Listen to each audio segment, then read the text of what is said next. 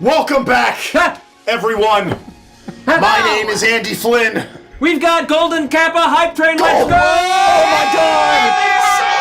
This has never happened. This never happened. Not one. Please, The let the Golden Kappa It's go. never happened. It's never happened. It's so rare. Level So 20. rare. Please. Welcome. It's Thank the you for the rarest bits. hype Take it all the Keep way. on going. We've got a fucking day. Break the hype train Stardust record of all of Rhapsody Twitch. Now's the time. Let's go. Yeah, let's go. Let's go. We've got. We are Legends of Evantris. Today is Stardust Saturday. Is that canon? What's on your shirt? What? Yeah. That's what he looks like inside? You don't know that? No, I don't. He's literally a you're robot. fake- man. you're I played He's Mega a Man cyborg. 2 and You're then I a walked fake away. fan, I He's suppose. a full-on robot. He's not actually a man at all, right? He's not a He's cyborg. a full-on robot. Yeah, so he's not a cyborg. Yeah. He's a robot. And he's not a person Well, it's trapped like it's inside. kind of like in the Mega Man universe. They're like animatrons in the sense that they kind of have like the spark of humanity. But they're not flesh. No. They're all metal. He has like a face, but it's not not like flesh. it's not flesh. It's like Yeah. synthetic. No, we're on the same page. Welcome to Starduster Day. Welcome back to Stardust Rhapsody Anthem, the kickoff of Season 2. delicious. You're here for the next chapter in the adventure. Yeah. The first one that took us to the stars. Yeah. And Look at yes, these little guys. We're so Look at these excited. little guys we got right here. and we got a good thing. Boy, do I have a good thing for you tonight. Hopefully, or maybe you'll hate it. I don't know. You might hate it. What if we hate it? We'll tell Oh you. wait, We'll yeah. tell you Just that make we sure to hate let it. me know immediately afterwards. I hate it. Yeah. Oh god. All right. Well, I'll tear this up again. This is my classic. I love whatever. If I ever have something for Derek, and this isn't something for Derek, I'm just using a prop. But if I do, I love to just tear it up in a moment that I think he'll want it. You nail it every time, and it hurts real deep. Oh, intended effect achieved. We're gonna thank some folks eventually, but generally a broad thank you to all donating. We just got a gift one sub for reward, and then it's gonna come back and tell me where we are. We're on level 11. We are 42% of the way through level 12 right now, which is, we got 4 minutes on the clock. We got plenty of time, but the faster we rocket through to level 20, we got something real special lined up for you. I don't even know what it is. Well, but Derek, why don't you tell everybody why we're playing Stardust Rhapsody today? Because it's really fun. Because it's really fun. Because we always have since we started it. But also because of Neon Odyssey. What the fuck is that? Oh my gosh, thank you for asking. Head to neonrpg.com right now. We're in the process of creating a trilogy of books, a space opera called Neon Odyssey, where you can take your table to the stars. It's jam-packed with a ton of additional content. If you've been watching this campaign in particular since the beginning of Anthem, you have seen us tease a lot of what is going in the book in different iterations, and you may now see, actually probably because the one shot, I was gonna say for the very first time ever, you see the true class and subclass of each one of these characters. I'm a grid runner, and now I'm a hypercoder. Oh, there it is. If I'm you watched the thrilled. one shot, you probably I'm did see thrilled. that. It was always actually. what was in my heart. Yeah. And now we can talk about it for real because we're doing another Kickstarter. Yeah, because previously it said Wizard Grid Runner. That's right. And now it says Grid Runner. Which is like saying Wizard. Yeah, Wizard, exactly. Wizard. It is like saying like Wizard. Exactly right, Andy. Yeah, good work. Is it, good work, is Andy. It, is it when there are two wizards? Is it Wiz-I or Wiz? What is the plural? But you can head to neonrpg.com right now. You can become a VIP for $1. You will gain access to our Neon Odyssey VIP Discord server where everyone is in there. They're chatting. They're talking about the upcoming books. We are dropping sneak peeks every time we hit crazy cool intervals. And Can't say crazy cool anymore. crazy cool, crazy That's trademarked. DJ. Oh, sorry, it's trademarked. Okay, insane cool intervals. We're dropping some awesome sneak peeks. You will get a playtest packet that is now 46 pages long with unbelievable stuff, flight rules, subclasses, pre-gens. You will also get a free set of dice if in May, when the Kickstarter goes live, you back it at a physical tier. I just want to let you know my combat tradition die went up. Oh, thank you.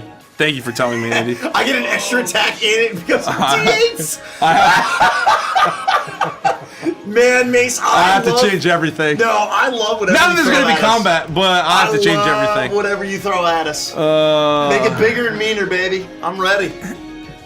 I'm being told that it is not on slow mode, and I also need to pin him. It is. I mean, it definitely said 30 seconds slow mode in the settings. I'm just I articulating looked what I'm over being Richie's told. shoulder and I confirmed it. It is.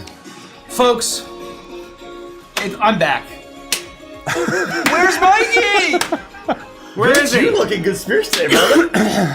Oh man, Season 2, baby. It's season bro, 2. nice Mega Ran shirt. I can't know. believe Richie Konami keeps code. T-shirt mocking It was so me. positive. I'm like, this sort of has the spirit. No, of yeah. Anthem. Yeah. He might be the Bro, most Mega positive Ran human being on the planet. honestly, I fucking love his shit. Never say never. We're gonna live forever. Hell yeah. What a banger, too. I love Folks, that guy. keep the hype train going. We're at 99% with 30 seconds on the very rare Golden Kappa train. It's so rare. It's so rare. It's Jinx. so rare. Derek and I have been jinxing each other all night. You owe me a health potion. Or is it a stim pack? What are we calling them? Oh. Healing stim. Oh shit. I forgot to do that thing.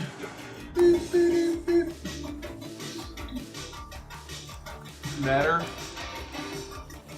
I'm gonna ask again, would anyone like a McShitter? One McShitter. One need to- McShitter. I need to talk about Just that. with I think a, we're- Uh-oh. with I a think we're good. modicum amount of shit. No, I think everybody's okay. One modicum of shit. One modicum of shit. Look, I can't tell you how rare this Golden Kappa train is, but if you contribute to this Golden Kappa train, you get a Golden Kappa emote. What is that? I have no idea. Folks, if we hit our VIP goal today, we are going to be revealing a previously unrevealed, unmentioned species. Oh, that's a big deal. Absolutely. That's a big deal. A previously unrevealed, unmentioned species is going to be revealed in the VIP Discord. Oh, it's just $1 to become a VIP. Just gonna be revealed. And then you unlock free dice and the free Chuckles Space Clown's Guide to the Galaxy. No, A previously unrevealed species. Yeah.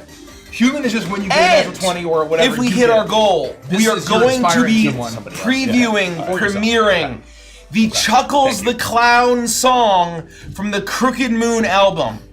The Chuckles the Clown song featuring the voice of Tom Kenny. It's our longest song. It's our longest It's song. like 6 minutes long. Yeah. Also known, it's very avant-garde. It's the most avant-garde It's very song. narrative. It tells a story. Avant-garde. Tom Kenny, who voices SpongeBob, Ice King, Dog from Cat Dog, and many other characters. You're gonna want to hear it. So become a VIP right now at neonrpg.com. I want to read Memagem's comment on Twitch. Richard, surely you would not be cruelly taking advantage of her ignorance, right? I think it's my own ignorance, but no, literally it says Golden Kappa, contribute to earn this exclusive emote for 24 hours. Oh, it's for 24 hours. I did lie about that. Well, I didn't say how long you have. But you do unlock it. And you gotta it's a spam it. guy's face, and it's gold. I don't know. This is Kappa? It's the Kappa. Yeah, it's the emote. Kappa, yeah. It's just a golden version of the Kappa. What emote. is Kappa? What So does it mean? I looked it up is once because I was Kappa? curious about this. Yeah. It is a guy's face. It's that guy's face in black and white. But it used to be. He used to work for Twitch, like way back. That's right, in the, a Twitch employee. Like before it was Twitch, he like worked. Justin TV. And Justin.tv. Yeah. basically, it is a. He's got like a slight little smirk, and it's kind of like a trolling does? face. Yeah, if you look at it, he's got an ever so slight little smirk, Oh. and it's kind of like a. It's like a looks troll face. A uncomfortable, little bit but of a no, troll I- face. See, in that one, he looks like he's about to take a poo. Well, because they cartoonified him. They like drew Yeah. him instead of just like making it golden. They like drew him. He looks kind of like the older bully brother from, Oh Wonder my Years. god. Holy my shit. God, he does. As soon as you said older, I'm like, oh my god, it's the older bully brother from Wonder Years. Doesn't he? Yeah, he Yes, does. yes, he looks Yeah, he identical does. to that guy. Identical to that kid. Know what I'm saying? I thought Anyway. Wonder Years and Look, if you contribute to Really? this Golden Kappa train, apparently it is rare. We haven't gotten one for like 4 months-ish, maybe longer. ever. We've never gotten one. doubt. No. We've gotten the treasure train a couple times. I just like trolling Oh, you. the treasure train. I'm literally giving you Yeah, Kappa that's face true, right that's now. true. They're We have had the totally treasure different. I'm doing train. Kappa face. You're Kappa facing. Yes, we are I'm old, Kappa all facing. old as fuck. We are all nearly 40. Some of us are 40 on Tuesday. We're officially UNC. That's right? true. Dare's We're- 40 on that's Tuesday. true. We're Well, yeah, officially but that's why I up said steps. nearly. I thought it was last 'Cause it Tuesday. applied to I all messed of up. us. That's I why that messed up. comment was so funny because I'm 39 right now. Yeah, right, exactly right. It's true. You don't have to know how true. Welcome. But if we hit level 20, I guess Mike already said. Oh my god! Oh my God! The Red Star 11 with Thanks to people, Mike. 100 gifted subs. I can't believe there were 10 other the Red Stars before you. Thank you so much, the Red Star. 5 gifted from Unbelievable. Juju on that Unbelievable. beat. 1 gifted from Cross Raven. 500 bits from Emod. 5 gifted from Gene Bra. 1,000 bits from Locomotive. 2 gifted from Uchiha. Guys, 1 we're cooking gifted on from an this train. anonymous gifter. We're cooking. 1,000 We're bits from cooking. Octave People- Fox. people- 2 gifted from MLW. 500 bits from Broken Angel. Gifted from Mabel. Gifted from Plague Trucker. 2 gifted from Black Skull. Keep going down. Keep going down. People really, really want golden Keep bullies. scrolling down. Oh, this is actually a good point. It's Derek's birthday on Tuesday. Can we hit this for Can we Derek's hit it for birthday? Derek's birthday? But more importantly Oh is my God, no! People are taking back their gifted subs now. 1 gifted from Cross Razvan. 5 gifted from Locomotive. A gifted from Cobalt. 10 gifted from Genderqueer. Genderqueer. I wanna say- 50 gifted. 5 from Own Hill. 1 from King Funkeldorf. 1,000 bits from Alora Nikita. 1,000 bits from Noctal. 5 gifted from Sib Wolf. 1,500 from Lizzie Bell. 1,000 bits from Yeah Lacey. 5 gifted from Leon. Leona Dragon. 10 gifted from Zero Fool. 1,000 bits from Viana.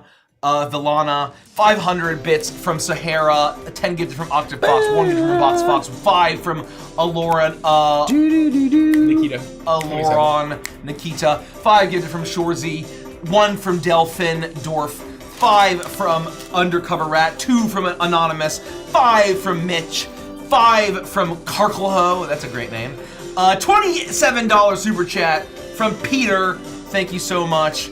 300 bits from Broken Angel, 2 gifted from Lady Amber, 1 gifted from Jellicle99. Jackal 99, 1 from Chaotic Cat, 2,000 bits from Aloran, 1,000 bits from Cobalt, 5 gifted from Fennec Box Hound, Okay. 5 from Breenanas, Feeling good. 50 gifted again from Jennifer. Oh my 50 gifted, 50 gifted. 5 gifted from Valana, 500 bits from Nerd, a final super chat from Watch Doe, $21 super chat from Jammy, $5 super chat from Austin, $20 super chat from Super Tiptor, thank you, $5 super chat from Sickening, $2 super chat from Michael, That's it? and that's it. Hold Thank on, you so hold much. on. Hold We got on. 5 gifted from Implied Spectre, 1 gifted from Andy J, 5 gifted from 2B, 25 gifted from Michael Mayer, 25 gifted, 25 gifted. 400 bits from Flash Cloud, 1 gifted from Anonymous, 4,000 bits from Fennec Fox Sound, 4,000 bits, 4,000 bits. 2 gifted from Frog Petals, 1 gifted from Plague Worm, 1,000 bits from Lauren, 5 gifted from Kaysen, 10 gifted from Emod, 5 gifted from The Nexus, 25 gifted from Michael Mayer, 5 gifted from Juju on that beat, 100 gifted from the Red Star again, thank you so much. 5 gifted from No Life King 607, thank you so much. Thank Folks, you all. Thank you. If we hit level 20, You're all we're gonna amazing. reveal the Chuckles song. And Yeah. no, sorry. We're revealing Lethica's song for the level 20. And if we hit our VIP goal, that's Chuckles. What's our VIP goal? Let's see. If it's Look, what I we're think it VIPs, is, you mean, right? it's what we Well, it's what we talked I think about. that's as like a an early goal. very I think it exciting should goal. be 21,794, Mikey. I have an announcement. Oh, that's Yeah. very clever. Yeah. I have an announcement. You've come to make an Your announcement. beverages are here, Michael. Thank Why you. don't I grab those? Look at this Oh. fucking Just thing. bring them. Woohoo! That's a big boy. This thing's crazy. Look at this. Look at this. Yeah. 1,000 from That's a Aces and Low beast. Places, a gifted from Siege Man, 10 gifted from Earth 2M, 1,000 bits from the Jake Potato, 5 gifted from No Life King, thank you so much, 5 gifted from Lucky Leone, thank you so much. Our mega goal, our initial goal tonight, we will reveal. Do you want to do the Chuckle song when we hit the Crooked Moon number? That's kind of what I'm thinking. In That makes a honor- lot of sense. It's an easy goal. We'll do a mega goal. We'll reveal the new species if we hit another one. That's what we'll do. Like a higher one than that? Yeah. So, That's like 400 away. if we hit 21,793, 4. a 4, 21,794, Write that VIPs. 21,794. I'm gonna write that down. 21,794. We will reveal Chuckles the Clown song from the Crooked Moon soundtrack. It's amazing, Tom Kenny. If we had hype chain 20 on this Lethica song, the amazing Cynthia Harrell, who sang the unbelievable song Snake Eater, did some other Konami tunes, including Sometimes you dine on Symphony of the Night, I believe. One of the Castlevania songs is quite popular. She's wonderful. She's wonderful. She's very wonderful. I went to one of her panels at MagFest, That's awesome. and it was very delightful. I believe it. She was very lovely, very kind.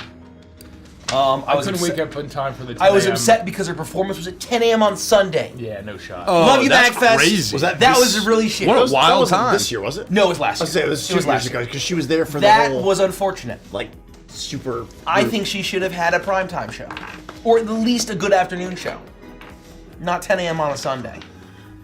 After people are fucking hungover as shit from Saturday night. You kidding me? Anyway, 10 a.m. period. but Cynthia Harrell's wonderful. Check her out if you haven't. I love that as Captain Robert says, God, 10 a.m. Sun at Mag, be death hours. That's right. I believe that Robert, Richie, myself, and a couple of our friends were going to bed at 10 a.m. on Sunday. We just stayed up a little longer. Well, no, I mean this year. We were going to bed by 10 That's true. a.m. That's on true. Sunday. I think Reed had only gone to bed an hour before. He was a trooper at Mag. Yeah. Reed showed up to party. I was proud of him.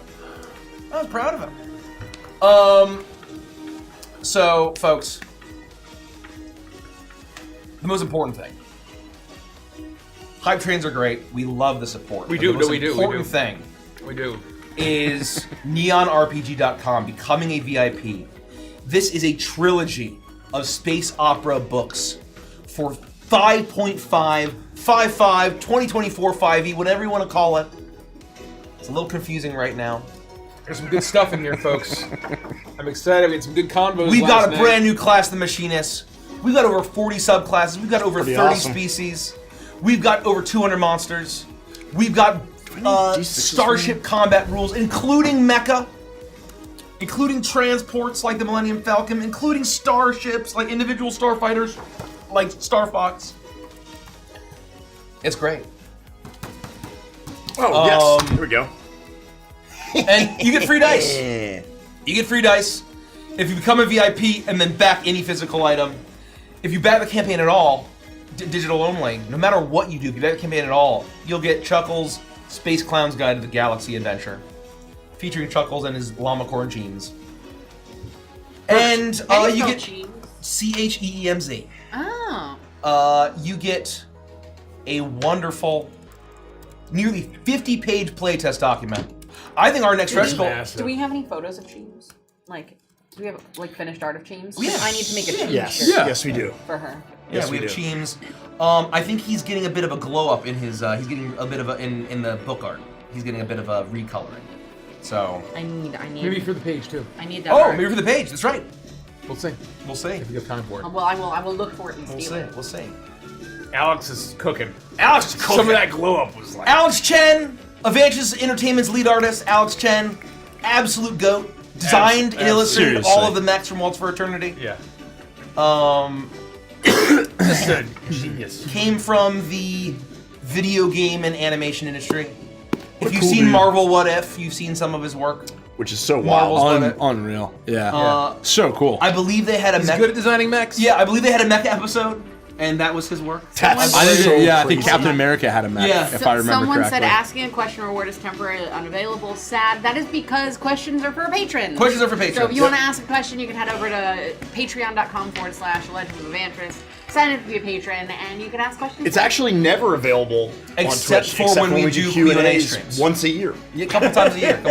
Whenever we do like a hangout Q&A stream, whether it's in the evening or like an all-day Saturday, we turn it on. Or like a special. We've done like special.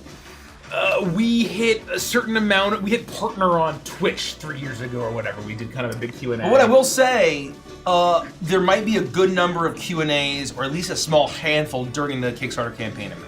Yeah. At the very least, some of us might just be throwing on the cameras and Yeah. just going live. Yeah. Saying fuck it. So anyway, thank you, Michael Mayer, 10 gifted. We got 500 bits from We are Galaxy. Oh my god, I was gonna say. Holy! 184. 104 from Genderqueer. Genderqueer. Oh my Hype God. Unbelievable. You are out of control, Genderqueer. So, we just completed level 17. That means we need 3 levels to go. Can we do it? I'll tell you right now, I'll tell you how many subs away we are from the next one, because I feel like that helps folks. Did I not see it? Oh, 140 subs away from completing level 18. Can we complete level 18, folks? I believe in us. Thea Solar, thank you. 10 gifted subs. We got 10 from Michael Mayer, 500 bits from Galaxy and Sod, 5 from L'Oreal. I think I'm caught up. Newt Hammer, Michael Mayer. I couldn't get you. Thank you. I keep seeing stuff about One Piece live action, and I really want to watch it. We watched the second episode. Oh, season 2 just came out, we right? finished the second episode. Snacks just finished it, apparently. I've liked it so He far. didn't say how it was, though. I was good. surprised. I've heard really nobody talk about it. I was very surprised when the first season came out. It was like #1 on their list of shows for forever, and it's like number 6 or 7, like the season 2. And I think it just came out. It hasn't been like I've only seen 2 episodes. It hasn't like blown me away, but I've been like, oh, I've been enjoying it. Yeah. Apparently, the back half is much better than the front half, so it gets like it gets great. And this is the problem good of news. kind of when TV shows take like 3 years in between seasons now, as opposed to like less than a year. Yeah. The There's hype less dies. interest. Yeah. The hype dies, Yep. and basically, it's like you basically have to rebuild your audience every single season. Yep. I was literally took just 3 talking years. about this recently. What? It took 3 years. Took 3 years. Yeah, it's ridiculous. That's a lot of time. Yeah, 2023 was season 1. It was really that long ago? Yeah. Yep. Holy shit. Yep. And so, Don't they know that the Crooked Moon was released on Kickstarter during that year? yeah. Yep. That's how long ago it was. I've heard that there's some kind of tavern, some kind of whiskey saloon, and there's some fucking some saxophone solo that plays in it. Oh, I don't think so. Oh, really? It hell fucking yeah. slaps, bro. Oh, that's cool as The hell. whiskey saloon or some shit. That might I have don't been know. episode 1. Oh, maybe. There is a scene where Captain Smoker is drinking whiskey. Peak Saloon. Yeah, and just And fucking they say just, he says that's where Gold Roger had his last drink. just before, rip it. I'm like, Oh, if it's to the gallows, that's actually also in the very beginning of the anime. That's like the Yeah, I very don't beginning of the anime when he goes to that town, I think. I already can't remember. The anime was very cute. I only watched like 5 episodes of it, but it was very cute. Yeah. And then I'm I excited realized, for the One Piece. We have 2 minutes left, folks. Can we hit level 18? We are... Last thing about One Piece. 118 I also subs away. heard somewhere that Oda already said they're not doing the whole thing for the live action. They're going to pick a spot. And they're gonna They end it. couldn't possibly. That's They what I couldn't said. possibly. I said that when they announced they were doing it. So I got It's called. 1,300 episodes of anime. They're going to pick a right spot. now. but it's they're also- going to pick a satisfying spot to end it, and they're going to. You would never in a million years be able to turn what he does in Gear 5 Exactly right. into a live action. not when Like, every season takes 3 years. Yeah, well, and I mean, yeah, he'll be 86. That was only 50 years old. It's like the power scaling too. It's like at a certain point, they're like, It's absurd. he throws a punch and can blow up islands. It's like you just can't do that in live action. I want to read the first Twink's first time chat on Twitch. What a based first time chat. The first Twink says, Evantress physically can't stop releasing peak, my god. base the first twink. Base twink. Base twink. Base twink. Base twink. Thank you so much. Thank you. Great first time I appreciate chat. that. That's very Great first time kind. chat. Thank you. I agree. We I strive for agree. peak. We strive for peak. I've just been impressed with all of my friends. Likewise. Aww. I'm very proud of our wonderful It's team. been We have a wonderful unbelievable team. effort all around. Except for you, Mace. Because Obviously. you weren't at the Neon Odyssey. What do you always That's say, why Andy? when I run, that's why my secret to running Throw a fantastic championship sessions is or to something? shut my Oh, damn yeah, mouth. best friends with So I can't ruin it. You can't I even can't ruin say it. that. Yeah. You can't even say that. Damn, thanks. You know I that just you're stay out of the phenomenal. way. Best friends win championship. That's right. Oh man. So, this is going to be a very fun. This is going to be a very fun arc. A very fun season. I think Not so. arcs. They're seasons. I'm excited. So this is now season 2, episode 1. I'm just excited to finally be able to pull back the veil and not be a Machinist Artificer. Oh yeah. Oh, yeah. And we were now just saying that I'm in the not beginning. a paladin anymore. Well, because I think we showed them in the one shot, so it's not technically the very first time. No, not the very first. But this is the first time in Anthem we've revealed the actual like true class subclass. Like canonically. yeah, which is awesome. It's all out of the bag. It was April of last year. Was it March? When did we premiere Anthem? Was it March or April? Either way, It was before that because Someone in chat would know. It's because it had to have been March. Ziggy came in March, Ko came in 5, in April, and then Pixel came in June. In June. No, May. 9, May. In May. 11, Because then I left. And then Ophelia came in June. 15. so we played 8. We played 8 sessions. So it was March. I Yeah, had to because count on my hands. I wanted to start on Is my that a year of birthday Anthem? month. Yeah. Hell yeah! Hell my yeah. God. It's a year Happy of Anthem. birthday, Anthem! Happy birthday, Anthem! Happy birthday, Anthem! Holy smokes! Enjoy your golden kappas. The type March train is 29th. done. Thank you so much. We Wow, it's are like almost to the we day. are almost Yeah. to the day. Holy shit! Happy birthday, Anthem! Happy birthday, Anthem. And back then we had to. Oh, we brewed cheekily- some coffee in celebration. Yeah. Some coffee in celebration of Anthem's We're gonna birthday. get started pretty soon here. Ko is an enforcer paladin. Yeah, we were joking about this earlier. Well, that's It's like why saying I'm paladin, like, paladin. and that was like the worst part with what Ophelia showed. We could buy everybody else. Yeah. Ophelia's a scoundrel. This subclass is just very secret agenty. How the fuck is it Yeah, scoundrel? what does that mean? Yeah. And it was Yeah. like it didn't fit. Well, And we even wait a talked. minute. We talked about using her subclass Yep. instead of her class because it made more sense. Yeah. But they're like, well, No, we gotta keep it in couldn't line. combo break. We could not Yeah, combo no, exactly. break. We just- Combo we break. gotta- Everybody can't would be combo like, break. what's an opera? What's an opera? Yeah. What's an opera? So it's the operative scoundrel. And I love all of this beautiful new art by Wild Blue Studios. Give it up to Wild Blue Studios. Gotta give it up. Man, look at all of these wonderful gifts. Okay, why don't we answer a few questions while we kind of get settled in here? It's a Saturday, we're vibing, we're partying, we're celebrating a brand new season. What a god. What a god. Thank you, Derek. Folks, if everyone right now who's watching, who is not a VIP for Neon Odyssey, went to neonrpg.com, We would and smash. paid the $1 to become a VIP, become eligible for the beautiful free set of Neon Knights dice, the Space Clown's Guide to the Galaxy mini adventure, and get instant early access to the Neon Odyssey Discord and a nearly 50-page VIP playtest packet. We would hit our goal right now. Literally right now. Chapsticks. I got a lot of chapstick. I'm a dry, crusty bitch. Let me. Ugh. You all right over there, brother? I'm great. Okay. We're easing into it. It's been 4 months. It's Believe been- it or not. It's been 4 It months. flew by. of the Anthem. It flew by. It really did. Fucking flew by. It feels like yesterday that we ended the season finale in some ways. And obviously in others it feels like a fucking eternity. But That's like, how these things go, man. I was like, oh, we have 4 months? That's tons of time. That's all the time in the world. And I feel like we didn't have enough time almost. Well, as you get closer to death, time goes by more quickly. Time dilation. It's like you're standing on a record, on a vinyl record player. At the center, you don't feel like you're moving that quickly, even the rotation's the same. But when you're on the outside, Also, it's a lot of time for this. It was not a lot of time for everything else. Yeah. Why though? As we get to any of the primals before the books come out. I've already promised the next subclass reveal is going to be a previously unmentioned or unrevealed primalist subclass. Oh, Is it the one I think it is? Maybe. Oh no! What? Oh no! It's not the one. No, the one you're thinking of is probably a I stretch know. goal. Yeah. Maybe a stretch goal. I don't know. I can't remember. I can't remember. I know exactly it. Yeah. What I'll say is that, what I'll tease, is that the species of this subclass is an Aetheron primalist. Interesting. Oh. Interesting. An That Aetheron is primalist. interesting. Very interesting. Interesting. A little bit of a teaser for you. there's nothing either wrong about that. Okay. They're all. All right. I think that joke could have been a little bit Andrew Lloyd better, Derek. You know, that crossed my mind. Literally was the first thing that came to my head. Oh, Derek. Do you think in this Andrew Lloyd season Webber. of Anthem that we'll get Snopes as the bad guy?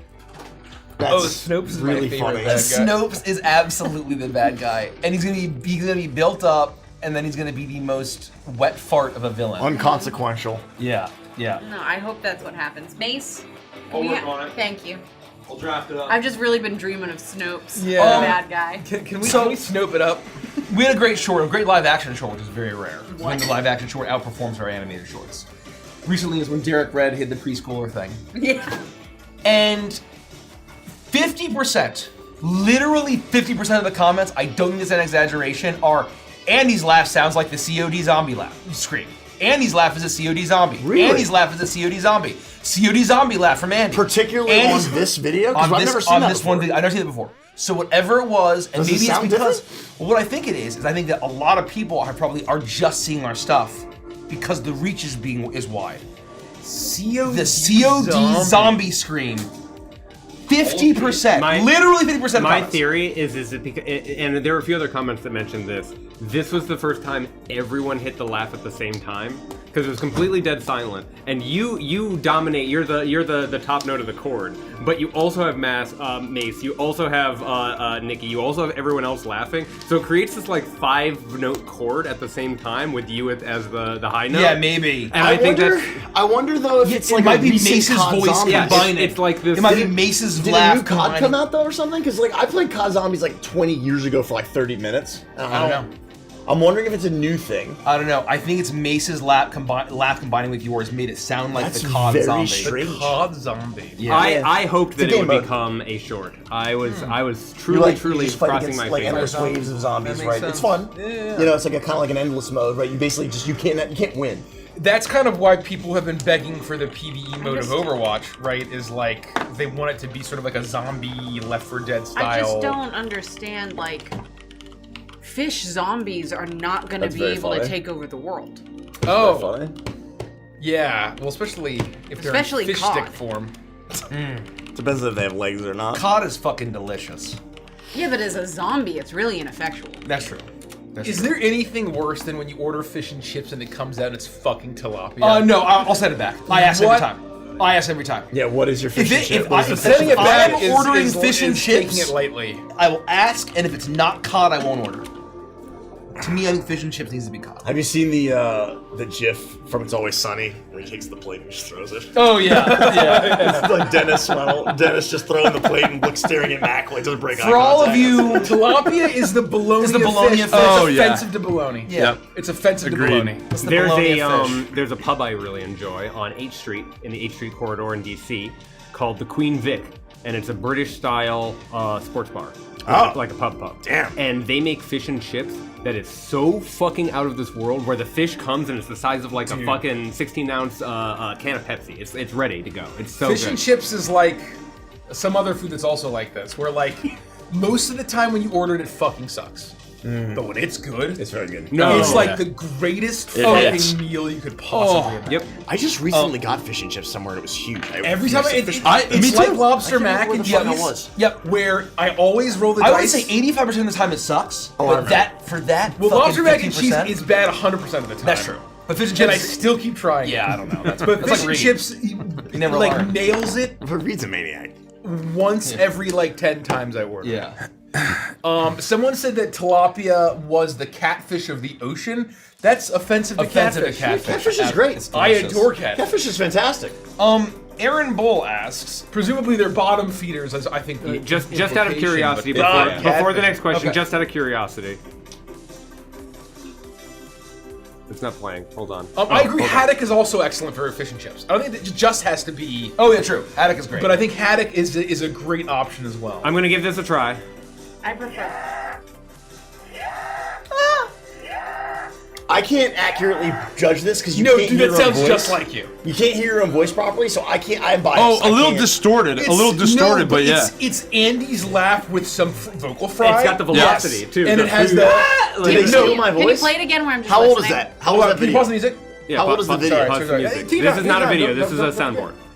But we don't. I want to know when it came from. It's from COD Zombie. They definitely need to steal my voice then. I hear it. I hear it. I hear it. Yeah, no. 1,000%. And thank you to Dan for posting that. Thank you, Why Dan, for no, doing no, that. no. The question is That's why fair. now?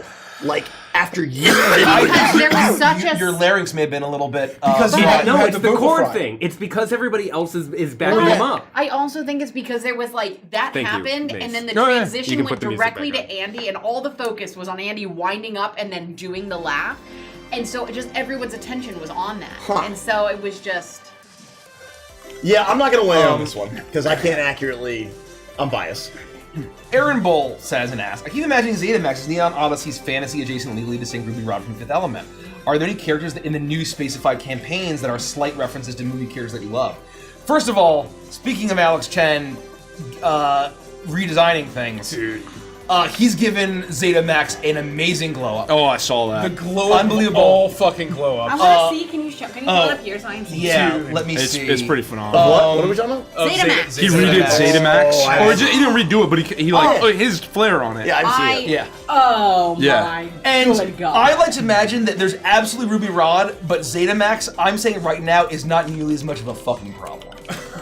Zetamex is definitely not nearly as much of a problem as Ruby Rod. Zetamex has a good handful of inspirations. Yeah, yeah. Ruby Rod's definitely one of them, but Yeah, I was gonna say. Obviously, we haven't met Zetamex. I think in there's like, more of the canonically, wholesome But he optimism of Powerline. I never got in there. the impression that he was like. I've always a imagined sex pest. Powerline. Yeah. You know what I've I mean? always imagined Powerline. Yeah, me that's, too. That's who I think of every time. I always. Power the Line's goofy, the goofy inspiration. movie. Yeah. Yeah. a lot of the big 80s pop stars. Pop stars. Yeah. Well, he's got kind of the Powerline coloration almost, in the like He's yellow got a- and red. I think. Yeah. There's a lot of pink if in you there. had That's asked me not. before the Fifth Element, Alex is and coming. that being one of the only characters I knew from the Fifth Element, I would not have been like, oh yeah, that was an inspiration. Other than he's just like the biggest star in the galaxy. Right. Like, Of course. Like Ruby Rod is undeniably like the star He's of the the guy. galaxy, and we've been using Zetamex kind of like that. Sure. I love him. Yeah. I need once this Bro, is done, Alex I is need to make a shirt he for is her. fucking- Of He's Zetamex. He's cooking. He's cooking. All I It's gotta amazing. say It's is absolutely what a amazing. glow up. That hair is so What a glow up. incredible. What a glow up, folks. Anyway. Beautiful. I mean, I love them both. We have an That was amazing so team good. across all of our departments here at Advantage Entertainment. The extended Advantage family, I think, is some of the most talented and passionate people in the fucking industry. You'll see a bit of some adjustments to subclasses we're playing tonight. Yeah. It's a constant work in progress, folks. We're constantly playtesting. And this is the thing, you're watching us playtest Neon Odyssey Live. Yeah. Which is pretty cool. Characters that people, like, from our new campaigns that are inspired by. How do you do some Googling? I think Derek mentioned for Waltz for Eternity that one of the inspirations for General Sigurd is Satsuki, Kiryuin from Kill la Kill, as well as there's a little bit of Ervin Smith in there. You know, with There's also just a light dusting of the I can't remember his actual rank, but the colonel or commander from Starship Troopers. who's the guy that plays him? He's yeah. in a ton of Ton of stuff. stuff, yep, Ton yep, of stuff. yep, But he's yep. like the teacher who Absolutely. volunteers to go back into the army because he's just that patriotic. And Dr. Crescent, I think you mentioned, was also some Heimerdinger. Oh, yeah. From Arcane. Oh, yeah. Oh, Arcane Heimerdinger. At least that's from, that's the vocal focus. I think there's absolutely some overall inspiration there. Sure. That's some Waltz for Eternity media. Watch Waltz for Eternity. Wygor. I started Seriously. watching it last night. Oh, good.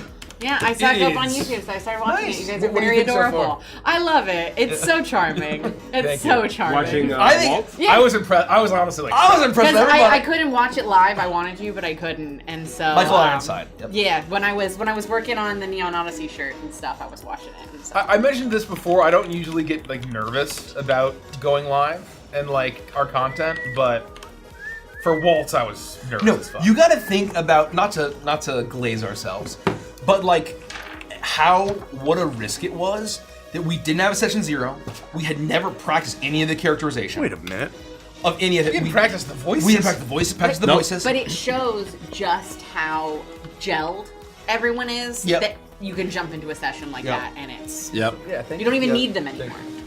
I think also just the slow intro, as opposed to like everyone's there all at Yeah. the same time. You got to try and figure it out. Like like kind of watching how everybody, like the first person And- kind of decides to set the tone, Yep. and then everyone can kind of That's trickle so in, neat. And I think and you get to adapt to the just a- evolving the situation amount is that so you guys good. have been talking about it, what your vision is, like you Yes. even though you didn't play it, you all aligned what you were hoping for and Well, looking for well before the session. And I think that also it helps that this campaign came to be on a lark during an Icebound break. Where we talked about it. And then that night we had a fry session where I think we talked about it for 3 hours. Outside of our fucking house. Well, right, when we first talked about it, we weren't planning a campaign. No. But then, once we had that conversation, we went outside and we planned a campaign. Yep.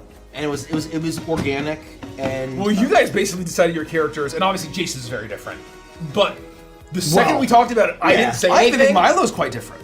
I think Milo is closer. Closer. I knew who I was going Milo's to play cute and he's my instantly. I didn't say Oh, it. thank you. You're welcome. I didn't say it, I but was I like, knew oh, I who I was love going to it. play fucking immediately. Yeah, I mean, I just wanted to play a mech campaign, and then my Yeah. character had to morph to what we were telling, the story we were telling. That's fine. Well, I think I would end the world. For we had a Milo. couple options of anime protagonists, and the original Jason would have required like a plucky young kid anime protagonist. I like was Kaio, not going to be the protagonist. and you were going to be right. Yeah. Right. We would have needed a Kaio to be with Jace. Yeah. But I much We prefer needed a how Simo. I was going to be more Yes. Kamina to someone's Simo. Yep. Yes. Yeah. And I think it worked out better this way. I agree. Yeah, Also, I agree. not to pat myself on the back, Whoa. but the episode name for episode 1. Oh, I was going to shout you out. I was literally going to shout you out. Shout me out, Rich. Like, just, real ones know. Real ones get the reference. Derek, I love. I your saw shirt. episode 1 go live on YouTube. Hell yeah. And the episode title was, correct me if I'm wrong on this, it's A Right to Dream? Yeah. A Right to Dream. Oh. Yes, I saw that and I was like, damn, that's fucking good. But I thought that was the one-shot title that went up. But that's Waltz? That's episode 1 of Waltz. Oh, Yep. Boy has a damn. right to dream. Fucking, Hell if you yeah. remember the Toonami, Yep. the extremely goated Toonami, like, promos? I don't even know what they Yep. were. I think They it was just- they called. didn't Yeah, need- it was like a block. It was like a drama block They promo. just had Bo Billingsley come in and just Yeah. record some cold ass fucking lines. yeah. And Cut just, together like, all yeah. these scenes from anime. Yeah. I can't wait until Monday when I get to do the voices for all of the matches. we were saying that the little bit. We were joking. Yeah, we're doing Oscar. The next we're gonna be like, hey guys. Oh, hey, everybody. Hey Milo. Oh, hey. Get inside me. Hey, what's up, everybody? Get me Milo. And to me. From a Bruderama, there's a lot of Professor Farnsworth in this version of Wygor. In a Bruderama Wygor. There's a lot of Professor 100%. A A Bruderama's been an absolute fucking joy to play. It's been so good. the goat Shrieg. There's a little bit of Quibbly in Shrieg. A lot of bit of There's a Quibbly lot in of Shrieg. Quibbly and Shrieg. In Shrieg, the Shrew. Well, Shrieg. Inside Overlord Trogbar, there's basically all of the really shitty voice acting from the developers at Rareware. In all of their games, when they didn't hire, they refused to hire voice actors. They just had their developers and programmers do the voice acting, and they all sound the same. Yeah. Shout out. Your evil laugh. Oh, for yes, for St. Heart of Bonapig. It's so good. It's stupid. I can't even remember his real name. I just remember St. Heart of got Bonapig. Perfect. It got me so hard. So If you grew up around those games, you You know know. exactly what he's Yeah. doing, and it's just so good. So funny. So anyway, a Bruderama is very much like for me. Like I am. It's your love letter It's to a the games of campaign your that is childhood. like for me, and like I'm just doing like 99% of the people at the table will not understand what I'm doing or the references that I'm making, but like Rich this, will. yeah, Richie will. Richie will. Yeah. LT-Bay says, Trogbar's laugh is straight out of Conker's Bad Fur Day. The amount of vocal stims that came out of Conker's Bad Fur Day for me and Mike, of Chris Seaver doing his American accent. Yeah. And trying to just like, that's where Mr. Squo comes Oh, from. that's where it comes? That's where it comes from, Conker's Bad Oh Fur my Day. God. Is it Ken Bayless or Mr. Kevin Scrooge. Bayless? Kev Bayless. Who was the art director on many classic Rareware games. He has an Instagram now, And so he's done all these videos about Diddy Kong Racing and Dinosaur Island, and he just voiced Tricky. I still don't Because understand. they weren't going to pay a voice actor. Yeah. And so he's doing his impression, and it's like, it's like, you know, a British guy trying to like impersonate a spunky American kid. It's just classic Rare I Man. will still never understand how a game for children got away with saying Mr. Scroat. Mr. Scroat. Well, Conger's Bad Fur Day is not for children. Oh, really? That was a pretty No. advanced. I think it's rated M. They knew. Ah. It was very nearly There- NC-17. There were some Or what- really or, questionable unrated or games whatever Ma. it was. that came out. Ma. There was this game. Well, it was Ma. I loved it. It was Oh, called you're right, Leisure you're right, Suit Larry. Oh, yeah. And there yeah. were like a bunch That of game sperm was games in that. filthy. That game was I love that game. That's a classic. I love that game. There were so many of if them, there too. was a way for me to play Leisure Suit Larry again, I would do it. I'm because sure that there's a game way. is so filthy and wonderful. Zero Fool asks, is that a gunblade in the Nalari art? Yes! It's a gunblade because because he wasn't cool enough. I'd say, because why can't one man He have it all? wasn't cool enough. He had to have the fucking Zorro/ODM gear of all the blades can't on his one legs, man have it all? but he Why also not? had to have a gunblade. Why not? There ain't no reason. That's why he exists. And they also asked, what were Final Fantasy entries helped inspire the setting? Oh, plenty. I mean, you know, there's a lot of Final Fantasy VII was very formative for many of us, as well as other Final Fantasy VII, Final Fantasy VIII, Final Fantasy IX, Final Fantasy X. 6. Some 6 in there. Some 6 in there. 14. Yeah, there's plenty of Final Fantasy inspiration. And so you got to give him a gun. I'm super good if we want to. What a deep cut. How does Mickey pull Announcements all or- these classic games I've never heard of so easily? Well, we're all almost 40. Yeah. We've had a lot of time to do this. We've had many years. And it's really only 2, and I'm contractually not allowed to say the other one anymore. I want to answer this question, and then I'll propose that we go into announcements. Yeah, I'm gonna please. do a quick version announcements. Okay. I'm gonna announce the important stuff. We're gonna get into it. Suki asks, speaking of peak 2026 Adventures, I feel like similarly to how you guys mentioned how pre and post Redania Adventures were vastly different than how you guys approach RP and storytelling. That same thing happened with pre and post Anthem in handling stories, character dynamics, and overall session pacing. If I'm on the right track for that, what is to you the biggest/best change that Anthem has brought to the way of how you guys approach storytelling? Oh, I know. We basically, it's the party building where we said that every character needs to have some sort of connection to every other character in the party. Yep. It can't be like Oh. these two people connect, but no, they don't connect to anybody else, and like this character connects to nobody, and like blah blah. That's the number one thing I think. I That's also probably think that just- we were yeah. incentivized to think more station-oriented because Yep. of the ship Role and rules. archetype. The role and archetypal action being like pilot, captain, Navigator. hacker, navigator, right? Those sorts of roles is something that we can now do. We've unlocked agnostic to the Stardust Rhapsody crew, but was a huge level up in addition to what's already been mentioned. Real quick, dear, can you confirm real quick that's the right one? Just with the file name. And what I'll say, I think What you sent me last the night. level I of actually named the file collaboration, name, and the answer is yes, 100%. the level of collaboration that we have done as a group has only increased as we've gone on. That's what I And was so gonna say. I think that every campaign now is so much more collaborative than they used to be. Yep. And every single, not just the GM and one person, it's everyone is collaborating on all of the campaigns, the story, the overall narrative, the themes, the arcs, the characters, the party dynamics. And it's a diversity of ideas and a focus on narrative that we just keep getting better. I have to make another re-emphasize a point that we've said before, but I think it's really important. We've been doing this for a long time. We have put in thousands of hours of playing Dungeons and Dragons. So oftentimes we can give insight, we can give advice, we can point at the lessons we've learned. But it's kind of like going to the gym and walking up to somebody and go, how do you lift 1,000 pounds? It's like, well, you're gonna have to lift 100, 200, 300, 400, 500, 600, 700, 800, 900 first before you can get to the 1,000. Yep. If you're interested in playing games and having as much fun as we are, you will have fun from day one. But it's the reps that make you strong, and you can't. The only way to fail is to give up. Just keep playing and having fun, and you'll get better over time. I promise you. That's the best advice I can give. Also,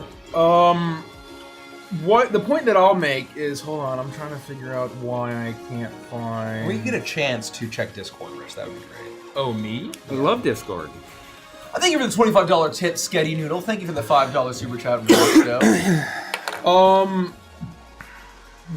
I think for Anthem, right, we handcrafted the crew of the Rhapsody for Anthem to be the poster children of Anno and the setting and the theme. We knew the goal was to be, and I'm trying to pull it up. Yeah, let's just do a new image. I'll show you, right, of like. I don't know if folks have seen this, right? But like, boom, right? Like we knew, you can still hear us.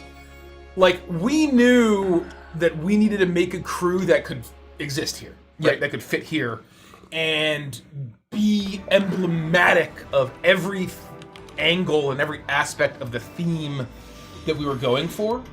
And I think what I would say is our approach to every campaign now is that every party needs to be emblematic. And a poster child, anthemic of the theme of the campaign that we're trying to make, right? And so I think that was the major unlock, that we got really good at making characters, but then we had to learn to get really good at making parties. Yeah, it's a different skill set. It's a totally different skill set.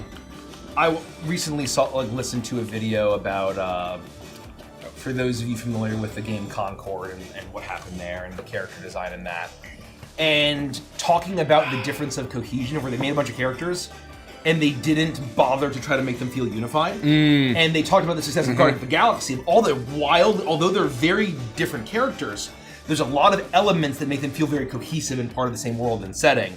And it's actually a lot more difficult to do than people realize. And so you can't just create a bunch of interesting characters or wacky characters. You need to then also if they're going to exist in the same setting and the same story, you then need to do all that work to tie them together. And that, I think, was a huge unlock. So, you show up in a tavern and they're all there. Folks, before we get back into it, before Andy gets the announcements going, I want to say again, we are at 21,421. Our next reveal is unlocked at 21.5K. 21.5K, our next reveal in the VIP Discord is unlocked. Then, when we hit 21.793, we're going to reveal the Chuckles song from the Crooked Moon soundtrack. It's amazing. It's Tom Kenny, voice of SpongeBob, voice of the Ice King, and many more. And then if we hit Pie in the Sky, 22,000 today, we are going to do a mega reveal of a brand new, previously unannounced, previously unmentioned species. So let's get to the announcements. We good? Yeah. All right. We're gonna get to the most important things here. Okay. There's a couple different ways that you can support the stream, and there's two of them that are most important. Number one, right now you can go to neonrpg.com, become a VIP for a brand new Kickstarter, Neon Odyssey, unlock the playtest material, unlock access to the Discord, and become eligible for free, beautiful Neon Knights dice when you back the Kickstarter at a physical tier in May. Keep that in mind. The other most important thing is become a patron. You get like all this really awesome stuff in return, but it is the only way to join us for Evangelist and Chill. And trust me, you're gonna want to do that. Become a patron. For our upcoming special dates, we have not set the Movie Your Patreon Hangout for next month yet, but we still have the book chat. The Strength of the Few by James Islington, Silence of the Lambs by Thomas Harris, and King of Ravens by Claire Sager. If you want to talk to Nikki about any of those books, read them. Do you know the date for it? Yes, I do. I know it's at the end of the month.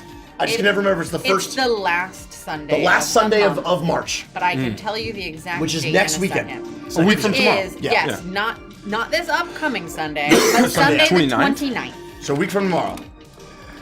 I got a lot of reading to do. Oh, Then, boy. of course, I'd like to give an extra special shout out to our high tier patrons because they're amazing. We appreciate everybody who donates bits, gift subs, watches, comments, lurks. We love all of those people, but the patrons, they help keep the lights on month in and month out. So please, everyone, put your hands together at a golf clap. For the Emerald Lions, we have AJB, Alexis Y, Anthony N, Astro Minus, Brandon R, C. Blake Smith, Chaos Gay Supreme, DeWalt 45, Echoes in the Dark, Alanian, Fruit Loops, Insane Inkling, Genderqueer, Kelly Bean, Kala, Lord and Lady Deathstrike, Matty Malice, Ophiaria, Paolo Meme, Real Gamer Kev, Spartan Hats, and Zephyr T. Woo! And at the Ruby Dinosaur tier, we have Fletch B, Grumpy, Moonsun162, that was very Shriek-like, Mystic Irvine, Nosferatu, Rocket Raccoon, Sloth with ADHD, and Varus Knox. Wahoo! I definitely thought you were doing like a Shriek impression. I don't think he said wahoo in the one I was in. No, but it just felt like it was very Shriek. Wahoo! I gotta get my Shriek gun. I gotta get my string good. Oh, you missed it. It was great. If you want to join our Discord, No, it sounded great, man. for the YouTube, the TikTok, the podcast, the Twitch, all that stuff, go to checkoutourshit.com. Bless you, man. That's checkoutourshit.com. That's right. For our upcoming schedule, obviously we will be back on Monday with Waltz for Eternity. We'll be back on Wednesday with more Once Upon a Starlight. But the big dates are April 3rd is the return of Voidbound, which is a Friday. And the next episode of Stardust Rhapsody Anthem is April 11th. So mark those down on your calendar. That's a 3 Sooner weeks. than you think. That's 3 weeks Sooner away. than you think. Holy shit. And for those of you that Let's are go, patrons wahoo! and want to join for Animal Crossing Yes. stream, Thursday. I did do what I said this time, and I got KK to the island, so he will not bar us potentially from getting villagers wanting to leave. That's probably not how it works, but I did a couple of cleanup things just so that we're ready to go to get the wretches off of our island. I've beaten the game. And that's going to be Thursday next week. That's going to be Thursday next week. That's why I bring it up. It's not on Tuesday. It's on Thursday next week. But we should have a lot to do. I unlocked terraforming so that if we don't find people, we can actually start designing stuff and having a good time. So, Terraforming? yeah, Damn. you got us ready to go. Okay. Worth shouting out neonrpg.com one more time. Go become a VIP. Help us hit our VIP stretch goals. Michael will be doing a bunch of really cool reveals over the course of the stream if we hit our goals while we're live.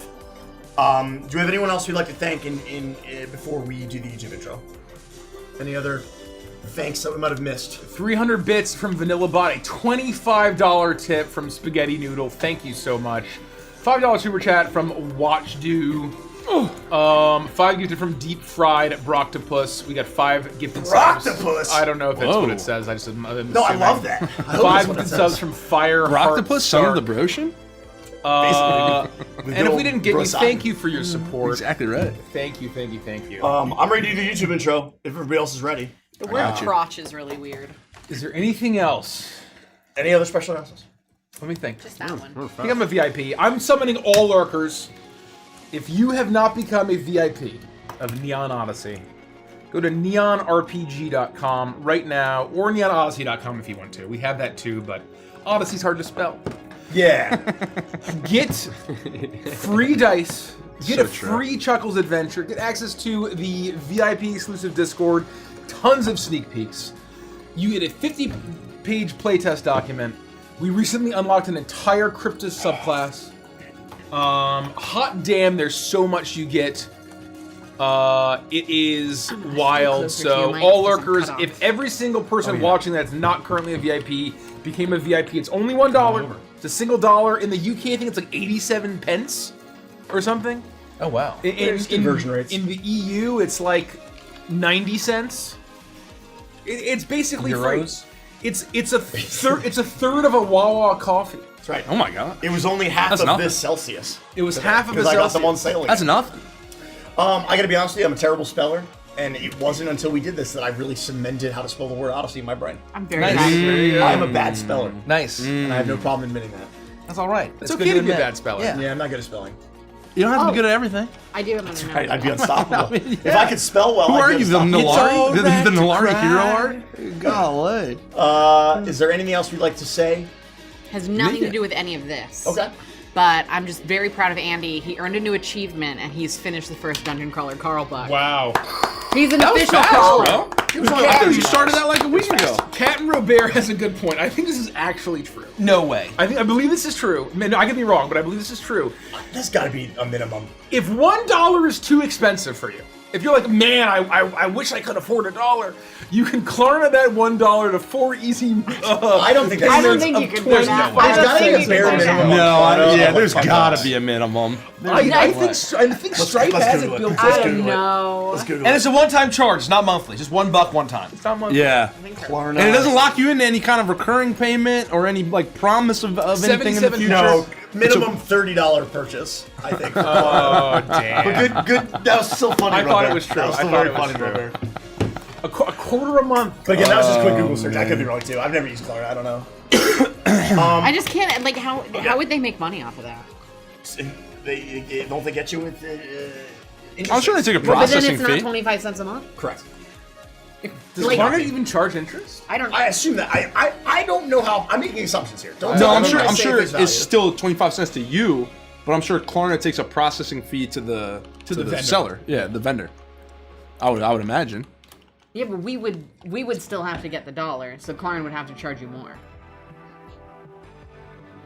I don't know. I mean, I literally don't have questions.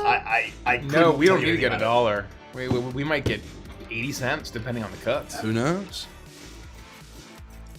Anyway, is everyone good? I'm gonna need the I'm YouTube ready to intro. swap up when you're I'm not ready. good. Would you like to Oh, change you're the great. music? Yeah, for I'll change this? the music. I'll change the music right now. Welcome back to another episode of Stardust Rhapsody Anthem. We'd absolutely love it if you'd like this video, subscribe to our channel, and check that bell so you never miss an episode. And of course, while you're doing that, I'm going to read some comments from last episode right now. Comment number 1. I agree with another comment. This is the best campaign you guys have ever done, and I really look forward to seeing more of it when it comes back around. Seriously considering becoming a patron because of how much I watch the channel. But you guys have done so amazing thus far, and I'm sure we appreciate everything you all do. Keep cooking, guys. Thank you. Thank you. Thank you. Thank you so much. Thank you. Comment number 2. The way Pixel comforted the child Viceroy actually made me cry. Same. You're all incredible, and I'll be eagerly awaiting the next season. Love that. Well, it's already here. That's exactly right. We've fast forwarded in time. Comment number 3. The theme song has no business hitting so hard. I true. agree. And my favorite comment number 4. I've said it before and I'll say it again. Please, we need a Stardust Rhapsody supplement with rules and races and subclasses. I beg. Well, you prophetic watcher, here you are. You can now go to neonrpg.com right now and become a VIP for our brand new Kickstarter coming in May, Neon Odyssey.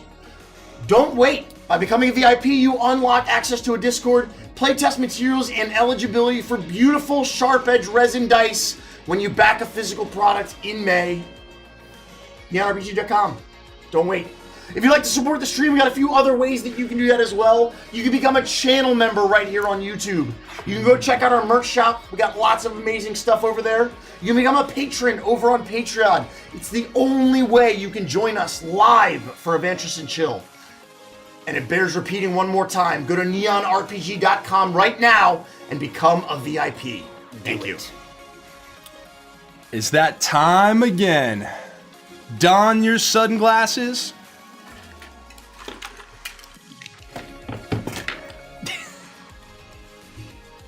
Grab your instruments and lend your cosmic chorus to our Stardust Rhapsody. Let's jam.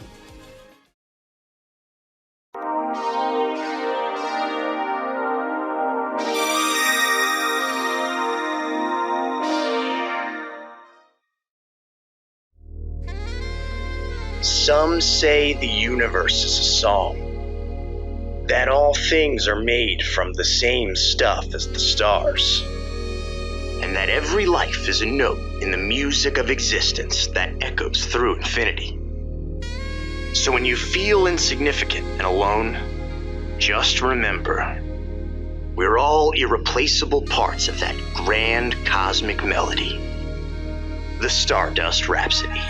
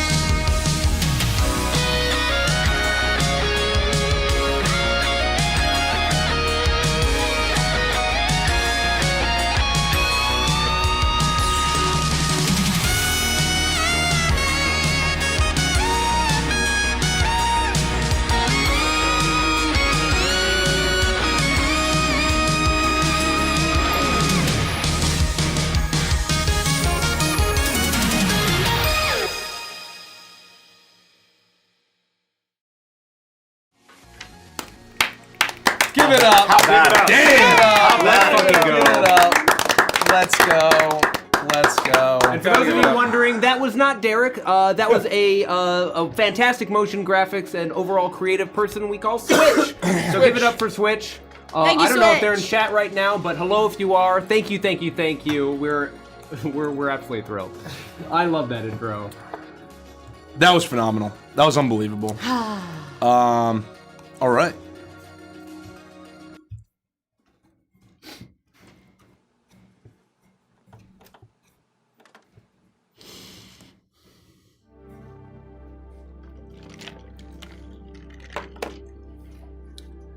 It's common to have 2 feet planted firmly on the ground, gaze up at the stars and ask, what's out there? What's waiting for me? Though each member of the Rhapsody now travels together, calling the ship home, it didn't start that way. They all set out to chart their cosmic destinies on their own. Our journey began in the Janix Sector prison, with Pike spinning a tale to Waxley so intense it couldn't possibly be followed. Released into the custody of his trusted partner Rhett, Pike is freed, but on one condition. He accepts a bounty for the notorious hacker Haxor, who's been diverting local funds for a yet undisclosed reason. They accept the job, and Rhett introduces Pike to the rest of the team he's assembled. Quibbly Gones, the Bloodhound, and Glup Bondo, the Esper. With an expert tracer and more muscle, the job should be easy, or so they thought. They track Haxor to a bot factory on Pillion and make quick work of his defenses. Finally, face to face with their prey, they realize he's just a kid. The discussion begins on whether or not they should bring him in. However, they barely broach the topic before Quibbly and Glup drawl on them. A fight breaks out, and as it seems our boys may be taking the upper hand, Glup paralyzes Quibbly and consumes his mental energies. Quibbly, crying out for Portia, his beloved, with his final breath, collapses to the ground dead. The grid runner, now known to be Ziggy, reluctantly joins the fray, and they dispatch Glup. In an eruption of psychic energy, he decimates the facility, leaving a chilling message ringing in their minds. Century 2112 will be one of war. That's right. Ko, recently released from the same prison as Pike, finds herself in the city of Makoro, on Vanar. She finds a large presence of Scarlet Eye activity and knows she'll need some help to shut them down for good. Remembering Pike was in prison for possession of Redline, the scarlet drug, she gives him a call. Together, the 4 of them hunt for info on Big Thunder, the mysterious leader of the gang in the undercrust of Makoro. They hold up with Mrs. Ume, a motherly figure from Ko's childhood who gives them a place to stay safe. On the way to meet up with Foreman Carell of Kyojin Energy, one of the major 5 companies of Nexus Corp, Ko threatens some red belts in the street. They then make a plan to infiltrate the hideout of Big Thunder and return to Mrs. Ume's, only to be thrust across the street by an explosion that levels the building. Retribution burning in her heart, Ko takes the party to the hideout of Big Thunder. They infiltrate under the guise of turning in Rhett and Pike, the hunters who've been asking questions about Redline. Meeting Big Thunder, Ko finds herself face to face with Sagio, a childhood friend from her neighborhood. A rolling blackout knocks out the power of the undercrust, and thunder erupts into the streets.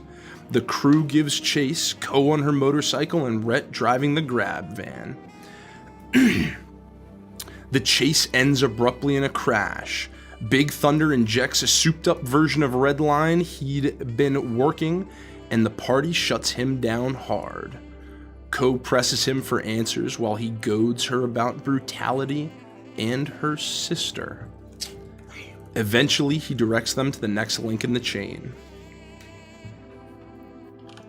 Pixel, with her ambitions of seeing her name in lights, puts on a dazzling show at the Glitz Room for her fans and her manager, Grobulus J. Weedlevox, or Mr. W, as she lovingly calls him. The crew there, under the cover of Rhapsody Records, sets a plan to get Weedlevox through her. As they heard from Big Thunder, he's responsible for moving large volume of product through the galaxy. The crew spends time with Pixel trying to charm her to get close to Weedlevox and inadvertently become charmed with her themselves. She eventually gets them an invite to Mr. W's mansion where they meet him for dinner. She's mysteriously sent elsewhere before the meeting. The party prepares to move on Weedlevox until they hear that he's reluctantly put Pixel in danger with a friend of the Don's. Take Weedlevox for the payday or go save Pixel. With funds low, the choice is clear. The party hops in their car and jets towards Pixel.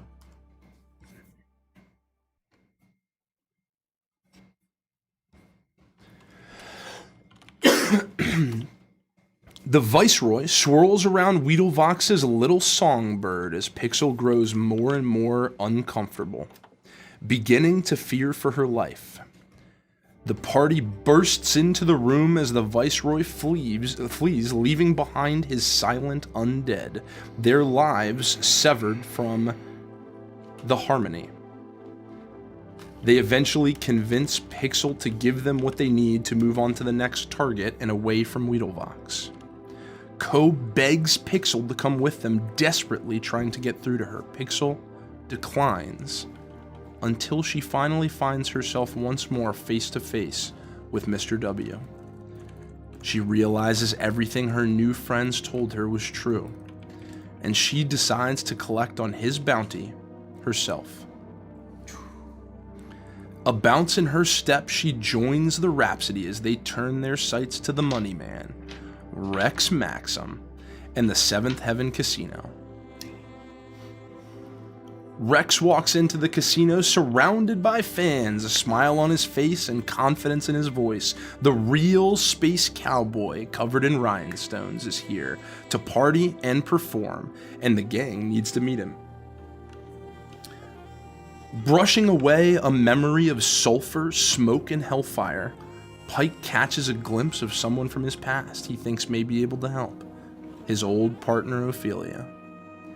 Engaged to Rex, she agrees to help hand him over, but only if the crew helps her with her mission first. A heist of the casino.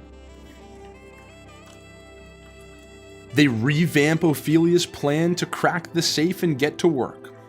They pull it off without a hitch, or so they think. Confronted by the security force, they find themselves on a short clock. Ophelia runs to get Rex while the crew handles the battle. She finds him at a conference for the Dawn where he speaks about his partnership with Chimera Bionetics, another key company of Nexus Corp. He's showing off Rubedo for backing his new red painkiller that will revolutionize the world. She brings Rex to the Rhapsody, and they celebrate 2 successful missions before they realize Ophelia is gone once more with all the take from the casino. Easy come, easy go. The party sets off to shut down the Dawn, the final rung in the red belt. Rex tells them about a research facility and they investigate Site Omicron. After exploring rooms and rooms of terrible experiments, they come face to face with the side effects of Rubedo and its cacophonous origins. Its key ingredient, the blood of a demon pulled from cacophony, destroying the blood of a demon pulled from cacophony. Destroying this facility, they blast off out of the silent planet and its horrors. Rhett knows they'll need more firepower as Pixel is plagued with visions of the Viceroy, so he turns to a trusted ally, ace mechanic Sig Bronco. As they secure personal ships, Rex receives a distress message from Anatra on Celedonia, saying the Dawn has gone nuts and she needs help. They devise a plan to get her out. Rex meets with her solo with his ship, ready to take her away before the whole thing explodes. The party confronts the Dawn, dispatching the final remnants of the Scarlet Eye as they go. Finally face to face with what they believe is the end, they realize immediately as they look upon the drained form of the Dawn, it ain't over yet. The Viceroy, his guise, Lord Harkon Morvain of Sturlock, now proven to be far more than a man, has drained him of his essence, once again severing him from the harmony. Before he can become a silent, Rhett disintegrates him. Pike reveals his prior connections to the Polaris Society and says they'll need Ophelia and her family's knowledge if they're going to face what comes next. They track her down to a vacation home and relay the stakes. Ophelia realizes the death of a Varg could be her way back into Polaris and takes the Rhapsody to her home, where they raid her weapons stores and get the Ecliptic Rounds, a weapon designed to kill evil. Vassin, the Viceroy's seat of power, proves to be in disarray and seemingly abandoned by him. They find the development of russet loaf, bread with a reddish hue, and realize Rubedo died with the Dawn. The Viceroy found another way to extend his red line to the stars. They shut down the factory, and as they do, the Viceroy calls to Pixel from above them on the moon. A beam of red light fires from his fortress to Vassin, and the spirits of those in the town rise up to be consumed by him. They make their way to his cacophonous tower, knowing that they have to stop him or risk the sectors falling to the dirge of the long night. As they ascend, they face the trials of the tower, facing the dark pits within themselves, all except Pixel, who, when her reflection is shown, is faced with the pit within Morvain, learning of what brought him to this and seeing an all too familiar path. Morvain ascending to an entropic Night Lord is the toughest challenge the group has yet to face, but holding it together against all odds, they prevail. Pixel sings his final lullaby, putting him one last time to rest. The beam disrupts and the remaining souls are carried on Pixel's melody back to Vassin. As the party relaxes, their red line bounty finally at an end, a familiar face appears in a new way. Polaris ships descend onto Vassin as Waxley returns. He invites Ophelia to come back with him, and so she does, as his agents set out to covering up what occurred here. Not the ending they wanted, but the one they got. The party heads to the GBG, where they turn in what they can on the Dawn. Pixel, Ziggy become rank D bounty hunters, while Pike and Rhett rank up to rank B. They look at their latest bounty now unlocked that swirls on the screen in front of them. Portia Bella. As the next adventure begins to take shape and an excitement sets in with the gang, Pike steps away to once more listen for the voice of Alara. The smell of sulfur, smoke, and hellfire hits him as terror takes the place of optimism. A voice thunders in on the wind, and a name he prayed lost to the past. Cain. As luck would have it, good or bad, destiny has led these adventurers here together. Let's see what happens next.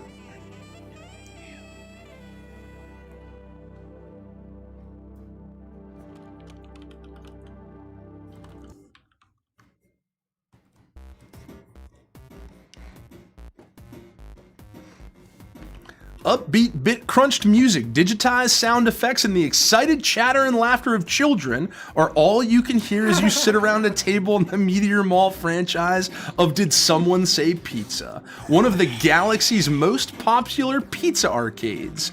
A group of animatronic animals holding instruments stand motionless on the nearby stage in between sets of their jaunty performances. Waiters bring trays of pizza and other greasy food to various tables of families of all manner of species from across the sector as you wait for your orders. A large sign with the face of Hungry H. Hippo, the tubular and radical pink hippo mascot of the chain, stares at you with his eternal grin as you celebrate Ziggy's 25th birthday. It's been 3 months since the nightmare on the moon of Sturlock, and since then, you've been on the trail of your next bounty, Portia Bella Gones. She's wanted for a long career of violent and particularly brutal assassinations, but despite all your best efforts, she has eluded you through many close calls. But for now, you're taking a break from your bounty hunting, as it is the time to celebrate. Are you gonna have that slice? The one with the meat on it? That's why it's right in front of me. Okay, you can have it. Happy birthday. Well, thank you. What about that one next to it? You can have this one, sure.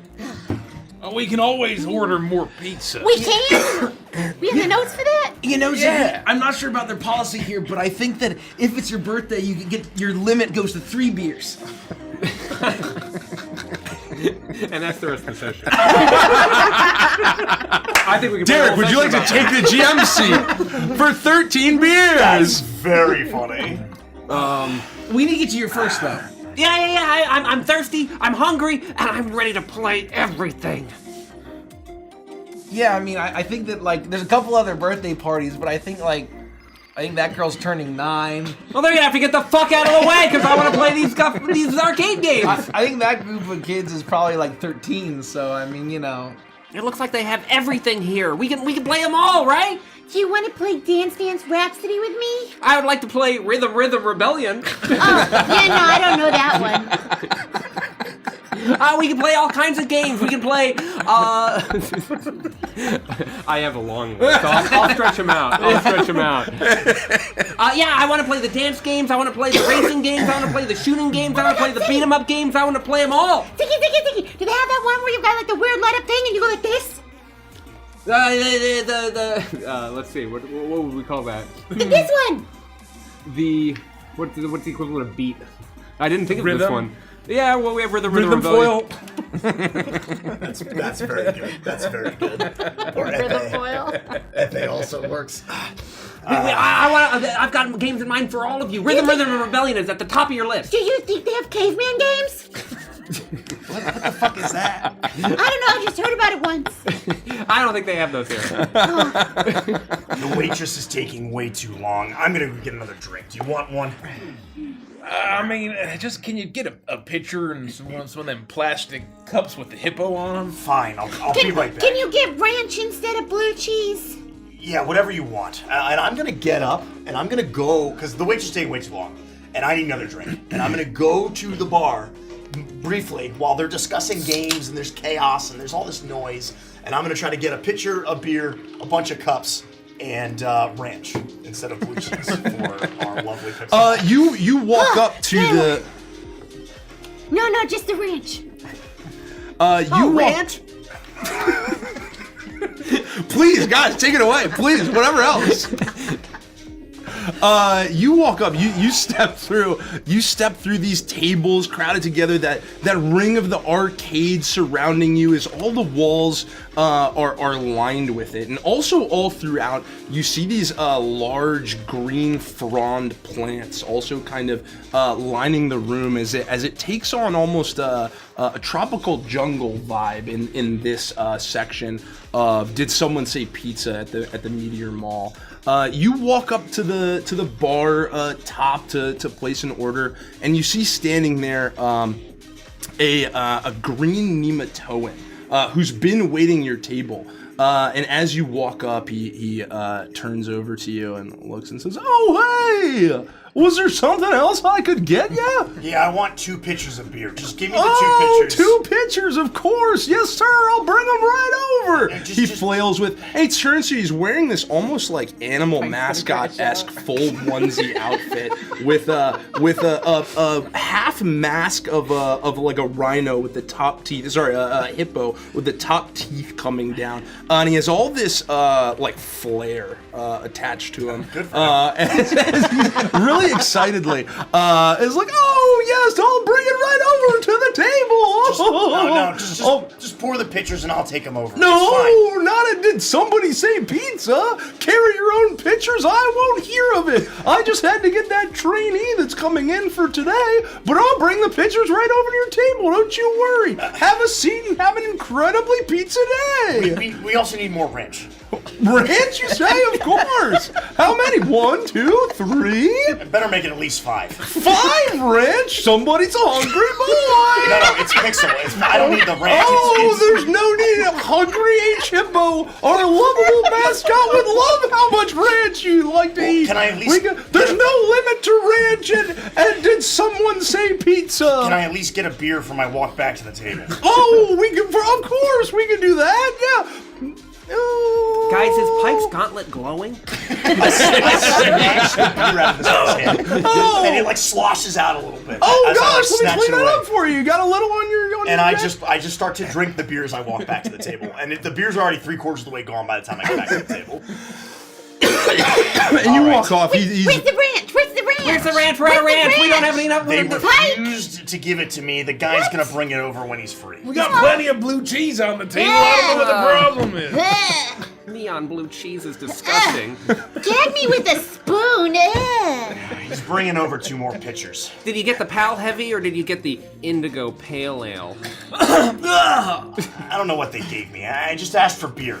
Well, hopefully that's the Pal Heavy. That's what's on Happy Hour. Did you order me chicken strips? No, you didn't ask for that. But I always get chicken strips. I didn't even know. I don't know how Oh, to you know, ask I'm on for Pix. them. I'll get you some. Don't worry about it. Yeah, you know what? I'm hungry. Does I anyone don't know. It's always better when Pike gets some. We'll order it when the guy gets back over here. No, I think. I'm not going back up. No, you don't have to go back up there. I don't think he's gonna make it if he goes back up there. What do you mean? I think let him enjoy his beer. He looks so happy right now. This is a place of happiness. Well, happier than he did this morning. Cheer up, No, Pike. you're right. I'll wait. Pike, aren't you gonna play some games? There's so much fun to be had here, and we can min-max our tickets in order to get the ultimate prize. Yeah, did you see that? They have a Xylar wood pond body pillow! Huh? For you, I'll play some games. Well, what do you want to play? I think you probably want to play G-J. What's that? It's a racing game based on it's based on Dash Grayson. I think we have a severe misunderstanding of what a BJ is. G-J? Oh, DJ. And there's also Cruisin' GBG. That's fun too. It's also another racing game. You can play that, or you can play Shoot 'em. Sure, all of that sounds wonderful. Or Haze 3039. Great. We're gonna need more tokens as soon as we get the next round of pizzas and we finish our ranch. Pizza! That's very good. I'm calling this understanding that Pike doesn't understand that in order to get the attention, someone has to say pizza. Oh my god. Oh my god. Did somebody say pizza? By the God. Yes, we haven't stopped saying pizza. And then your waiter walks my up, God. all 4 arms filled with pizza of whatever manner you would have ordered, or we'll say 2 pizzas and 2 arms carrying both pitchers of Pal Heavy. Oh, here you go, everybody. Oh. As soon as one of the pitchers hits the table, I will grab it and pour myself a beer. And then, with the remaining pitcher, I will lean forward and give it to Ziggy. And thank you. As I'm handing it to Ziggy, everyone at the table can tell that I have deep bags under my eyes. Like, very unusual. It's very obvious, especially against the color of my skin and the illuminated nature of my species. being Absolutely. Solari. And I'll just say, You don't even almost need a lot of sleep, right? But you have been lacking it, that it's starting to physically show on your body, the toll it's taking on you. happy birthday, kid. And I'll pour you a beer. Oh, if you hold out your mug, thank your cup. you. Oh, Now you gotta chug the whole thing. And, No, I'll raise my glass. I gotta chug the whole thing.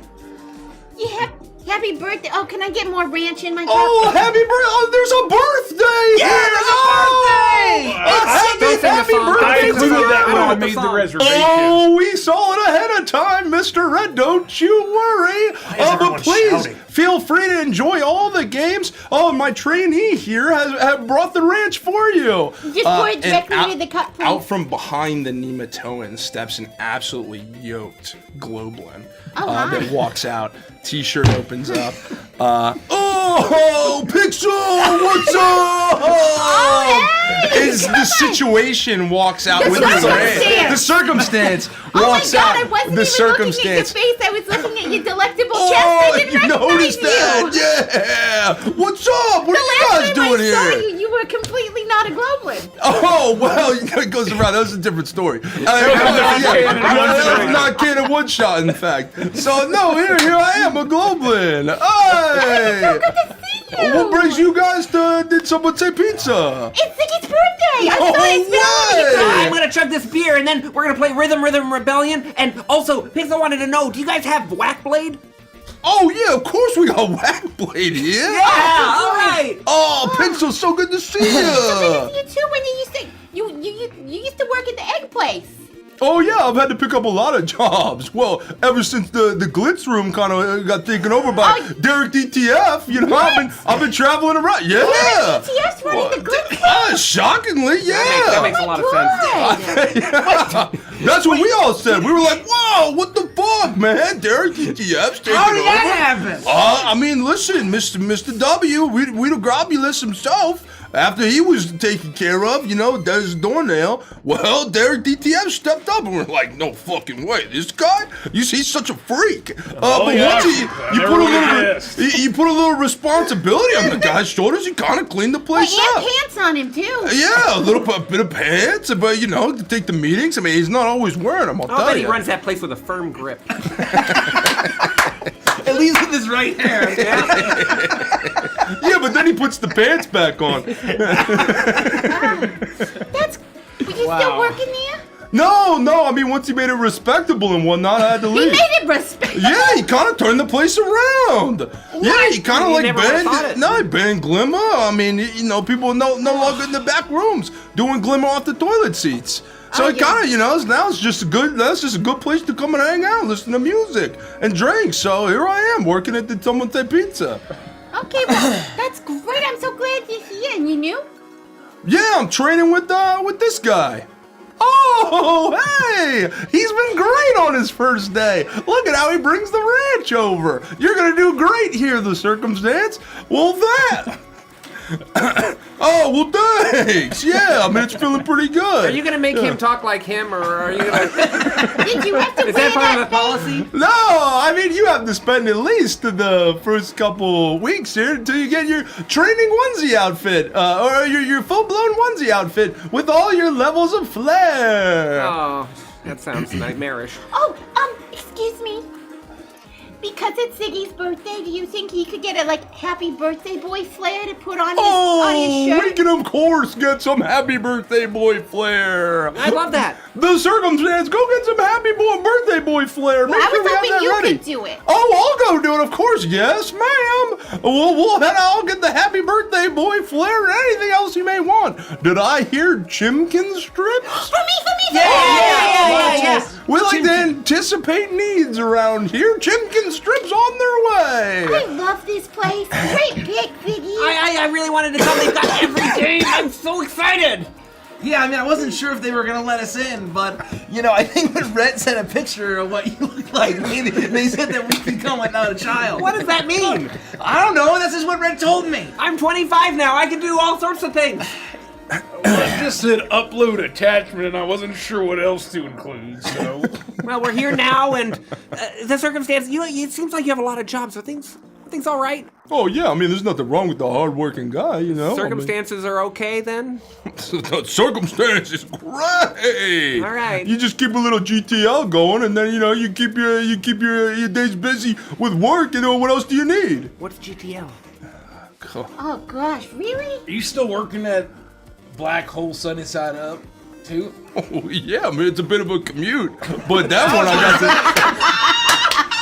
Yeah, commute all the way to Cherish. Yeah, well, yeah. I mean, I only dropped the glitch room. I just couldn't keep up with that. I mean, I knew I had to leave when he fired me. He's got to spend his whole paycheck on fuel. Are you still working at the Turbo Card place in Paradise City, or did that fall through too? No, that's up and running. That's Wow. good. Yeah, no, people love the turbo car races. Yeah. Did you know that when you get fired, if you don't leave, that you could just keep working there? What? Yeah. What? That was an option? I mean, it's worked for me in the past. Oh, well, pigs, you're pigs. The rules were different from you. You're like a superstar. You brought everyone into the glitch room. Yeah, I was one just, day I hope. yeah, I was just, no, today. I mean, your name were up in lights in the glitch room. Pixel Pop. Yeah. Yeah, it was, huh? We'll take those pizzas now. Oh yeah, yeah. Well, there you go. All right, I'm gonna go help with that flirt. Hey, happy birthday, man. Okay. Thank you. Happy birthday. I gotta be honest, I wasn't sure if Co was He'll ordering walk away. pizzas or just saying the word pizza. That's how you get their attention here. You gotta be careful Hence the about saying confusion. pizza, or you're gonna have that guy coming back again. Yeah, don't worry, I'm not gonna say it. You know, I always wanted to have a birthday, and did someone say pizza, but we could never afford it. I mean, I know it's on my birthday, but I'm living vicariously through you, Ziggy. We're gonna play all the games. I think that you're gonna enjoy some beat 'em up games. We could play Y Ladies, for example. What? Y Ladies. It's a team of super powered women who beat up bad guys. Okay. Or we could play a sports game. There's GFU Jam. Okay. There's the Nalarisons beat 'em up. Do you think they have Thoroughfare Combatant 2 here? I checked and it's down, but they have Terminal Coral 3. No, that's not as good. No, but there's a That guy doesn't have when you, Lieutenant Wiles. when you hit start, there's a guy who goes, Terminal Coral!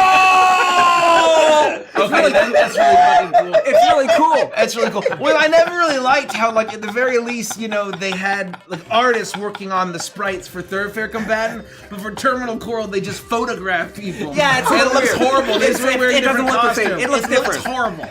Ziggy, Yeah? do they have Look, There's a Lion? Oh my god, a lion?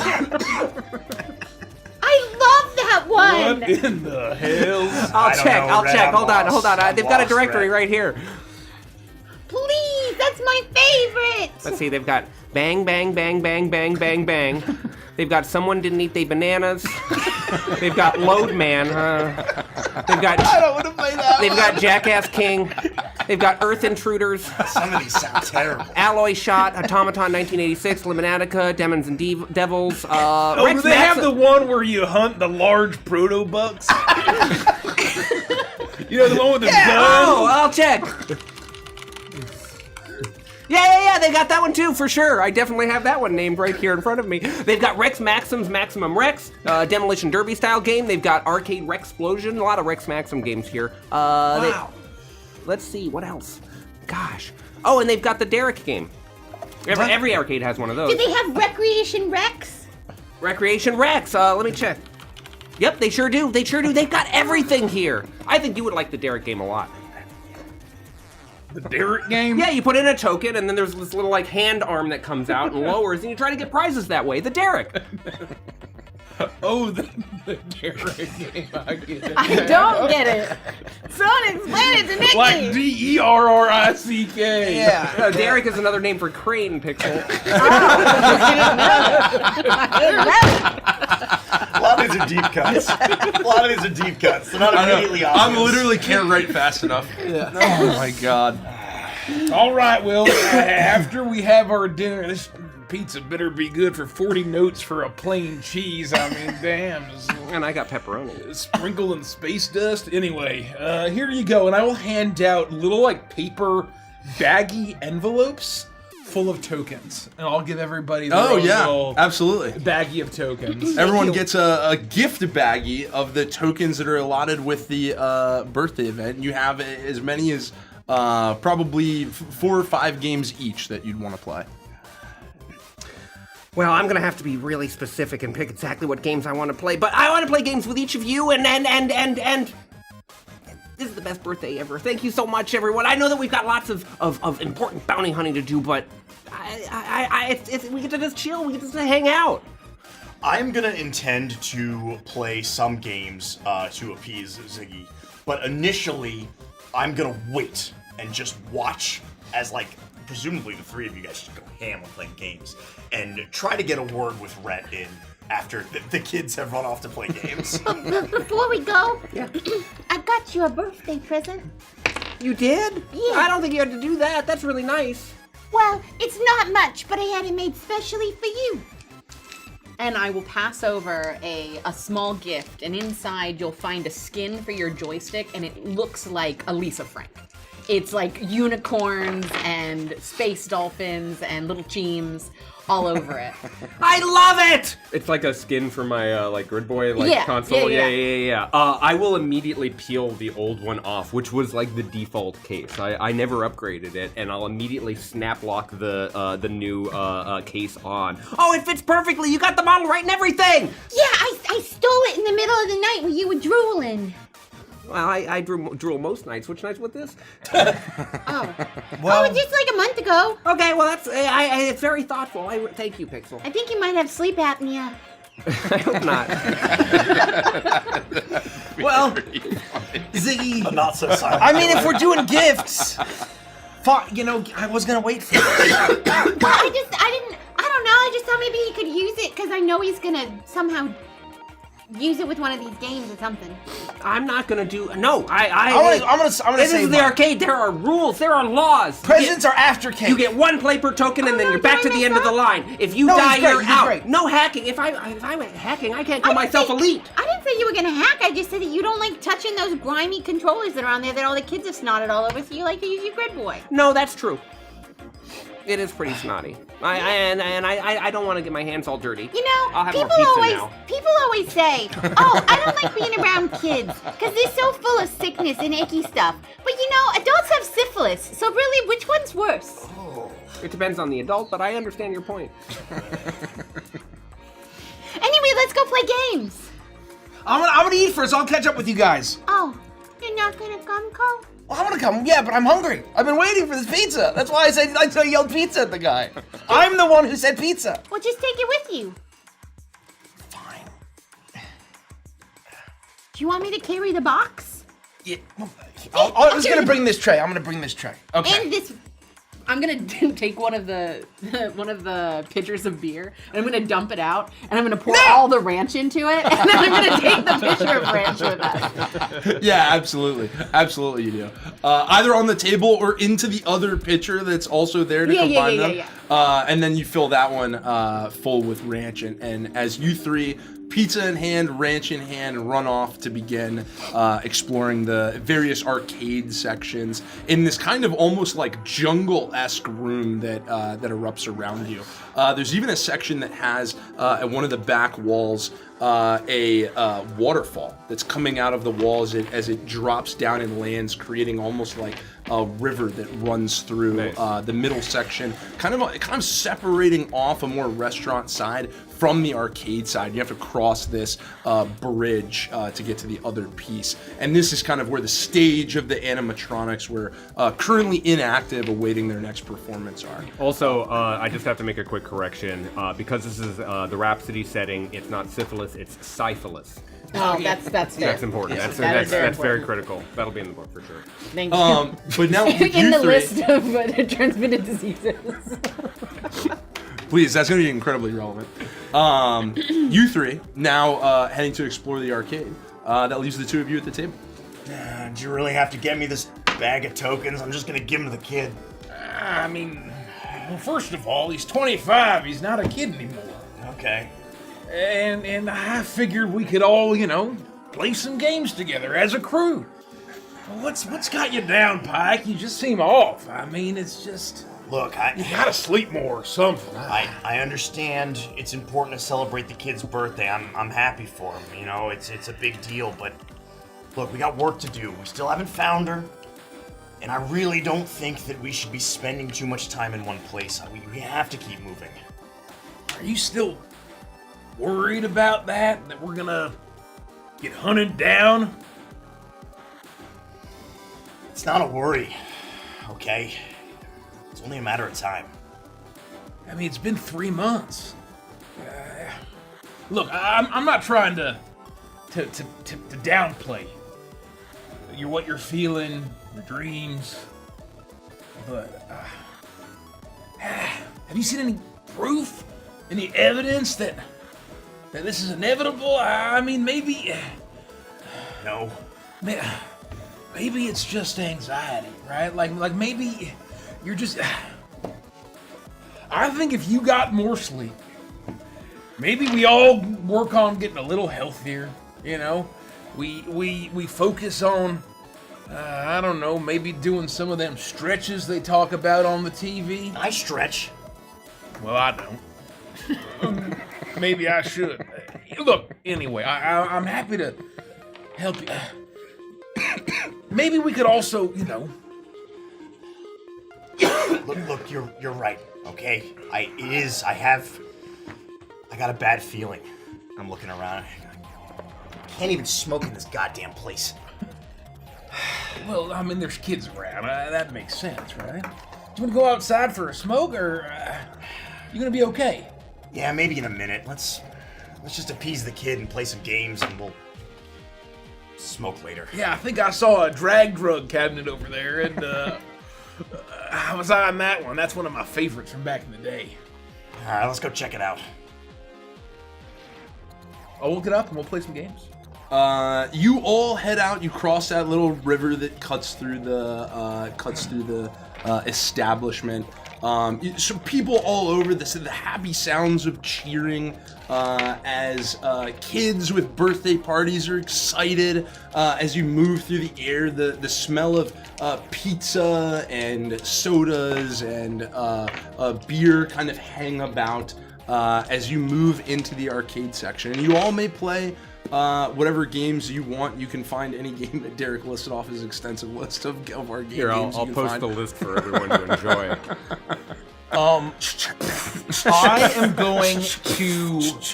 You find yourself at Proto Buck Tracer. Hell yeah! With large Proto Buck. Yeah, Proto Large Buck. Proto Buck Tracer. Large Proto Buck Tracer. That's fucking excellent. Fucking excellent. As these massive Proto Bucks run across the screen, and you have a beam rifle in hand as you start firing into them as they cross the screen. Roll an attack roll. Heck. Oh, me? Yeah. Yeah, how many bucks you get? Let's see how well you do. D&D, folks. Natural one. The gun is off. The gun is off. Oh, damn, I was pointing there. You saw it. Why is it shooting there? You are perfectly lined up, and every time you get the one you grabbed, every time you fire, Kill the proto the beam lights up on the screen at least 3 or 4 inches away from where you feel like you were pointing. Oh, The gun is pointing left. You gotta aim to the right. You take out the baby fawn and the dough in the same shot. You shot the ball. That's negative I'm looking 300 down the iron sights. I swear it's lined up. I swear I got Oh, that. you drop him. A robo hound erupts and goes as we'll say out of 25 proto bucks, you drop about 6 of them. And they're all the bad ones to kill. they're all the bad ones. So I have a negative score at the end. Yeah, exactly. While Pike is watching, and he's obviously very quiet, he's very tired, he's just trying to get through the day. He's standing next to a poster of a Flambago smoking a cigarette that says, "Remember kids, don't smoke." It's like animated hands constantly coming back up to his head. Exactly right. Oh, what? Anybody else? Oh, I'm Arcade definitely games. playing whatever Derek said, Dance Dance Revolution was. There's Rhythm Rebellion or Whack Blade. Whack Blade Oh. is Beat Saber. Both of them. Just jumping back and forth between You both. you head over to Rhythm Rebellion, and the lights. It's almost like Hollow Start has the pad where you stand on it. An erupting scene of what almost looks like Hollow Star dancers show up on the screen as the beats start I'm flowing. immediately gonna turn orange. Yeah, hell yeah. As I channel my emotional spectrum, and my speed increases by 10 feet so I can go faster. Okay, yeah, hell yeah. Roll I'll say roll a performance check at advantage.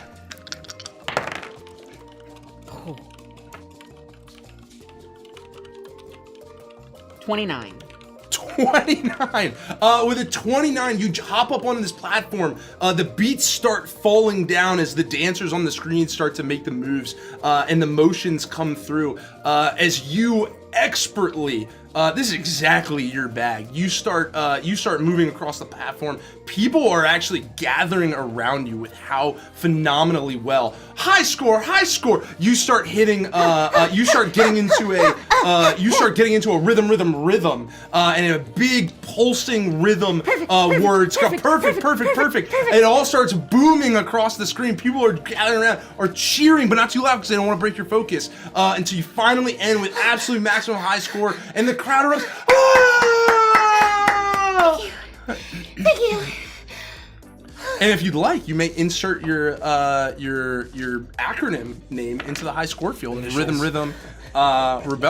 I try Pixel Pop, and that's too long. And I don't want to just do Pixel. So I do P-Pop. Oh, that looks horrible, but I accidentally hit enter. Oh, no, Classic. Absolute classic, yeah. After I am done watching Rhett attempt to warm up on this large proto bug tracer. Large proto bug tracer. Just to like appease Ziggy, I try to find one of the racing games that he mentioned, and I'll like kind of like drop into it, and I'll have an unlit cigarette like hanging from my mouth, and I'll put the coin in and I'll begin to play, and it very much looks like that scene from Breaking Bad with Jesse Pinkman in the go-kart where he's like very clearly like Oh my God. Yeah. and like Doesn't Titus just care, looks yeah. like he looks like death. There's a smash cut, And he's there's a just, like, screaming. and then the cigarette's just hanging from his mouth. Yeah. I'm just going through the motions, right? You hop into Haste 339. Give me a maybe like I'll say sleight of hand or acrobatics, and I'll say at disadvantage. Okay, I'll use acrobatics. And when you load it up after you hit start, chorus of voices go, Haste! Oh boy. I got a natty 20 and an 8, which gives me a 16. Oh, okay, with a 16. Not My so bad. acrobatics is pretty good. You are, even with your lack of care, you sit behind the control wheel, uninterested in the game, but you almost can't have. You have such a muscle memory Half towards disassociating. piloting. Yeah, it's almost like your mind is totally wandered. You're paying zero attention to the game, and yet even though you do so, you're still pretty expertly navigating this car through this track. And we'll say with a 16, you end your race. You come in third. And though you're not first on a high score, you do also get to input your initial if you choose. I stare at the blinking like underscore line. Yeah. And I stare at it for a good like 5 or 10 seconds. And I get up and I walk away and I don't put my initials in. Okay, yeah. And I find Ziggy and I kind of just toss him the remaining few coins that I have and say, here you go, kid. Are you sure? Yeah, go ahead. Thank you. And I will just kind of survey the area as I'm taking it all in and like making note of where my friends are and just kind of look around and like take it all in. After I've played a few games of what the fuck is that called? Was it Humbly Coral? gifted Terminal star. Coral? Terminal Coral 3. Terminal Coral I'm like, 3. I fucking hate this. This is no thoroughfare combatant. I'll lose. I don't. There's no Lieutenant Wiles. I'm off, and I get pissed now. Finish her. Stupid Finish fucking broken her. game. Finish her. As I'll kind of notice that Pike is down, and I'm going to like walk up to him and like take a break while everyone's going. I'm gonna say, "You all right, buddy?" I'm gonna kind of like slap you on the side of the arm. Huh? Oh. Hey, Co. Yeah. You all right? Yeah. Come on, it's a birthday party. It's fun. We're supposed to be having fun, right? Yeah, you're right. We've been tracking that fucking psychopath for 3 months. We haven't stopped. Can't you give yourself one day off, man? I don't know. It's hard to let up. Are you still are you fucking serious? Are you still thinking about Ophelia? No. Are you serious? No, Co. So as you say no, that you hear a staticky come over the speakers of the event as you see excitedly children in the area all grabbing raincoats that have a big smiling, full smile, 100H hippo on them. As you have in fact left your raincoats at the table, a just absolute downpouring of rain erupts all throughout the environment without hitting any of the arcade events or hitting the tables, but in the arcade section, and you all get downpoured upon. Until the rain passes, and a burst of wind comes at you from all different directions, and does what it can to dry you off as you continue to have this conversation. I hate this place. Man, that space element was really fucking loud. What? It sounded like it was fucking deaf, getting like, I can't murdered. even hear you. You're Oh you my stand next to me. God! I hate this place. No, Coach, she made her choice, man. I'm worried about the mark. We gotta get her, and I just don't want to. I don't want to delay. I don't want to stick around here. Yeah, I mean, she's assassinated a couple people, but there's nothing we could have done about that. We're just bounty hunters. I mean, 3 of us are ranked D, and no offense, you guys are only B. I mean, she feels like this should be like an S rank. I don't know how the hell we landed the fucking bounty.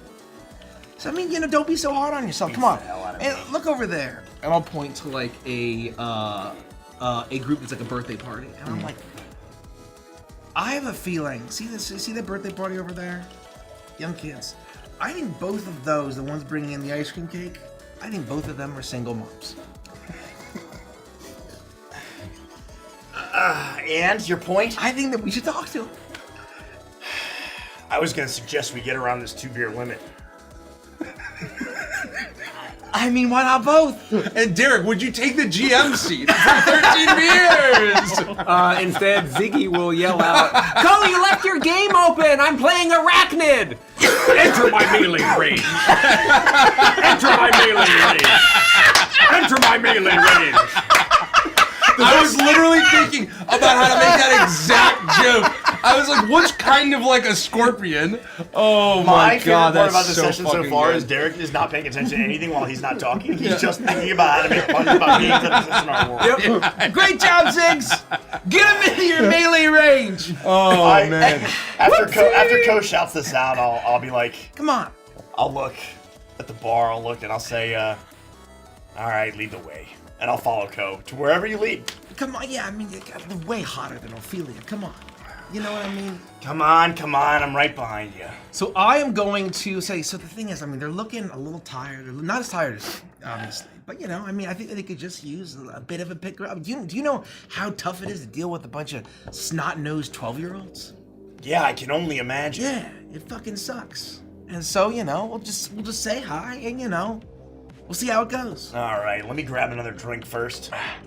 And I'm gonna lead Pike over and just like maybe while maybe try to, if there's like an arm wrestling like thing, where they have it and they'll give tickets.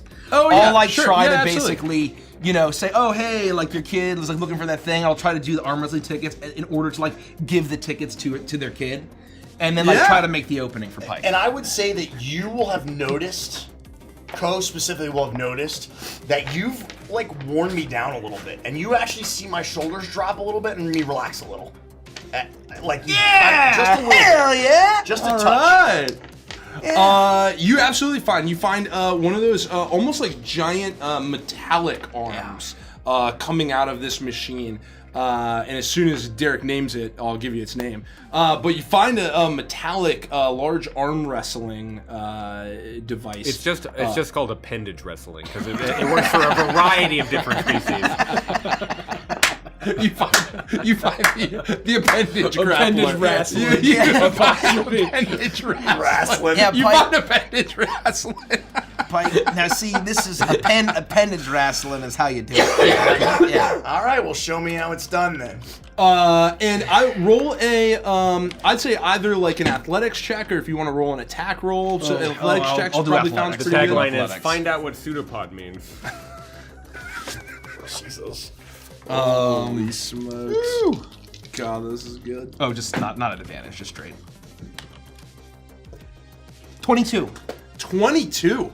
With a 22, you grip this appendage on the other side for appendage wrestling, and you lock in. It gives you the 3, 2, 1 countdown. You feel the second you feel the tension of the arm kick in. Your muscles bulge as you put everything you have into it. And almost in a deft motion, there's a struggle for an instant as you're putting on a show. Not just to clobber it, but to really dominate here. You struggle for a moment as then you lock in, you close hard your grip, and your muscles bulge as you start to slam this appendage down onto the table. And you do so on a boom! And then Damn. Nice job there, Co. erupts from appendage wrestling. As both of the, in fact, single moms at this birthday party take keen interest in you and Pike, even as he sees a smile as well, with your absolute just dominance of appendage wrestling. That was a little bit easier than the ones that I'm used to. I give you a high five.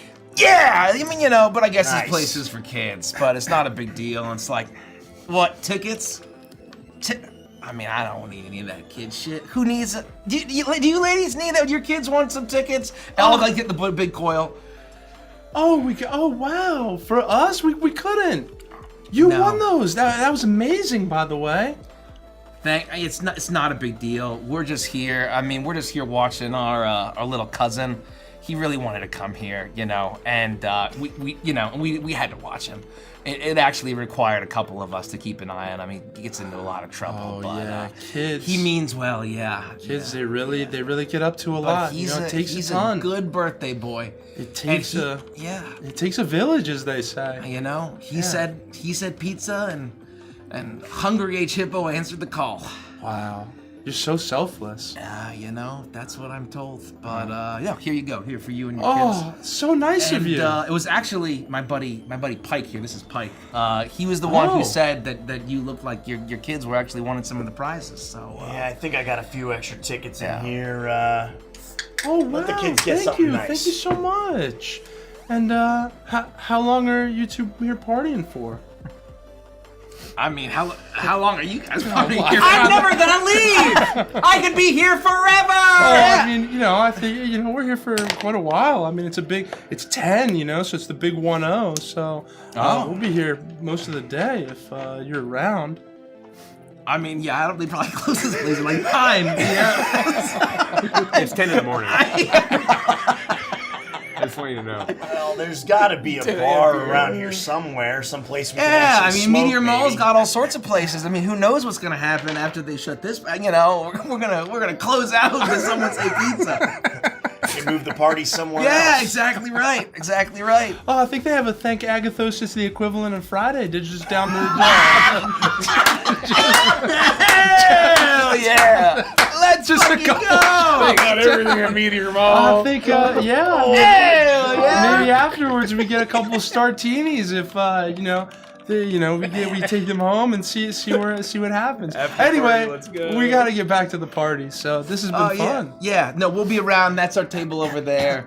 That's the birthday boy over there. See him, so we're probably not gonna be too far. Yeah. Wow, he's But, after this... big. He's big for a kid. Oh, he's a big kid. He's a big kid at heart. Yep. Yeah, wow. But just to reiterate, after this, you're thinking TAITEF. T-A-I-T-A-I. Yeah, it's a bit of a tongue twister. Fuck yeah. How do they stay in business? I know a thing or two about tongue twisters, that's for sure. And you'll hear from the middle of the arcade, Brett will yell out, "All right, Rhapsody crew, team meeting." Well, that's our call. Yeah. Oh.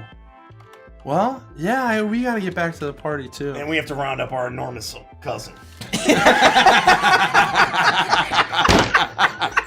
He is a big boy. Yeah, no, he's got a bit of a condition. And so Now? I don't want to do it now. I've got the high score in Automaton 1986. Come on. Come on, Ziggy, I think you're gonna like this meeting. Yeah, we have one of those, too. Yeah, we'll be right over there. Okay. Anyway, and they'll both just reach out and kind of like grip your biceps for each of you for a moment to say, "Oh, yeah, enjoy the party. We'll see you later. Have a good one." And we'll make our way over to Can I nephew, whatever he said it was. What did I fucking tell you? That was so fucking easy. Not too bad. It works every time. Yeah. Can I just hand wave that I got the high score in Automaton 1986?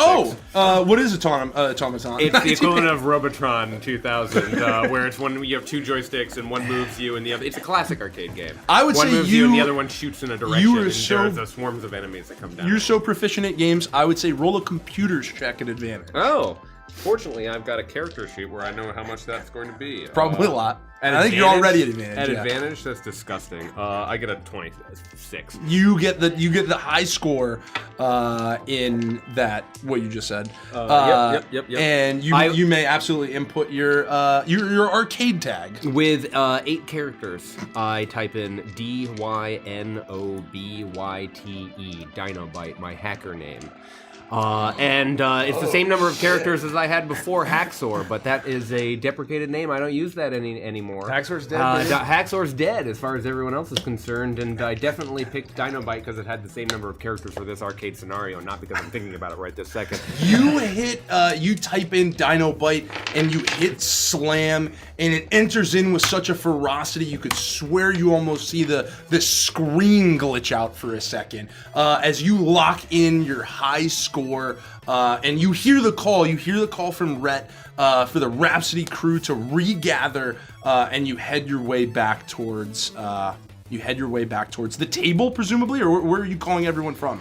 So I'm in the middle of the arcade. Okay. And as everyone approaches, I'll say, "All right, thank you for joining the team meeting. And by team meeting, I mean team building exercise. We're all gonna play Y Ladies. There's 6 spots on the arcade cabinet." Okay, yeah, fine. If we're all doing this together, does that mean it's tax deductible? Well, I mean, technically, as long as I can prove this was for business purposes, yeah, this is a ride. Well, it's a morale investment. I call Behemoth. I love her special move, and I hit a button. I love Honey Badger. I'm gonna play this guy. Oh, hey, bub. I play Honey Badger. It's so good. Oh my God! You all lock into play. What is Y Woman?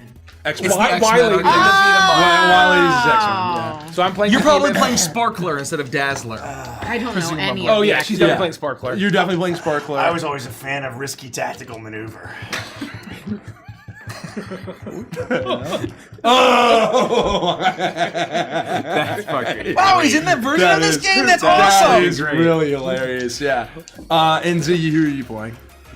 Wait, is X-Men actually a game? Yeah, It's one of those- it's one of There's an those arcade side side-scroller. Side-scroller. So like Mortal Kombat and Street Fighter. Well, no, it's more like like the the Simpsons game, kind or of the like TMNT. Turtles. Yes, You go through and Scott fight Pilgrim. NPCs Like together. a boy in his blob. Final Fury is like a Fatal it's like Fury, a Double WWE. Dragon. and you'd move forward through the background, and then often there were like killing areas bad guys. where Like the you'd get a Jean-Claude wall. Van Damme game. Yeah, kind of like Contra, like kind of anything like that. And it's a 2D game. It's a 2D game.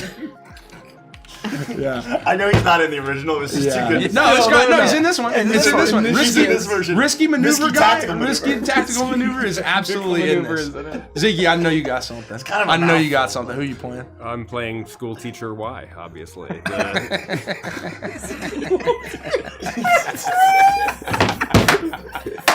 You always big school teacher Y. School teacher Y in his He's so hover chair. overpowered. I would go with Proctor Y. Yeah, I can't believe no one's playing Day Runner. As your sixth auto include member on your Nightwalker? 5-person team, that Day Runner. Nightcrawler. Nightcrawler. Something else. Day Runner.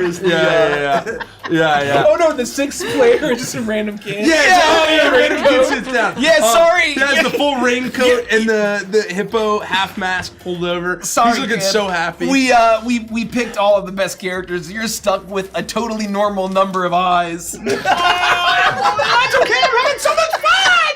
Yeah. He runs out. I was running to find new friends. Woohoo! As Y Ladies boots up and you all run through.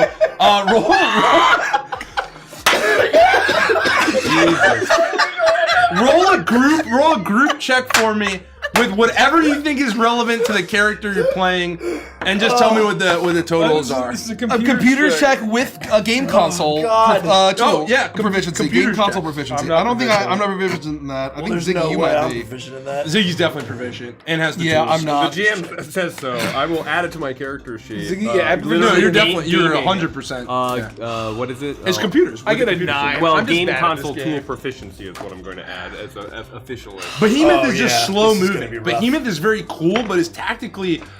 always a bad choice. With my natural 18, I got a 19. Oh. I got lucky. It's the beer and the confidence from hitting on single moms. What happened while I was Oh yeah, gone? did you miss that? Yeah. Oh yeah, they flirted Exactly with what I said. Exactly they flirted what with it does on the single tin. moms. Yeah, they're gonna meet up at TAITEF. TAITEF after this. Thank Agathosis, the equivalent of Fridays. I got I see. I got a natural 1, so with my computer's bonus, I get a 1. Okay. Rough. Oh, I get a 19. Oh. Oh, let me just roll for the kid. Oh my god, this table is leaning towards me. The kid's not doing very well either. No. Hard game. I get a 28. This is bullshit! Oh my god. As Ko called out, Professor School Teacher Y and Sparkler and Risky Tactical Maneuver just I couldn't help myself. just start blasting through. You guys are moving so effectively. Oh, what the and so fuck? Why can't we go left? We should probably go left. There's guys coming from there.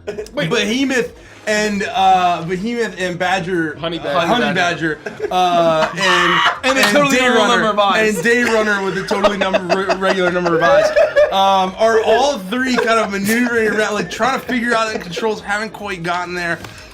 With your powers combined, you do very mediocrely. In terms of the high score for your party, you end rank at like 23rd of the all of the series. As you try and blast top through, 25. It's a popular game. That's real good, break guys. through the barriers. School teacher Y overpowered all the time. It was roughing through these things. a broken Is character. using Esper powers to tear through. You get to the final boss. What is it? Big Zam comes down. Oh, fucking Big Zam!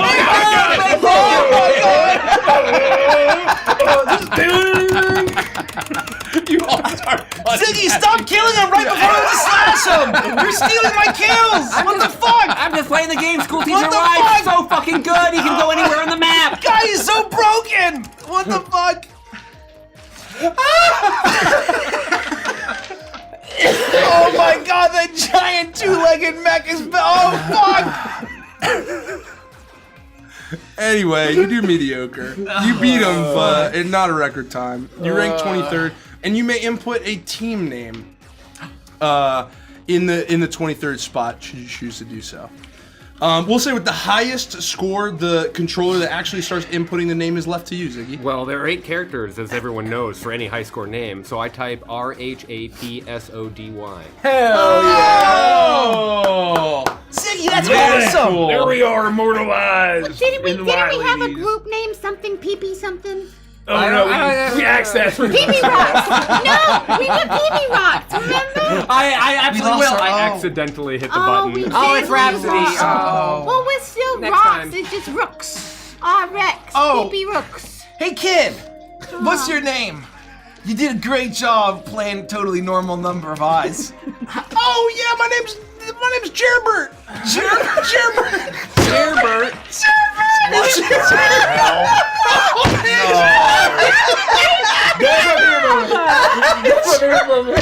We haven't even started yet. I guarantee it's gonna get worse. Gerbert. Sounds like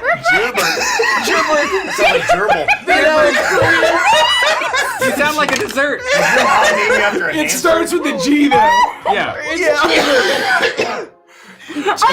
G. Again, I ask you, why not Chad? Why not Steve? I always like to play school teacher way, but this I didn't know what I was doing. Little Gerbert, I know that we just met you, Little Gerbert. but Is it Gerbert or It's Gerbert? Gerbert. It's Gerbert. With a G. Gerbert. It's Gerbert with a G. Today, I am who I am. You're an honorary member of the Rhapsody crew. I don't know what that means, but yes! And just, Yes, that's awesome! just remember to tell your mom how cool we were. Oh, I'll definitely let her know! We're just with that party over there! Nice. Nice. That's right, kiddo. If only my dad was here to celebrate with me, but he's a deadbeat and is gone. Yep. That's tough. Oh, what a tragedy. Jackpot. What a terrible tragedy. Dear diary. I don't think. I'll definitely go back and tell my mom that you guys are the best! That you guys are awesome! We got 23rd because of you! Yeah! Rhapsody! Rhapsody! Rhapsody! Rhapsody! I guess there's a cheer too. All right, well, if you want to join us for cake later, you're more than welcome. Yeah, Gerbert. It's Ziggy's 25th birthday. Yeah, it's the big 2-5. I know. I'm an old man now. I'm crippled. I'm gonna have to walk around with a spacewalker here in a minute. Man, you definitely look like an old man. Have I told you about the hologram? That's very good, Derek. Holy shit. Oh my god! Wow. That's brilliant. That's it. That's the one. Well, Gerbert, it was good defeating the forces of evil. Oh, yeah! I hate Big Sam. I love seeing Big Sam go Big down. Sam sucks. Yeah, Big I wasn't Sam expecting sucks. Big Sam at the Oh, end. Mom there. doesn't let me say that. Oh, you guys are so much fun! Anyway, I should go back for pizza with my party. And we should probably go back for cake and presents. Yeah. Okay, well, it was great playing with you guys. Have a good one! Man, good luck. Bye, Gerbert. Gerbert. Have a good one. Good job. You walk so high. I feel bad. I should have told him. I had to run off to the little Pixels room because I think someone shit in our pizza. Wait, what? They shit in our pizza? Oh, did someone say pizza? Oh! You know, I did hear rumors that they would take all the leftover pizzas, shit all over it, and then reassemble. I think that's Come exactly, on All back the to old the uneaten table, slices. everybody! I think that's exactly Come on what happened. now! I read that on the I refuse to kill hyper. myself. Well, we have a special time! Oh, it's time. Let's go. Come on, come on. Ziggy! I pull one of the game cabinets That's me. over on top of myself and crush my own skull. And you'll see your waiter at the fleet of this amount of other staff members as well as the circumstance as you take your seats back around, and they kind of swarm around you as he holds in his hand a sparkling pizza, like dessert pizza in his hand with sparklers coming out of it. As he goes, now when we say happy, you say birthday! Happy! Birthday! Happy! Birthday! Oh, you're a birthday star with Hungry H Hippo. You're our special guest, and we all aim to please. You're a big time star, and you're going far. Here's to you, our birthday star! All together now! And did someone say pizza?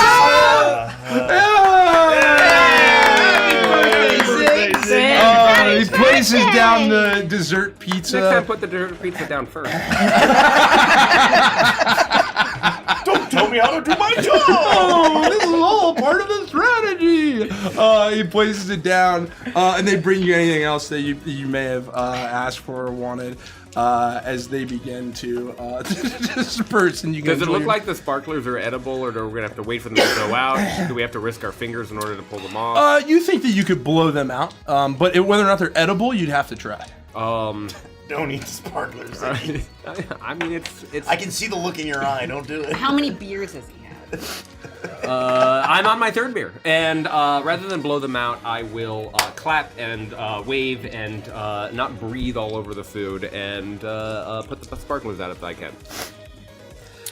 Now, Ziggy, happy birthday. Now enjoy your children's birthday establishment beer. I will, thanks.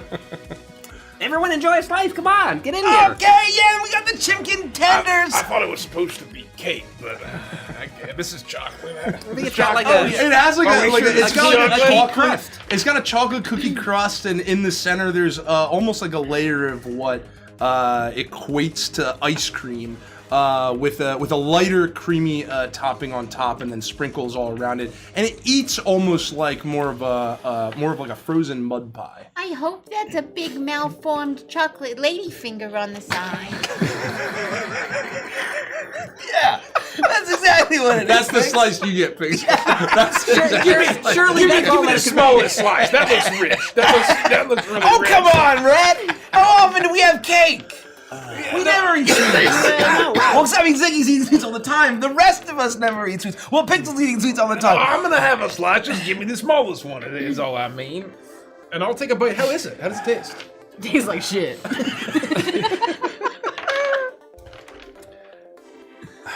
It tastes like it probably came out of like a frozen box, like like something you could get at the store if you wanted to just buy cake and have it at home. It doesn't taste like anything special, but it tastes. But still, it doesn't taste bad. It's certainly not homemade.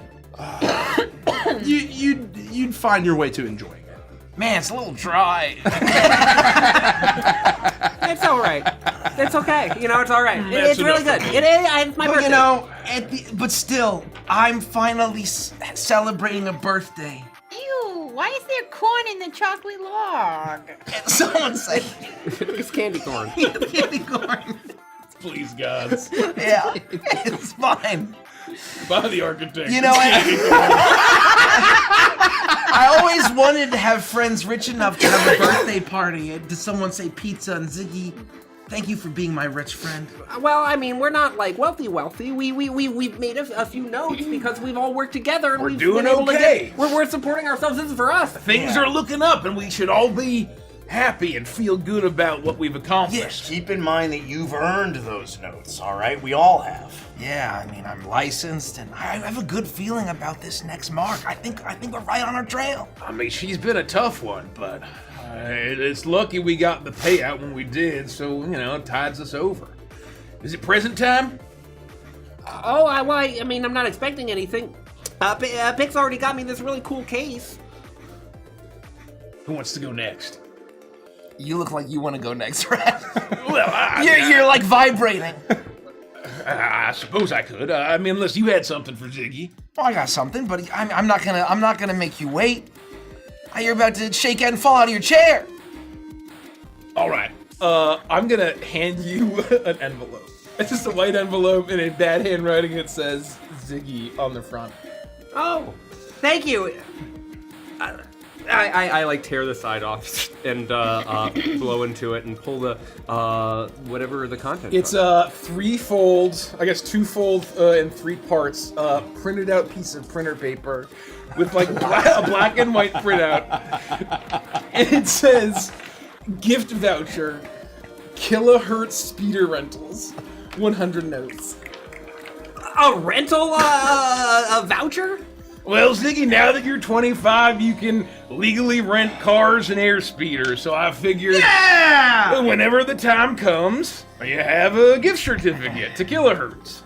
Oh, well, this is, I mean, now that I'm 25, I can also watch ultra porn, but this voucher also, I would love to rent a car sometime and then fill a drink in the back. That's so fantastic. Brent, thank you.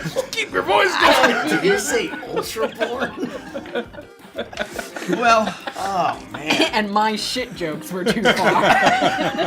I'm making a Futurama reference. There's a difference. I'm making this actually happened to us. Yeah. I am elated. You can see the joy is very genuine on Ziggy's face, even if he makes jokes. And I'll stuff it into my pack. Happy birthday, Ziggy. Thank you. The next time we're on a world, I guess rental's on me. Nice. Mine's not as practical, but here you go. And I'll reach into my jacket pocket, and with 2 fingers, I'll pull out a small square about this big, and it's wrapped, not well. And I kind of toss it at you, and it hits the ground, it hits the table, and it'll clatter, and it kind of sounds like plastic as it slides to a stop, and it kind of spins in front of you and stops. I'll gently undo the synth tape, and I'll pull out for whatever the As you contents are. pull it out, you realize that it's a clear plastic top loader. And inside is the closest approximation to the card that you gave to Rex Maxim and he threw in the trash compactor. It's not the exact copy of the card that you threw in there because Pike has no idea what that card actually was. But he did the best that he could. I did the best that I could to find you a replacement of your special edition Rex Maxim collectible trading card that you gave to him and he ultimately trashed. It's Rex Maxim's rhinestone! Thank you! Oh, this is so cool! Thank you! Yeah, It looks like it's in really great condition, too. This is amazing. I did the best I could to find a replacement for the one that jackass threw away. I'll treasure this. This will be a special part in my collection. Thank you, Pike. It's the least I could do. You earned it. Slip it into my pack and make sure that it's very safe and secure alongside the voucher that Rhett gave me. What does Bob to create 1 purple ether mean? Well, you never sat down and learned the game. You need ether in order to get That's permits. just gibberish. That doesn't mean anything. No, it's part of the rules. Oh, or for the game. I sent you the whole PDF. I guess we have PDFs now. Oh. I'll study up, Ziggy, just for you. Maybe when we get back to the Rhapsody, we could play a game. I mean, I know we're playing games all day, but my birthday's a whole day thing too, Well, I think this place closes at 8 or 9, so, I mean, the night is young. Well, assuming we're not doing anything afterwards, I'm sure that'd be fine. Ziggy, I've never really been able to afford to buy anybody anything. Well, you don't have to. I spent a couple hundred notes, and I got you 3 things. And I'll reach down into a bag, and I'll pull out a stack of 3 boxes. This is way too much. I mean, I've never really gifted a birthday present and was actually able to afford it. This is amazing. This is what it feels like. It's cool, huh? People get to do this every year. Oh, I'm really touched. This is really amazing. Thank you. Yeah. I'll open the first box on the top of the pack. Yeah, the first box. I mean that's the biggest box. I mean I know that that it's your favorite, and I know that people that are kind of like you spend a lot of time on the hypergrid, a bunch of figures to put in your room. So I got you a really highly detailed, articulated figure of Jackie Chalupa. Oh, my favorite! You almost killed me. What's Jackie? Oh, his main and the Thoroughfare Combatant 2. His favorite character. Yeah, it's Jackie Chalupa from Thoroughfare Combatant 2. Oh, those are thighs. I know, but Nikki is asking. The references are going 18 degrees. I'm so lost. It's Johnny Gordo from. Yeah. That's right. I love it. I give it a big hug, and I give Ko a big hug. Oh, and then open up the smaller one first. Oh, okay. 'Cause that's the least expensive one. Okay, Yeah, okay. yeah. And I know that you're always listening to kind of that weird, really bright, cute music where they do the little dances. And I thought that I think now that you're old enough, you can probably enjoy some real music. So I mean, that was my first. It's the first Orphan Maker album that I ever heard. Carnage Saint. Yeah, I mean it's Carnage Saint by Orphan Maker. Does it look like a cassette that I would need to pop into a player, or is it a card that I might be able to insert into my grid boy? It's definitely a cassette. It is not at all functional. You would need to probably find an attachment. I don't deal with that kind of high tech shit. That's fine. Oh, I can't wait to listen to this. This is really cool. Thank you, Ko. Okay, and then this one was the most expensive. And just like Rhett said, now that you can legally rent an airspeeder, sometimes the cup holder situation is never good. And you're always spilling your drink, and it's hard to keep your roadie warm. So I was never able to afford anything from the more acute depiction, and so I ordered this from the more acute depiction. It's a magnetic cooling cup holder that keeps your drink it's like gyro something, so it never spills and it never tilts, and you can attach it to any airspeed or car ship, so you can always keep your roadie cold and with you wherever you go. I love it! I immediately pop the top off, and even though there's almost certainly like plastic film and speckles of microplastics on the inside, I pour my beer into it and I immediately start drinking it. There's like a plastic aftertaste to it, but I noticed that as I turn it, it like wants to stay vertical. It seems to have some sort of gravitic core. Yeah, that was like 300 notes. Wow! Can you believe that? That's fucking awesome, right? This is really special. Wait, how much did it cost? So high tech. Only 300 notes. 300 notes for a cup? Yeah, but it's look got at this gyro cup. technology and it keeps it cool. I can't even picture you in a more acute depiction. That must I have know. been weird to walk into that store. Right? Yeah. Well, thank you, Co. I was always a dream to show up at the more acute depiction. A sharper image. Oh. Yeah, it's right next to River Rock. Yeah. Anyway, happy birthday, Ziggs. Oh, thank you. Enjoy Orphan Maker. I will. This is already the best birthday ever. Thank you so much, guys. All right. I guess we'll order. Wait, are we at our limit for beer? Almost certainly, yeah. Well, we can treat it like a game, just like the arcade games here. We can see if we can beat the number. And with that, Derek, would you like to come to the GM seat for 13 beers? well, I mean, even if we were at our limit, we're gonna go to TAITEOF later. Are we? Yeah. Oh yeah, that's our next stop. I love that place. We're gonna keep the party going. Well, have we turned our tickets in yet so we can get all of our cool prizes? I have a number of tickets here. Not every game that I played spit them out, but I still have like 1 or 2 tokens left, and we can just do ticket games, and then we can cash out, and we can go to TAITEF. Was there something special you wanted from the ticket booth? Or from the prize counter? I mean, I'll probably buy some cheap plastic crap that I'll forget about tomorrow. Okay. If you want to get something, we can talk. It doesn't have to be me. I already got all this cool stuff. Well, there is that Xyla Wood Pond body pillow. Well, in order to get that, we'd need like another 1,500 tickets. I think that we could probably do it if we only play the games that are designed. Any of the redemption games over there in that corner, that zone. Well, if we do well in humbly gifted speeder bike, then we can we get a lot of tickets from that one. Well, let's go. Let's do it. Here, take the rest of my tokens. Take all my tickets, too. I got a lot from that dancing Y'all game. have fun. Hey, Pix. Yeah. I gave away some of my tickets, but I saved the most for you. Okay. Thanks, Co. This is so much. Xyla, you're coming home with me tonight. We're gonna baby. bring Xyler home tonight. I can't wait. Did you see that they have Hello Bunny stuff? Yeah, they do. I don't need any of that I know. stuff. Yeah. One of her eyes is down lower Yeah, than I'm pretty the other. sure I don't it's think bootleg. Yeah. But the Xyla one definitely isn't. Yeah. Yeah, I think it's actually How Do You Do Tonight, Rabbit. Oh, you're right. It is. Yeah. No, they're trying to trick grandmas into thinking it's real, actual Howdy Bunny. Yeah, so, I mean, no, you should get your Xyler Kraz or whatever the fuck his name is. It's Xyla Wood Pond. Xyler Wood Pond, sorry. We're gonna bring him home. We'll get you that body pillow. We pool our tickets together Yeah.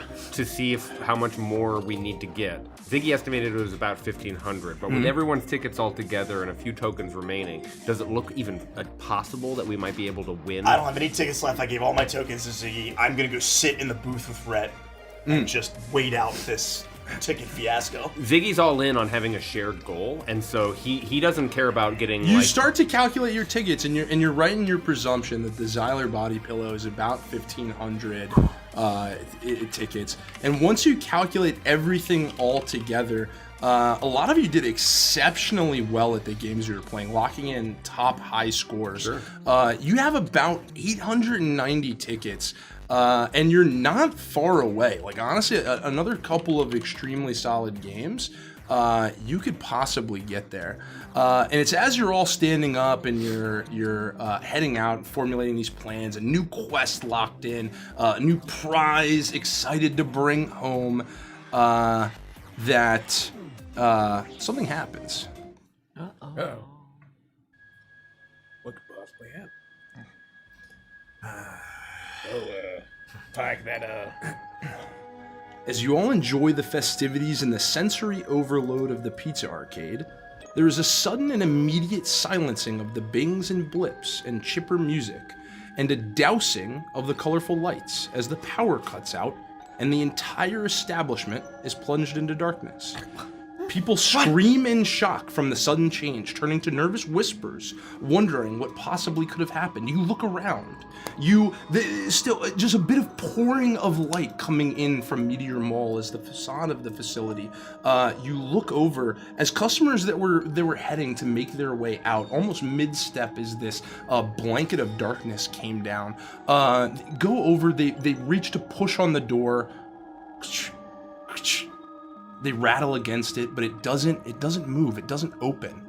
The doors seem to have locked, as all of the machinery, everything in here seems to have fallen completely silent. The only noise surrounding you now, what's happening? Is everything okay? Hey, pizza guy, pizza. Circumstance, what the fuck's happening? Does this normally happen? Is this part of like a rainstorm? Power outage. Y'all not have a backup generator?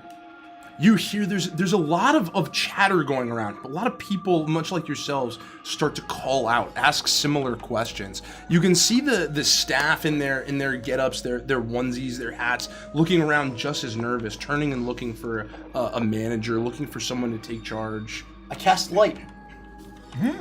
Like, you illuminate. Without even thinking about it, just from the tip of my finger, this small vapor wave light source is emitted from the tip of my finger, and it just kind of floats there, a little sun on the tip of my finger. Almost a burst of light chasing back the shadow that now surrounds you in all directions, illuminating immediately where you're at. You still see the arcade cabinets completely dark. You see people hustling around you, now outside of the darkness, just a little bit harder to see, as a noise occurs.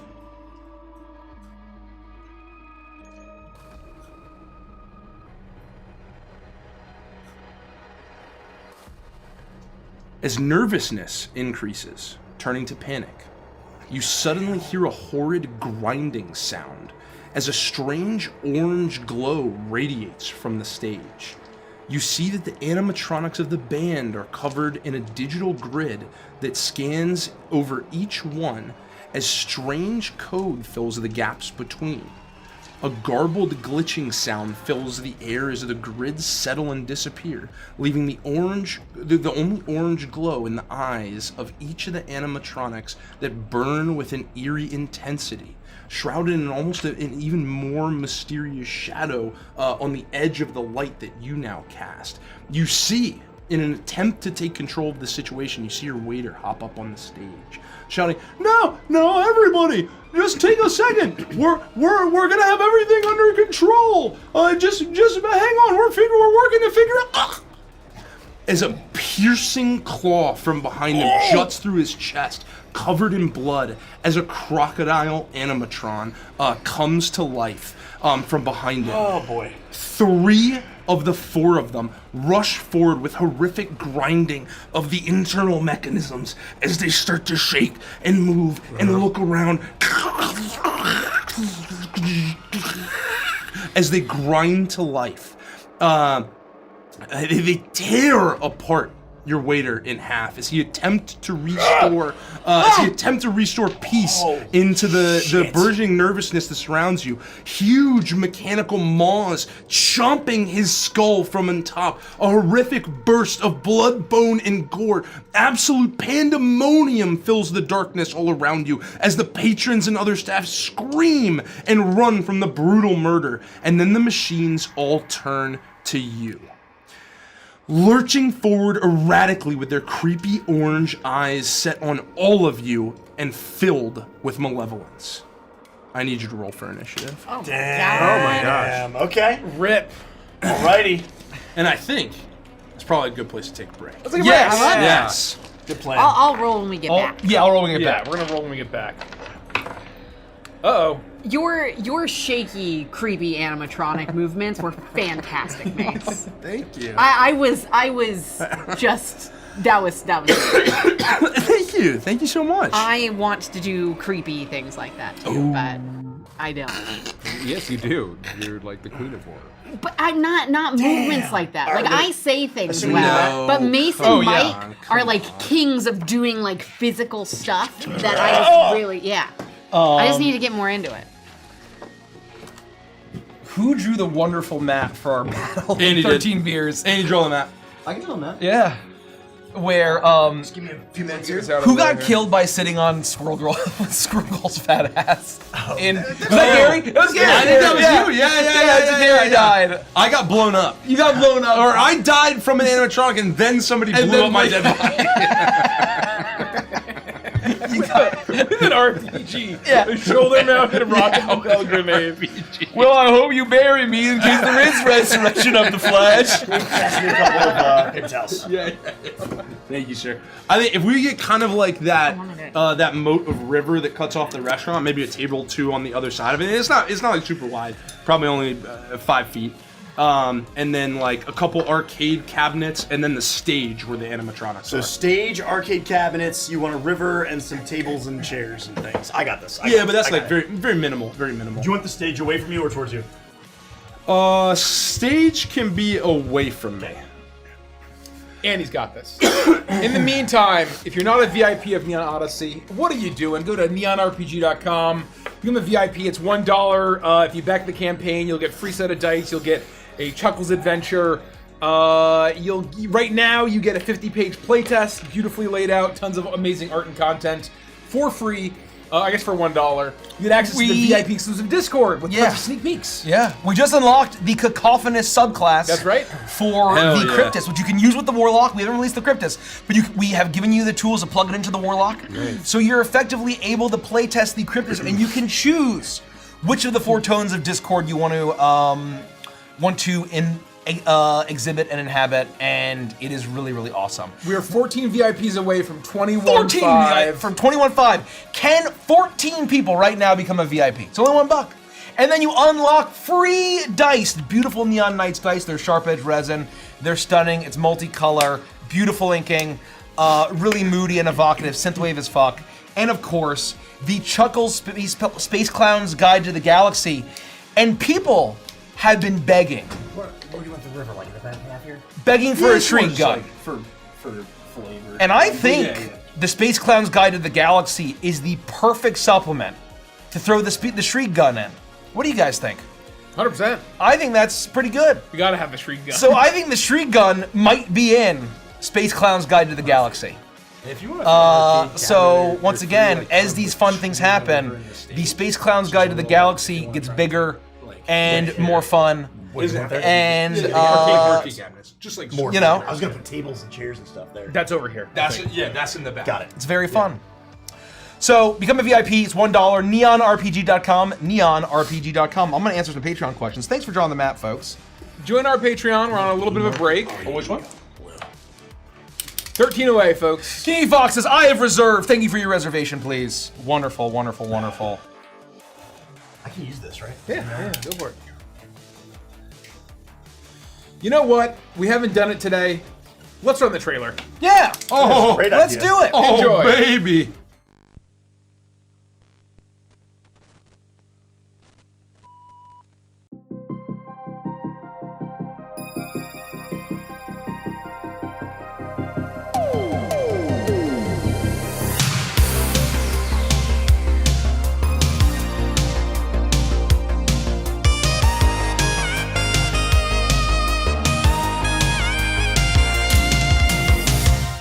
I was a dreamer drifting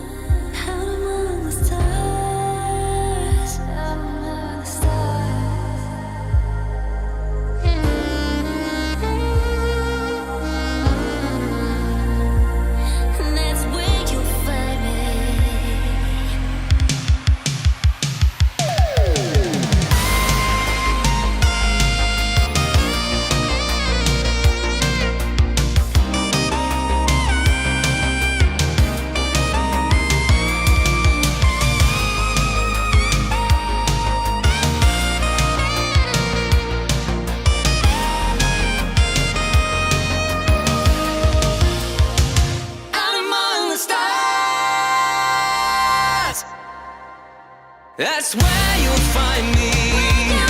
With starlight in your eyes, you set the world on fire. I'm on the stars.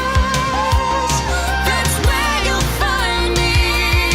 With starlight in your eyes, you set the world on fire. Join me on this neon odyssey.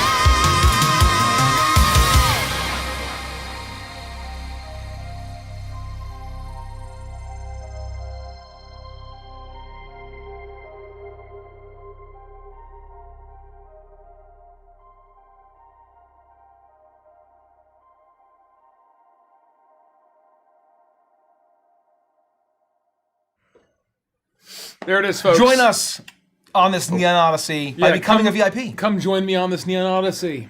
Let's As see. the wonderful vocalist would sing. Yeah. That's Ollie Ride and Nikki Flores. Oh, you know what we totally didn't fucking mention in special announcements? What?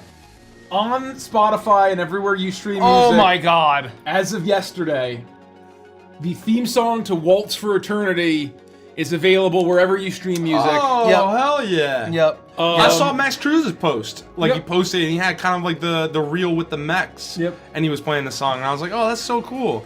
It's our extremely anime intro song to Waltz for Eternity. Now go stream it.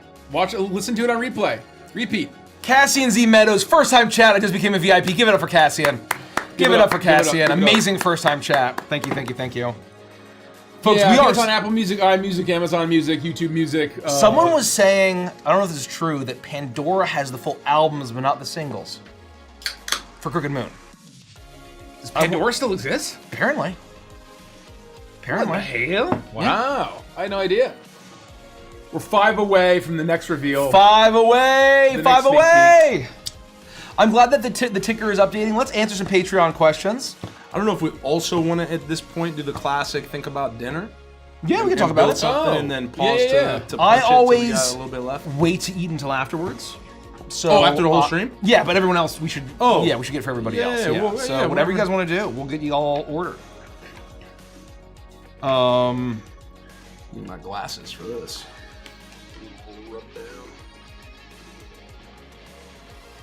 Jackie Hanna, what kind of ships would we be seeing in the campaign? Can I have like an A-10 Space Warthog that's obviously balanced, or even a ship like Frigate in Halo?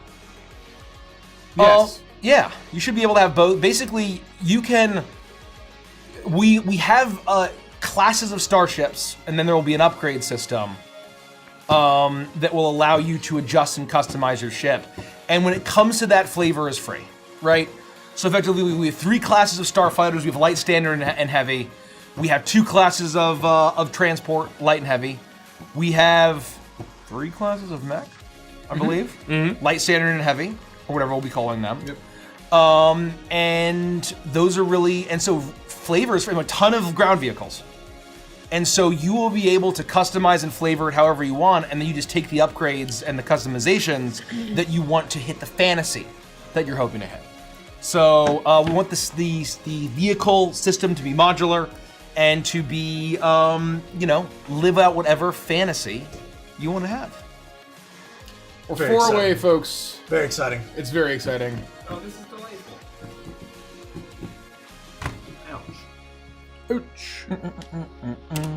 Ouch. Just search Waltz for Eternity anywhere you stream music. It'll pop up. Yeah. I listened to it like 1,000 times last night. It's so good. That's why you said that. I've literally listened to it Because it dropped on streaming platforms. Yes. Yeah, Yeah. okay. I saw it because Yeah. Max Cruz. I was saying the same thing. Put it I on saw he Instagram, did so I had it a to my post, Instagram yeah. story. Yeah.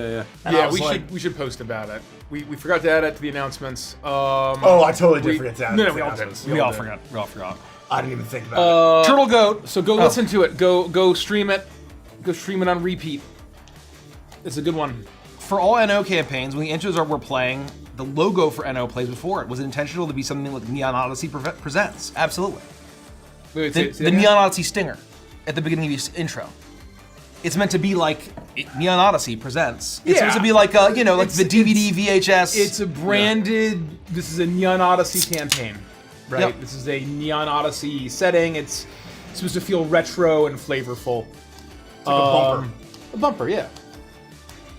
Zero Fool says, with lots of foods and drinks are mentioned in the setting, from chimkins to Omni Slosh to the delicacy of longworm, Could we get a cookbook in the future, and what would everyone on the Rhapsody's favorite food be?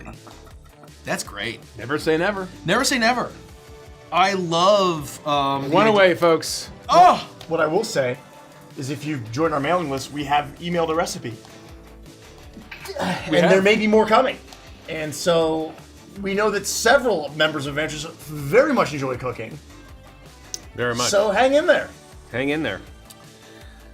Kendall asks, does Betamax name a play on the Betamax VCR tech? Signed, a Jen Zier, who learned the name to object association of Betamax tape 3 days ago in our college class. Yes.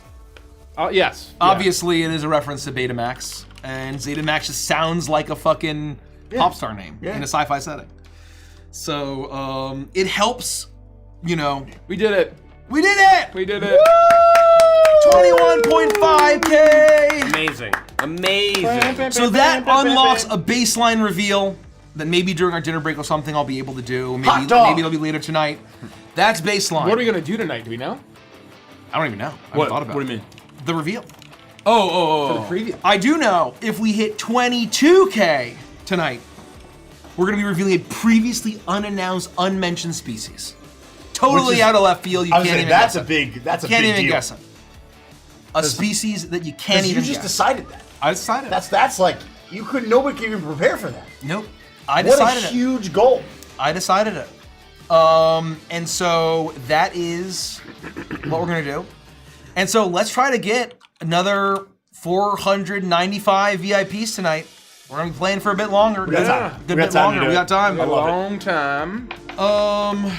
Who wants to order food? Yeah, do we want to think about food? Is anyone feeling Is anything? anybody gonna want something in 2 hours? I will eat in 2 hours. I don't know what I want.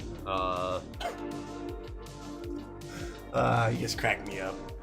Well. What are you feeling, Mace? You're the GM. Yeah, seriously.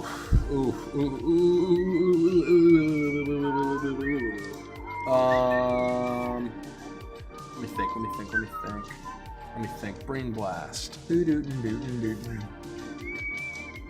MLK Gal says, welcome back. What song from the Midnight would be for each character? I'm thinking Days of Thunder Co., Memories, Pike and Ophelia. I'm so glad to see you back with a lovely campaign. I think a lot of songs would work for a lot of characters. Pike and Ophelia is Deep Blue. Oh yeah. 100%. I think Deep Blue is really, really Pike good. alone, I think, is Jason. Jason Yes. for sure. I agree. Pike alone is absolutely Jason. Pike and Ophelia for sure is Deep Blue. Or vampires. Good and Red is But Pixel. Jason's really good too. Good and Red is Pixel. Good and Red. and Red. Yep. Absolutely. I could see Because the Night also for Pike and Ophelia. That's a really good one. Neon Medusa is kind of pixel coded. Neon Medusa. For sure. She's a little mix of both. I feel like Change Your Heart or Die for Co. Yeah. is pretty fucking good. I also think Shadows works quite well. I think Synthetic for Red. Oh, bro, Slam Synthetic dunk. is absolutely correct. Slam dunk. I think Kids for Ziggy. Yeah. Yeah. Oh, cool. I think Kids for Ziggy. Nocturnal. I think for the whole crew, honestly. Yeah. Nocturnal really works. Damn, those are all great songs. Go listen to the Midnight. Because every Midnight song is a banger. It's just Lonely City for everyone. Yeah. Everyone, Lonely City. Yeah. I also think Comeback Kid for the entire crew. Oh, Comeback Kid is very He's- anthemic Yeah. for the crew. Yeah. Monsters is also great for Pike and Ophelia. Oh, interesting. Monsters is fucking great for it. Anyway, I could go on. I'll put it in an option. I'm very happy with any option. I don't know what For I don't know food? what I said there. I'm food? drinking C4. I don't. Wingstop. Derek also said Bob's. I can do either one. I'm super down. Bob's Chon. Bob's Chon. Bob is great. Balanchon. Alex Gemstone says, would you ever redo any older campaigns with all the new things you've learned? No, we wouldn't redo them. No. We wouldn't redo them in the terms of playing them again. Yeah. I could see something in terms of reimagining in terms of graphic novel or, God, if you're blessed, animation, and changing the canon in order to basically have another duet at it. But I wouldn't redo it in terms of playing it again. We joked about that, and I have said that I would kill to replay Beneath Dark Waves from the beginning, knowing what I know now. Oh, yeah. But that's not ever even remotely feasible in the realm of possibility. Right. It's No. a joke. I would love to do it, but it's not possible. I think you and Rich, and I don't want to put words in your mouth, but I believe have also kind of said, to take a different twist on it, that Rhett and Pike feel almost a little bit like a second stab at 1,000%. Rodek and Vandris. Yes. Right? Yeah. So it's kind of like a similar thing where you're not replaying Prime, but you get to take these characters, your first ones ever, and breathe a little bit of new life into them in a different way and kind of make them these wholly new things that start with kind of like similar inspirations, which give a similar kind of thing. It's absolutely insane how full circle it came. Because when I sat down to play my first character ever, I basically told Mike, I was like, I want to play a rogue, and I want to play like a bounty hunter, and I want to do like Cowboy Bebop things. Yeah. And that's why he gave me one of the moves is Bounty Hunter's Bebop. Yeah. Like, I remember you getting that. I remember the episode you got that's that. like, I remember the episode you used it, and I was like, damn. Think about how long ago that is, and where Damn, we that's are fucking right cool. now in this moment. That's wild. We didn't have the tools, the vehicles, the skills, anything available Oh, wasn't it to us. Boneyard Bebop? Or you did That's it the name to of the like- episode. The episode was The name of the move is Bounty Hunter's Bebop. Oh, got it. Okay. But okay. that, like, we didn't have the tools, the rules, anything to be able to actually do what I wanted to do back then. No. And now here we have everything we could ever need, and it's like perfect and what it should have always been. But I never would have thought, like, connecting those two moments in time. And it's when you make your first character, you never think about future characters. Fuck no. So you want to do everything. Yeah. And so the idea of Vandris, like, the swashbuckler didn't exist. No. Right? But if we were to anthemize Prime, you would totally, I don't think Vandris, I don't even know if Vandris is a bounty hunter. Or if no. He's part of some kind of, like, group that like adventures or whatever. He's not a bounty hunter. But he's not a bounty hunter. No, he's not. He would not be a bounty hunter. No.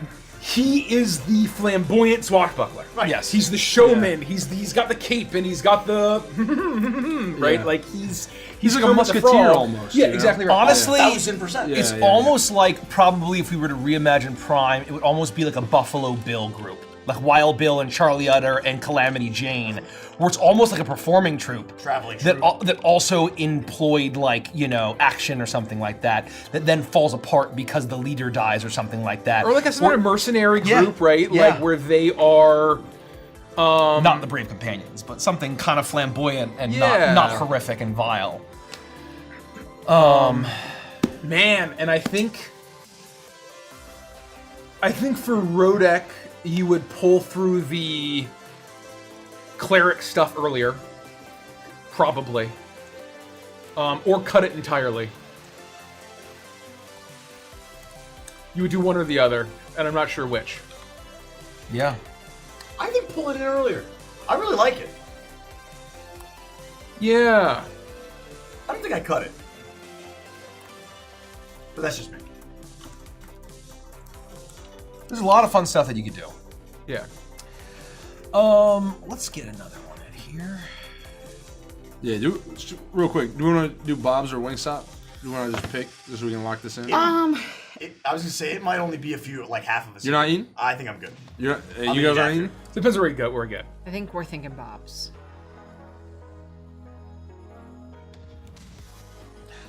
Bagel asks, are you considering making Starlight, Waltz, and Voidbound into longer campaigns? We are not. They have a beginning, a middle, and an end. They're going to end. Once again, we've mentioned this many times that we have a lot of campaigns that I'm good on that. are ongoing, and we need to end our campaigns. And we have learned not to give hope and extend things. And so we are going to be a lot more deliberate and quick on endings going forward. And so if something returns, it'll have a different name, or it'll be a redux, or it'll be a colon, season, or another season. Subtitle. But effectively, the campaign will end, and if we bring it back, it would be another thing. But it's not like saying, oh, there's a chance. All the campaigns Yeah, I will wouldn't end. even say never say and never. they will be over. It's Yep, just- they're over. The answer's no. They are over. think there's a fandom expectation that once a campaign starts, you play it until the heat of the universe or until it ends, right? The whole thing is over. And so it's just a learning of ours of, like, we'll never do it that way, so we just want to be very clear up front, like, these campaigns, other than Anthem, will end by the time this phase is over. But to answer your question, Mace, either is fine. I just put it in order for Bob's. Okay, we're doing Cool. Bob's. Love it. I'm gonna use the bathroom. Yeah. I think, and we're probably good to when you're back. Should we order? Yeah, Well, I'm I putting think- in my. I could ping kind of like, we'll order now. Unless you want to order now and then.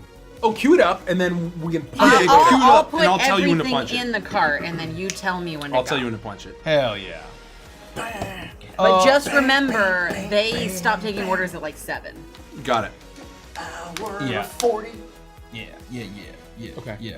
Use the bathroom. Oh, Dr. Bean Sprout, Cheesecake Factory rec for dinner. You guys maybe obsessed with wanting the pizza-style chicken parm. Oh my god. If you're asking for recommendations, the pizza-style chicken parm is fucking unbelievable. Now that's something. And if you want something a little less like mashed together into a disc, the chicken Bellagio is very good. What is that? It is a lightly breaded or dredged chicken that has a really nice creamy Italian sauce with prosciutto and arugula. It's a red sauce. Oh no, it's like a lemony white sauce. Yeah, it's so fucking good. I'm in. I unironically love Cheesecake Factory. Maybe fucking too. I know people dunk on it, but it's great. You I know really what? like it. I also think that the pizza style chicken parm is intimidating by the name. If you gave it to me, I would not know that it was pizza style. I would think, wow, this is just a cool take on chicken. It's just chicken parm. Yep. It's souped up chicken parm. So don't be intimidated by the chicken parm being pizza style. It's very big. It's not, you know what I mean? Like, it's not like a crazy thing. It's just really good chicken parm with like extra specialness. Oh my god, real quick. Totally random aside. I want to tell you this. So we try to do on Friday nights when we don't have Movie nights. work. We try to do movie night with the kid. For the first time ever, I saw Kung Fu Panda. I'd never seen the movie. wow. Really? Oh, it's so good. Very I good. love Kung Fu Right. Panda. I knew it was really good. I just never seen it. Really didn't know much about it. Went in pretty much blind. I was laughing so hard. Oh my God. I almost threw up when he knocks over the jar of souls. Yeah. Do you remember that because part? they're in the hall and they're all those like rare And artifacts. he goes up to on, the like, jar and it's like, pedestals. oh, is this jar supposed to contain like the 5,000 souls of warriors? Oh it actually my God. bumps it and it cracks over and it breaks and it goes, oh. I lost it. I was laughing so hard. I remember the first Kung Fu Panda was so funny. Yeah. I absolutely loved it. I don't know. There's like 5 of them now. I don't know. want to about see. Yeah. I want to see 2 and 3. I've heard good things, but I'm like nervous because 1 is so. I was good. laughing seen so the- hard in the jar. Yeah, Maggie yeah, like yeah. looked at me and was like, "Daddy, are you okay?" And Yeah, I was like, yeah, "No, yeah. like I am not okay. Yeah, I'm no 100%. good."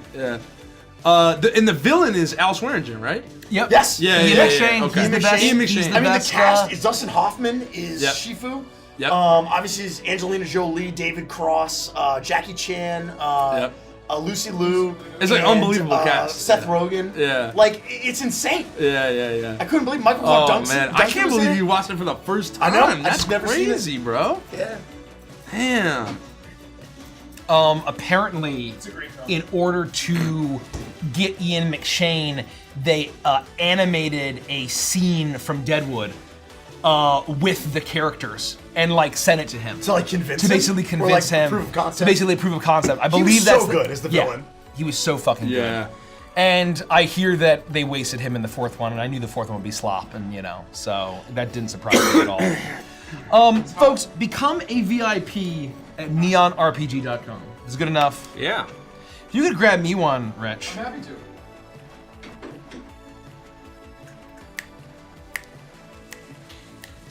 While you're up, Rich, can you grab me a Gatorade? I'll go totally. Dodo says, if the campaign's like Waltz and Voidbound have a beginning, middle, and end, does that mean that you've already determined much of the plot? Are you all guiding yourselves on a slightly real stories, or the DM still have things hidden from the rest? Not trying to say one is worse, but just wondering the process. The story is all scoped out. I think that's honestly across the board is to have really strong narrative. You need to do a lot of planning in advance. You know how much fabric you have, Yes. right? And that leads to stronger narrative. That's something that we've learned. I think the idea of where a lot of the weaker points in a lot of our campaigns throughout our fucking 8-9 year history, however long it's been, have been Any. would be if I get one more seltzer while you're in Do you there. want a zero or a reg? Doesn't matter. Uh, So if you want to give me a reg, since Mike won't. yeah. These are great. Oh, Yeah. thank you. Oh, never mind. I don't need the seltzer. Wait, what do you want, Mike? He doesn't need one. No, don't need one. Yep. I believe that the weaker stories are where we just said, okay, well, here's a bunch of stuff, and let's just play, and wherever the episode ends, and we run out of time, we'll kind of do it, and then we'll kind of feel it, and we'll just see how it goes. That, in my opinion, leads to weaker narrative, and it leads to less fun for me at the table. What I would say is, if the cameras weren't on, I would still try to design my sessions Exact same the way. same way. Exact same way. We obviously prefer heavily narrative, heavy role play, heavy cinematic sessions that are supported by whatever role playing game system we're playing. Mostly, 99.9% Dungeons and Dragons, and they marry very well. And yeah, I wouldn't change a thing. Why does I it wouldn't say change a on thing. Twitch? Is Twitch bugging again? No, it says. Is it twitching? Scroll up. It's a mistake. What? Do you, Derek? I'm not finding the one that you put in here. I'm Oh, finding the one that he orders is always different the from the pork and shrimp Yeah. XLB is on here, Oops. and the chef pork dumpling is on here, but that's there's no because pork XLB this overlay was original originally soup the dumpling. hangover. Yeah, don't sweat it. I presume that it's the chef's. It's not shrimp. Mine never has shrimp in it. Okay, so I'm gonna do the chef pork dumpling. Yeah, I think that's right. And you just want one of those? Oh, and scallion pancakes. Yeah. I had a big lunch, so I'm not gonna go crazy, but some pork soup dumplings and some I'm gonna go scallion crazy. pancakes sounds pretty good. I'm gonna go absolutely Mace is crazy. going after. I'm fucking going, ape I'm shit. going ham. Do it, man. It's already done. So there's no going back. Lunar says Fleen has been hinted at many times in NO universes. Does that mean Cuttlefish could be in the NO universe, or is Fleen is a part of both Advantage and NO? Fleen is not Fleenflow. Yes.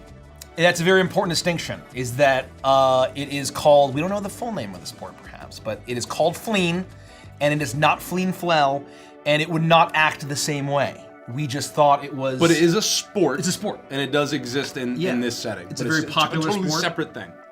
And it sounded sci-fi as fuck. Yep. It sounded like and a it great sounded sci-fi name. And when we were kind of thinking about sports in the setting, we were like talking about, and we were like, we're not going to think of anything better than Fleen. Yeah. So let's just fucking use it. Yeah. So that's our Blurns ball. Of the That's setting. very funny. Yeah. Yeah, that's our Blurns ball, our, Blitzball. Yeah. Let's ball. It's, but I think that we would hope that given that, that you can add whatever sports you want. If you want to have a little bit of brutal roller derby, Alita Battle Angel, for those of you into that, you can add that kind of sport. It's gonna take 95 minutes. Just so punch it. I placed Yeah. the Oh, order. that's Yeah, right. punch Yeah, perfect. Whatever kind of. I also hinted at it in my 'Cause we can- long we can list sit of for a bit, arcade too. games, and I haven't talked to anyone about this, but I was referencing NBA Jam, and I put GFU Jam for the Galactic Fleen Union. Incredible. Yeah, no way I would have picked that up. Incredible you. I love where your head's at, though. Oh, I thought you said GBG.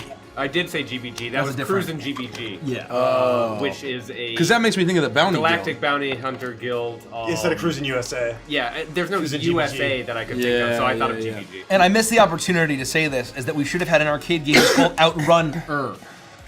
That's so fucking Because good. Outrunners That's so are a thing good. in this setting, and Outrunner is one of the classic arcade games for those of you that actually named the genre that we're very much inspired by. Chaotic Cat, will multi-classing be a possibility? And if so, will the rules be similar to regular D&D? Yes, they are the They same. are identical. They're identical. We're I not don't changing know up system level if stuff like Dan. that. I don't know if the stat requirements, given the Esper and the Cryptist, a Those will choice. change. Those will change. Those might change as far as what you need to hit, but or rather be adjusted or give you more flexibility there. But we want people to be able to multi-class. I think that's one of the biggest changes we're making is that both Espers and Cryptus can be either Int or Charisma. Yeah, that's a big one. You want to get back into it? Yeah. I'm right. hungry. I'm excited. I'm hungry for Boop. Nightmare Animatrons. If that's what we're Boop. fighting. I don't know if Animatrons Hold are on, let me- robots. Ow. Sorry, excuse me, You guys. can put that right here if you want to. Oh, yeah. You got there. yeah. I know you got Let's your share. your quabs. Let's share quack. I found my new passion, guys. Matt making is my passion. It's beautiful, dude. You're great at it, dude. This is. Can we give it up to Andy for this excellent map? Look at this. the only shred of artistic ability I have. I can hear the shrieks of the elephant right now, seeing that beautiful river run through. If I had more time, I'd have drawn some palm trees. I can't do it. I can't can't do noises. I can't do it. I'm just really bad. That's really good. Oh, that was really good. Andy's is by a Wow. wide margin. Power gap. Yeah, no, that was crazy. I thought I was always in the room. I was like, oh my god, elephant just burst in here. I have 2 sound effects. I can knock on the table, and I can make a creaking door noise. Oh, I can't do that. I don't think. Well, actually, now I think about it, I'm not sure I can. Once you put on the spot, you're like, oh, can I? I'm like, can I? Oh no! I Is just it said even this any shit. good? You know, right now you don't have to, Nick. You don't have to. Don't worry. It's all up to I'm not me. gonna. Oh man, the good news is when you stumble, you just demand Derek. But do I something. can knock on the table really well. Pencils do a lot of work. I need everyone to roll for initiative. I already rolled, But I and it's don't not know good. what a dice I want to use. Did I break my curse? Too Bro! bad it's on initiative. Holy shit. But that's 20. dude. What's your initiative? Ow! We might have tied. Ow! Fuck! Yeah, I got fucking annihilated. I got by a by this D4. D4. Yeah, I Jesus fuck. got destroyed by the No, dispel they'll D4. fuck you up. I'm gonna tell you. Damn I you, don't think- platonic I don't think anybody's beating me, but We'll be interested to hear. okay, that's fair. Can we say that I got 25 because it's my birthday? No, You got fuck one you. more than me. 20 to 25. 21. 23. Oh, I don't actually know what happens on a tie. I rolled a 23. You can go first because you're the god of No, GM No, GM loses ties. GM's lose ties. Oh, GM's lose I ties. actually That's know what I that. thought there was like a rule for it. I believe That's so. what I do. pretty I don't know if there's a home. I don't know if there's a rule for it, but I we put it in believe every single. the rule is that GMs lose ties, and if it's between players, it's whoever has the highest dex score. Pike goes Yeah, first. we always- But Mike goes or you first. could That's a choose. good We're Or you just could socially choose. kind, yeah. 15 to 20. Don't need that. That fucking hurts. 21. 21. Sorry, 21. Oh, right. Yowza. I missed it. Yikes. I got all caught up. Yikes, Mikey. 15 to 20. 10 to 15. 13. The rest. Co. I got a 5. I got a 7. Wow. Wow. Kopik's down here at the bottom, just hanging out. Go on Kupix. We all have food poisoning for the pizza. Pike, Okay. you look towards the stage. Oh, can you move the paper towels? Sorry. Yeah, my bad. Oh, bro. sorry. No, you're good. You're good. Let me. You look towards the stage, and you see the animatronic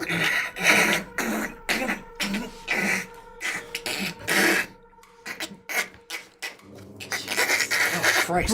roaring to life as you see them begin to charge towards you. And I actually need everyone in this moment to also make a wisdom saving throw. Oh, no. Thank you. Okay, that's pretty good. That's pretty good. I'm okay at Okay. that. When it matters. I'm gonna be very upset if I blew my good roll here. I'm very fine. Natural fucking 20. Holy! God damn. All right, I'll just tell you. You have triggered by the Malevoltronic rolling initiative. You have triggered jump scare. Everyone. So the DC is 13. If you fail, you have the frightened condition until the shit. start of their next turn. That's not good. Okay. So anybody who rolled That's- a 12 on your wisdom save or lower is frightened of the Malevoltronics on I'm the afraid. stage. I'm also afraid. Okay. Hell yeah to me. Okay. What? Hang on. Sorry. So yeah, DM decides and then players decide. Yeah. So actually, if you did want to go before Pike, you can. No. This is written. You can decide. Yeah, so if you want to swap it, feel free. I thought it was I GM was fail. Your last Pike, chance. you no, you're good. Go in. All right. They're I love jumping. that. We all saw the what you described as the grid. They're like, jumping, over but them. you're right? on edge. You've been kind of like, I think you'd be kind of ready. You're scared, but you had the light up. Okay. Do we all see the description of that orange grid that like washed over these animatronics? Yes, I would say so. Then as I begin to move, I'm going to kind of like dash over and around Ko. The river, can I just easily jump over it? Like, how... It's like 5 feet wide. Okay. So it's really not... DC 25. As I begin to make my move, which I have 50 feet of movement, which is absolutely absurd. Jesus. I'm going to shout because I think the only person Let of our it all party who out. might have any idea what's going on here is Ziggy. I'm going to say, Ziggy, what the hell was that? And as I make my move, 5, 10, 15, 20, 25, 30, 35, 40, I can easily get across. As I'm just trying to get line of sight down this row of arcade cabinets. Just give me a super low DC acrobatics check. Sure.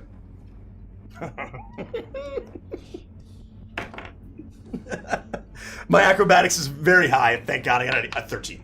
Okay, totally cool. And as I I- would say the square just to the left on the river where you're at. Yeah, right there. Well, I'll say that's where the bridge is.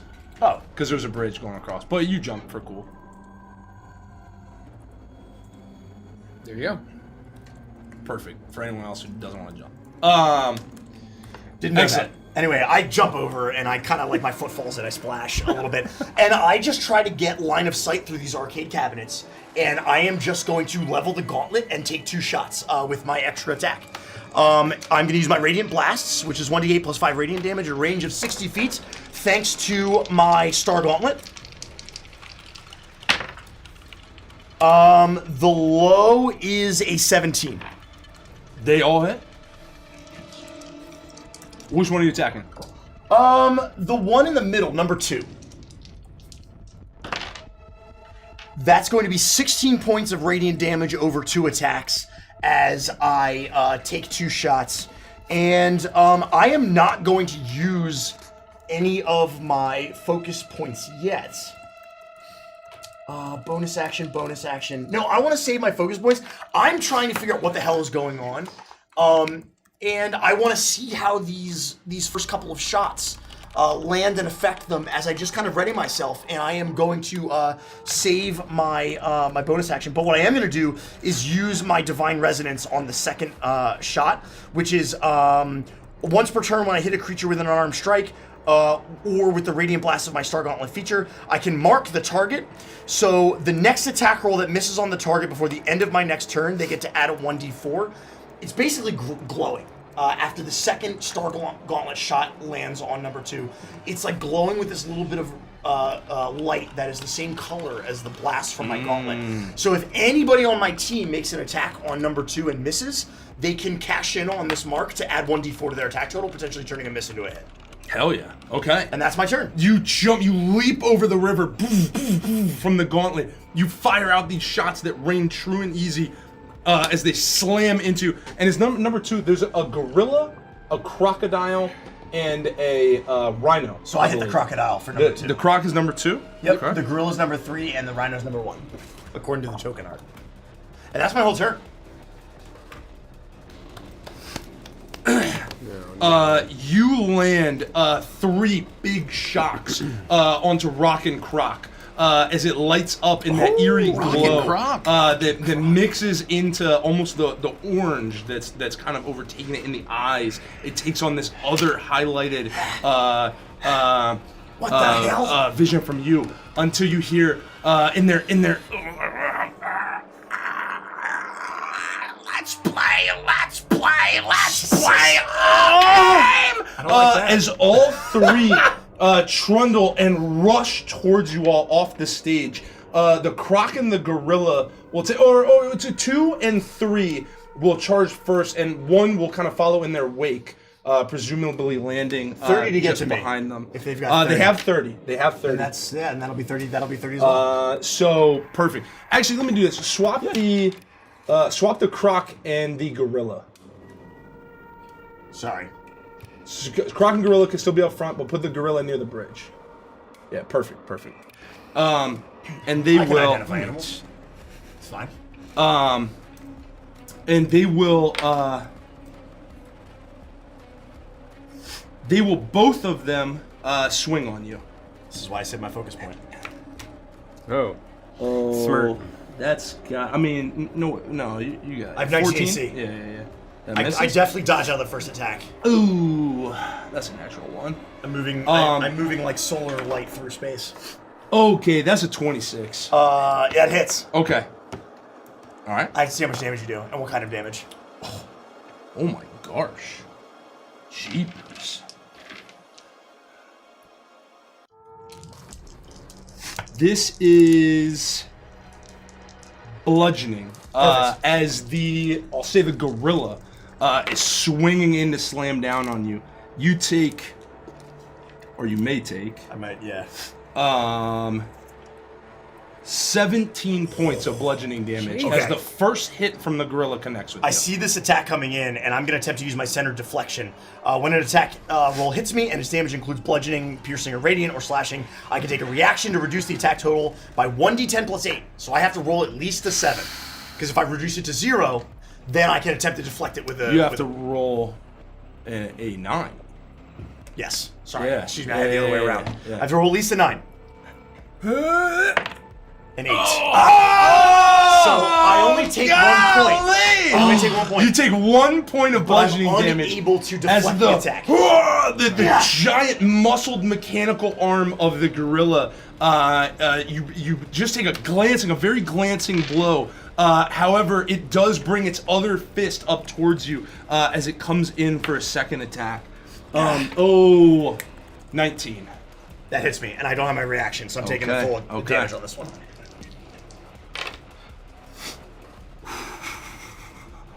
$20 points of bludgeoning damage as the other punch of the gorilla hits you square in the abdomen, almost winding you for a moment. Oh, I know. I absolutely get the wind knocked out of me, and it's almost like the anime spit flies out of my mouth as I take this attack straight to the gut. Jeez. And that is their turn. As the punch lands, you see these looming, horrible creatures almost hunched forward now. You hear the mechanical whirring, no breath, no up and down, but this eerie jittering as the machinery whirs back and forth as they loom in front of you. Rhett. I'm horrified of these things. And I don't have any, there's no way I have my grav gun on me, right? So I would have maybe left it in lockers up front. Oh, shit. So if I'm able to basically spend my turn recovering my stuff and using my action to gear up. Oh no! I was banking on you just dump stuff. I will say it's not like we're playing arcade games. I don't have all my crap on me. I'm the only one that can. And he's afraid anyway. Yeah, no, that's fair. You're afraid anyway. I would say absolutely you may spend your turn to run and go gear up, and you can end probably back between those two shelves. Sure. If you want to move left and back 3.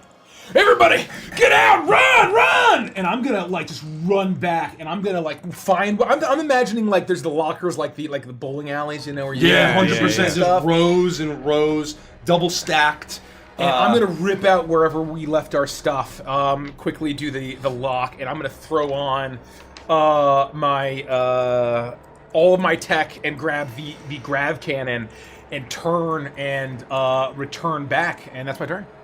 You find it easily, you know exactly where it is, it's easy to get back to, and you feel comfortable and confident almost running away from these things, putting your back to them. As you're breathing heavy, almost sweating, you run to the lockers to gear up to bring the fight to them. And now I'm no longer afraid at the end of my turn? At their turn, at the start of their turn. Oh, got it. So Okay. at the start of their turn, you're no longer afraid. Got it. Until it comes All back right, to Red, I marked this one. Blast it. Where are you going? My stuff! He left. He just left. Ziggy. Oh shit. Okay. I'm going to seeing the immediate threat and knowing that perhaps as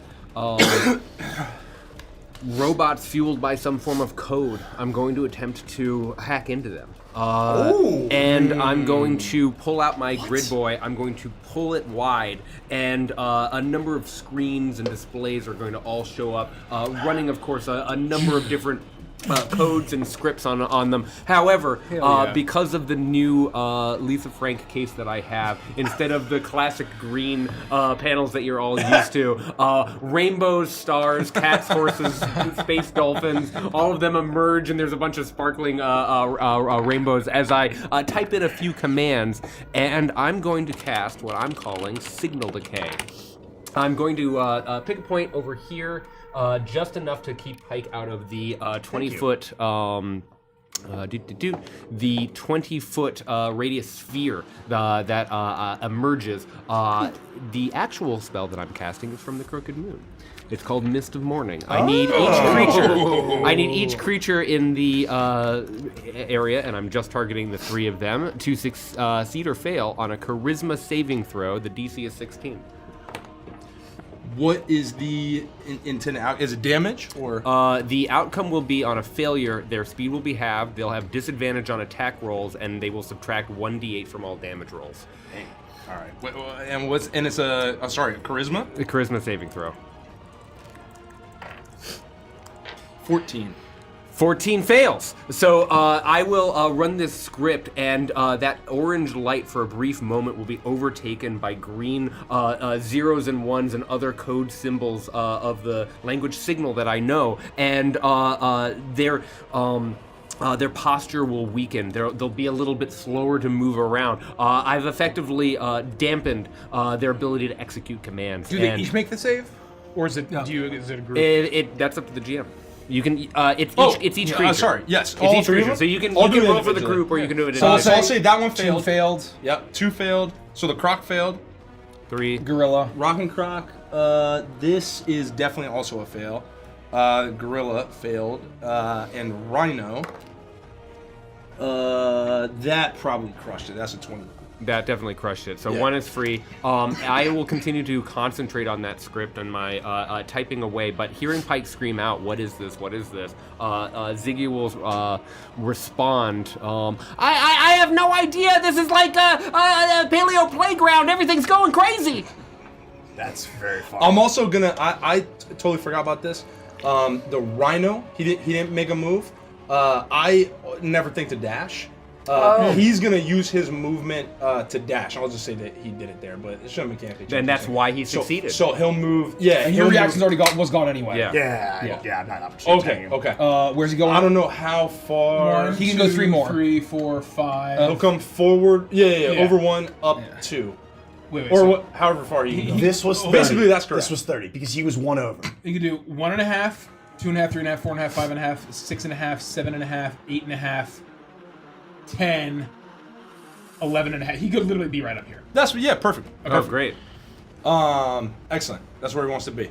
Pixel. I'm afraid of this, so I'm gonna have to use my movement to. No, you don't.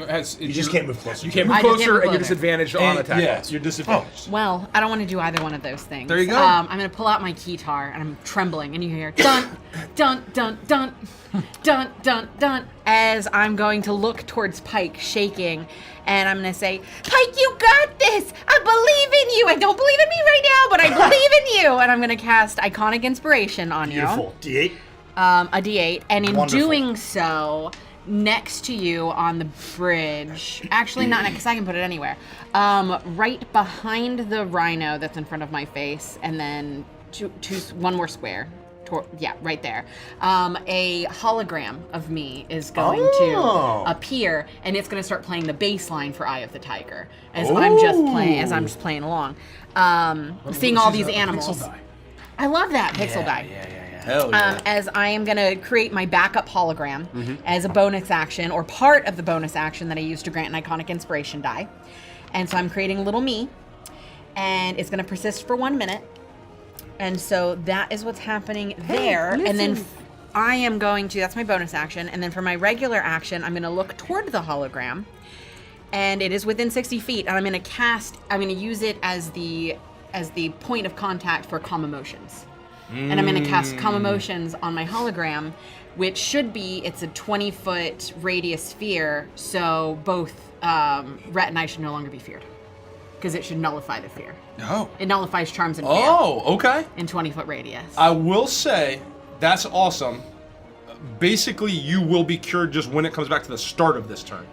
If you want to save the spell slot. Yeah, but I don't have to use a spell slot to cast it. Oh, okay. So Hell yeah. I get 1 free Hell calm emotion. yeah. So, and Pixel wouldn't know that, and Pixel's horrified Yeah, and afraid 100%. for Rhett.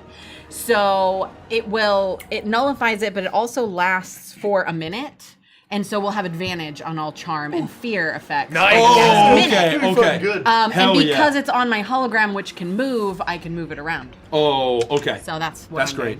doing. And you'll It's see this. dancing. You'll We're see trying to pump each other up. Charging Chuck has erupted in front of you, and can't you'll talk see about Chuck in it front of has it. this terrible like its lower jaw almost jutting forward, its eyes rolled up in its head,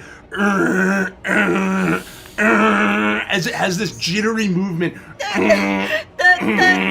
As its pupils alight in this terrible orange, neon orange glow.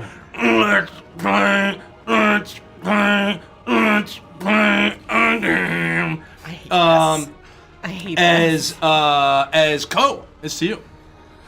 Okay. Two still marked. I don't know if you're feared or not. Do I just you look like you just got your fucking ass kicked, right? I definitely took a big. You took a big beat, and there's 2 I'm not of them. I'm not like fucked up, but I got you. You saw that I took a big blow because I dodged one and Okay. then got rocked. Sorry, mates. One more thing, actually. Oh, yeah, please.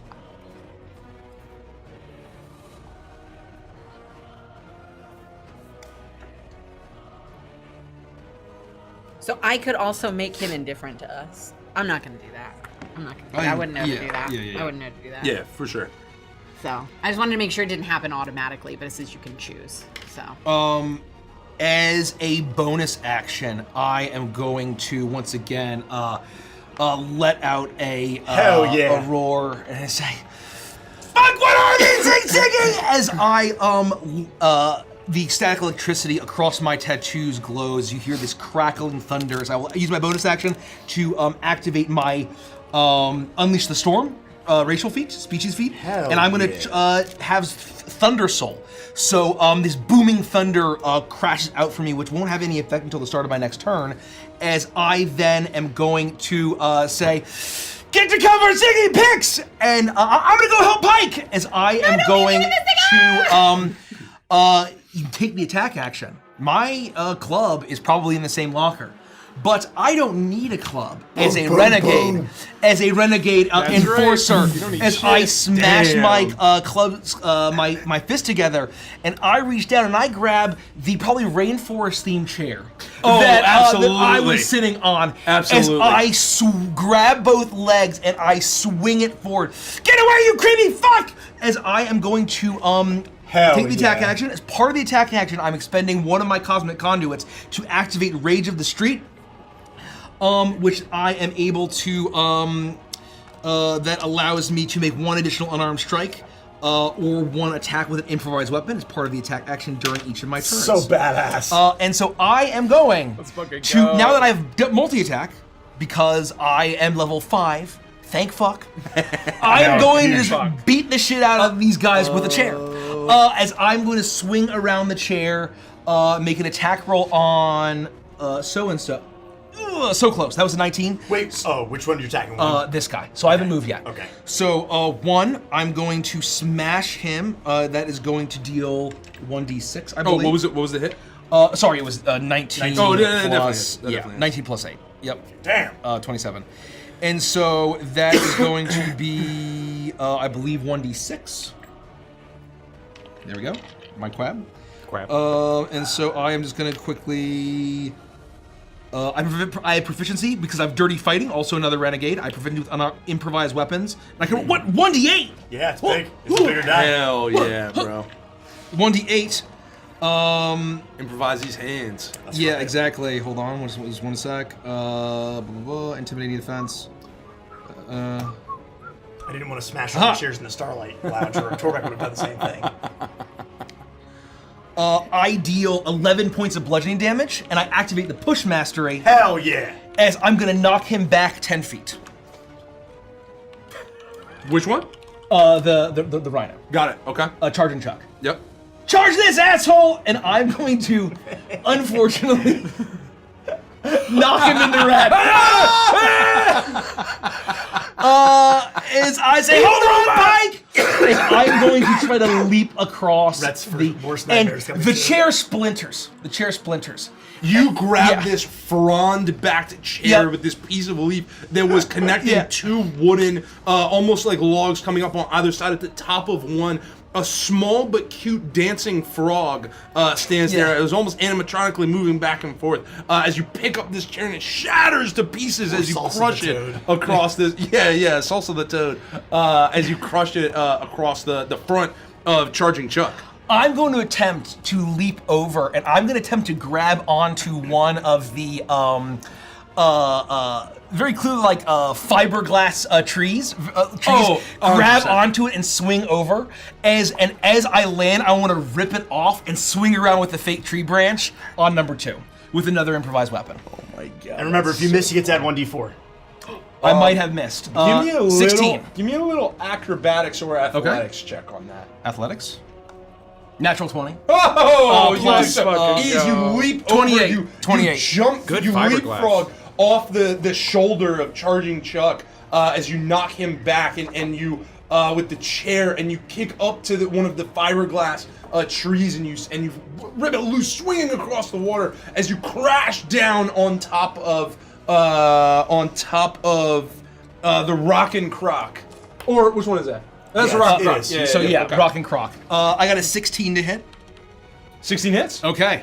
I'm sorry. How much did you do to Charging Chuck? Sorry. He hasn't done roll damage yet. No, I did. I must have rolled. I rolled a 6. Oh, to Charging Chuck. 11. I think it was 11. Yeah. I think that's what sorry. you said. 11 points of Yep. damage I to thought Charging you meant Chuck, the I believe. crocodile. I then am going to splinter this and deal 9 points of damage to you call him Rocking Croc or Rock Croc. Yeah, the Rock Croc. Yeah. The Rock Croc. Smash him back. As then I believe I was here. 1, 2, 3, 4, 5, 6. I can easily get there. And then with that, I'm just gonna go in and do kind of a leap. The branch smashes. Yeah. As I am then going to go in and try to wind up a big punch and try to punch the big monkey. As that is gonna be my You stormed, right? Bonus action? Yep. The bonus action, that's at the beginning of my next turn, is when that will affect them. That's going to be a 23 to hit. That definitely hits. Your fist comes down towards this neon-colored gorilla in kind of like tight go-go shorts as you crush your fist into Go-Go-Rilla. And that you see the neon orange of the eyes as you deal... Go-Go Gryla, actually. Go-Go Gryla. As you deal how much damage? And I'm going to punch, dealing 9 points of bludgeoning damage and knocking him back 10 feet this way. Oh my gosh. As, you're just running through the field of battle. Yeah. These Malevoltronics are just tossed in all directions as though they're these hulking, lurking brutes. You're tossing them around like playthings as you move with ease through the field of battle. Pike. I watch as Ko comes up to my aid, shoulder to shoulder. Gotcha, buddy! And just absolutely knocks these guys away. Yeah, decimates them. As soon as I kind of recover to see where I'm at, I look at her, I say, you take the gorilla, I got the croc. And I'm gonna run behind her and vault over this arcade cabinet to land between the aisle, and I am just going to go absolutely bananas on this guy. I was hoping you were going to say that. I'm gonna use both my attacks and a key point for flurry of blows to make 4 attacks against the croc. Okay. Ironically, it's Terminal Coral 3 that you jump over, and you I'm hear gonna roll them one at a you time. hear the voice, "Enter my melee range," just as you cross over. The first one is going to be a 15 to hit. 15 hits, and Wow. that is the AC. Okay, he's now marked with the Divine Radiance. I'll roll all the damage, but I wanted to make sure that I did this in the right order. Oh, that's one less. That's 14 to hit. 14 misses. So then I'll cash in on the Divine Radiance. Nice. By rolling an extra 1d4, adding 4 to make it a hit. Hell All you needed was one. That is the Crush it. beacon triad. Then it's going to be a 20-something to hit. And the last one is going to be, oh man, 1 off. I roll a natural 19. So I'm going to roll all this damage. All 4 hit. And this is on the croc, Rockin' Croc. Yeah, I'm just absolutely peppering this guy with hits in an absolute flash of damage. Wow, that was garbage. That's 7. Plus 5 more is 12. Plus 20 is 32 points of damage over 4 attacks.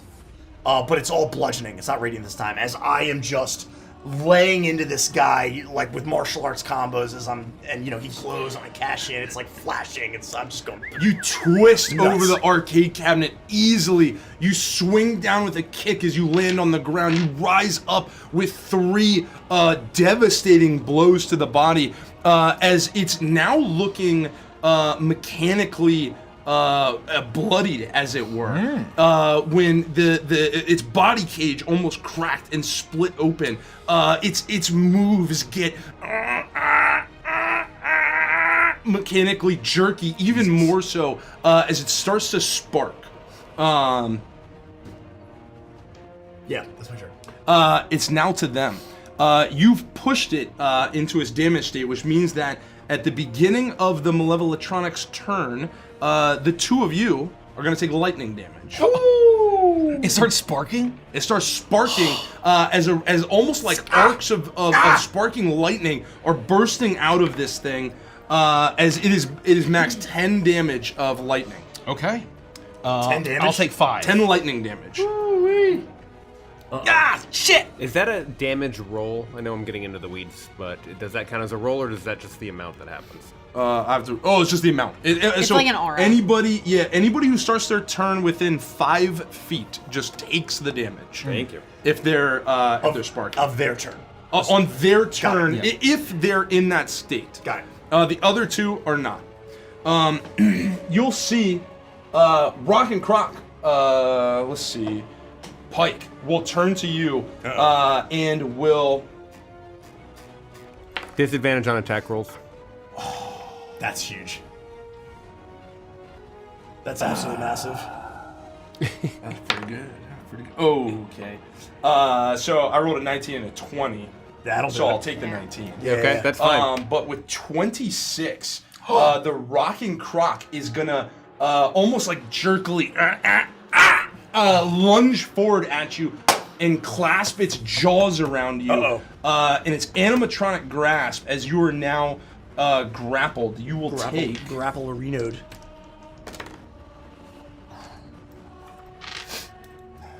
$11 points of bludgeoning damage. Subtract 1d8 from that damage roll, please, as the code continues to stubbornly. And I can still deflect. You roll it. You roll the 1d8. Oh, happily.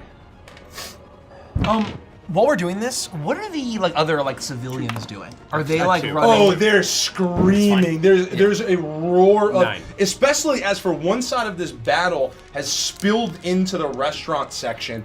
It's almost hard to maintain concentration and focus in the battle while you hear just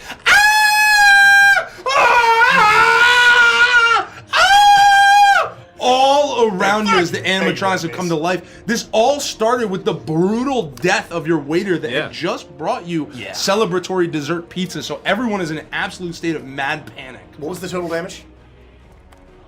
11? 11. You reduced it by 2, which is 9. I can still attempt to use my deflection, which is 1d10 plus 8, so I can't fail. I can reduce the 9 to 0 by using my reaction. So it still has me, but I'm flavored it as I'm trying to hold its jaws open. Yeah, you've got it to it's almost like against the gauntlet. And I can't go anywhere. Yeah. I'm wedged in there. You're but still I'm in not there, letting but it clamp down. it didn't hit body. Also, do you have resistance to lightning because something? Radiant. That one Whispering will flip into. run at Co.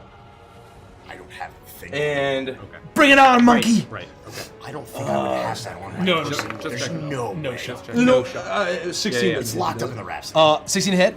No. No. 18. 18 does. Okay. I am going to. You're going to see the hologram. You begin to perform even more. It's within 30 feet. For Showstopper, when a creature you can see within 30 feet of the hologram succeeds on or fails on a d20 test, I can use my reaction, which I'm going to do, to subtract 1d4 from its roll. As it begins to let off all of these holographic lights, and the mech turns and is just dazed and confused by it for a moment. What's your AC? 17. 2. Oh. That's Don't worry, insane. I got Okay. you. Hollow Star subclass, folks. The punch, it runs at you. The first punch swings wide, and then it brings down the other one. There's a sparkle in its eyes reflecting off Pixel as it thought it was locking onto you, but it can't quite see, and the other one just misses easily. You're able to deflect it. The charging Chuck will move up one, away from Rhett. Oh. And down the line and straight at Ziggy. Red? I don't have An reactions. opportunity So. anyway.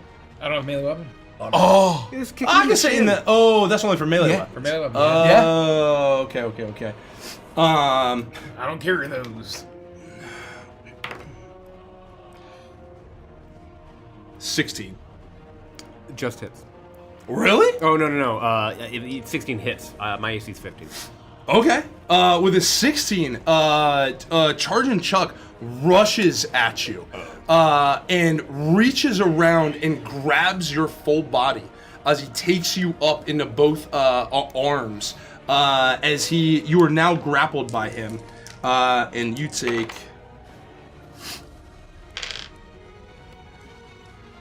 9 points of damage. Okay. He will then move back 1 square with Ziggy. Like, Back this way? Like almost towards Pixel.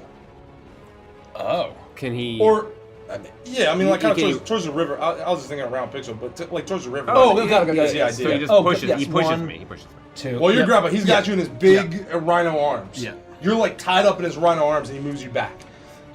Just like put the rhino on top of Ziggy. Oh, yeah. Oh yeah, for sure. That's great.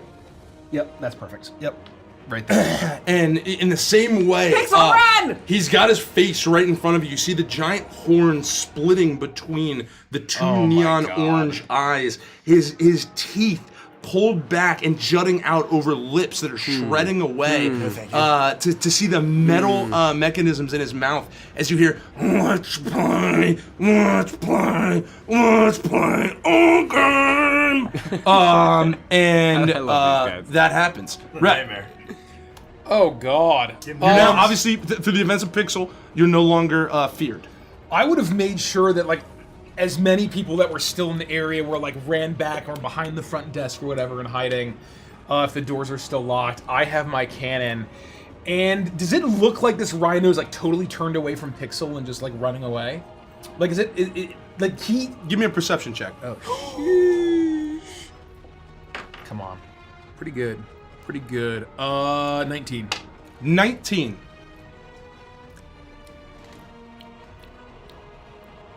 Yes.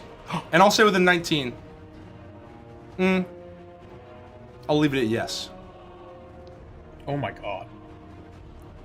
It's got Ziggy! What the fuck? I'm going to. I probably don't want to. I said. I don't want to shoot this thing if he's holding Ziggy. Like that's too risky. Crack shot, man. And I'll say. You'll get him. I'll say, Pike, oh, he's coming your way! And I'm gonna just instead focus on this gorilla here, and I'm going to use my grav cannon to shoot at him. That is a 15 plus a whole bunch, so I'm guessing that hits. That hit. Oh, yeah. 22 sorry. or whatever. 14 misses, we know. 15 hits. The AC is 15. Yes, Okay, sorry. cool. Good to know. So he is going to take 12. gorilla? The gorilla's going to take 12 force damage. And with my level 5 feature, Experimental Gunnery, once per turn I can activate one of the following mastery properties: Graze, Push, or Vex. This guy's getting shoved around. I am going He gets fried. I am going to Vex him. Oh! So I believe he is disadvantaged, or am I advantaged? Actually, what does Vex do? I always forget what Vex does. Hold on. It's quite vexing. If I do say so. Vex Weapon Mastery. You gain advantage. Dan Dillon says, will we see another Derek character get pulled apart like a jackfruit? Tune in next week. Jesus.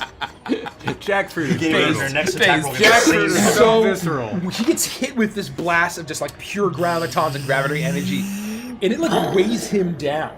And he's moving slowly, and there's almost like a gravity field that's attracting my next shot. And because my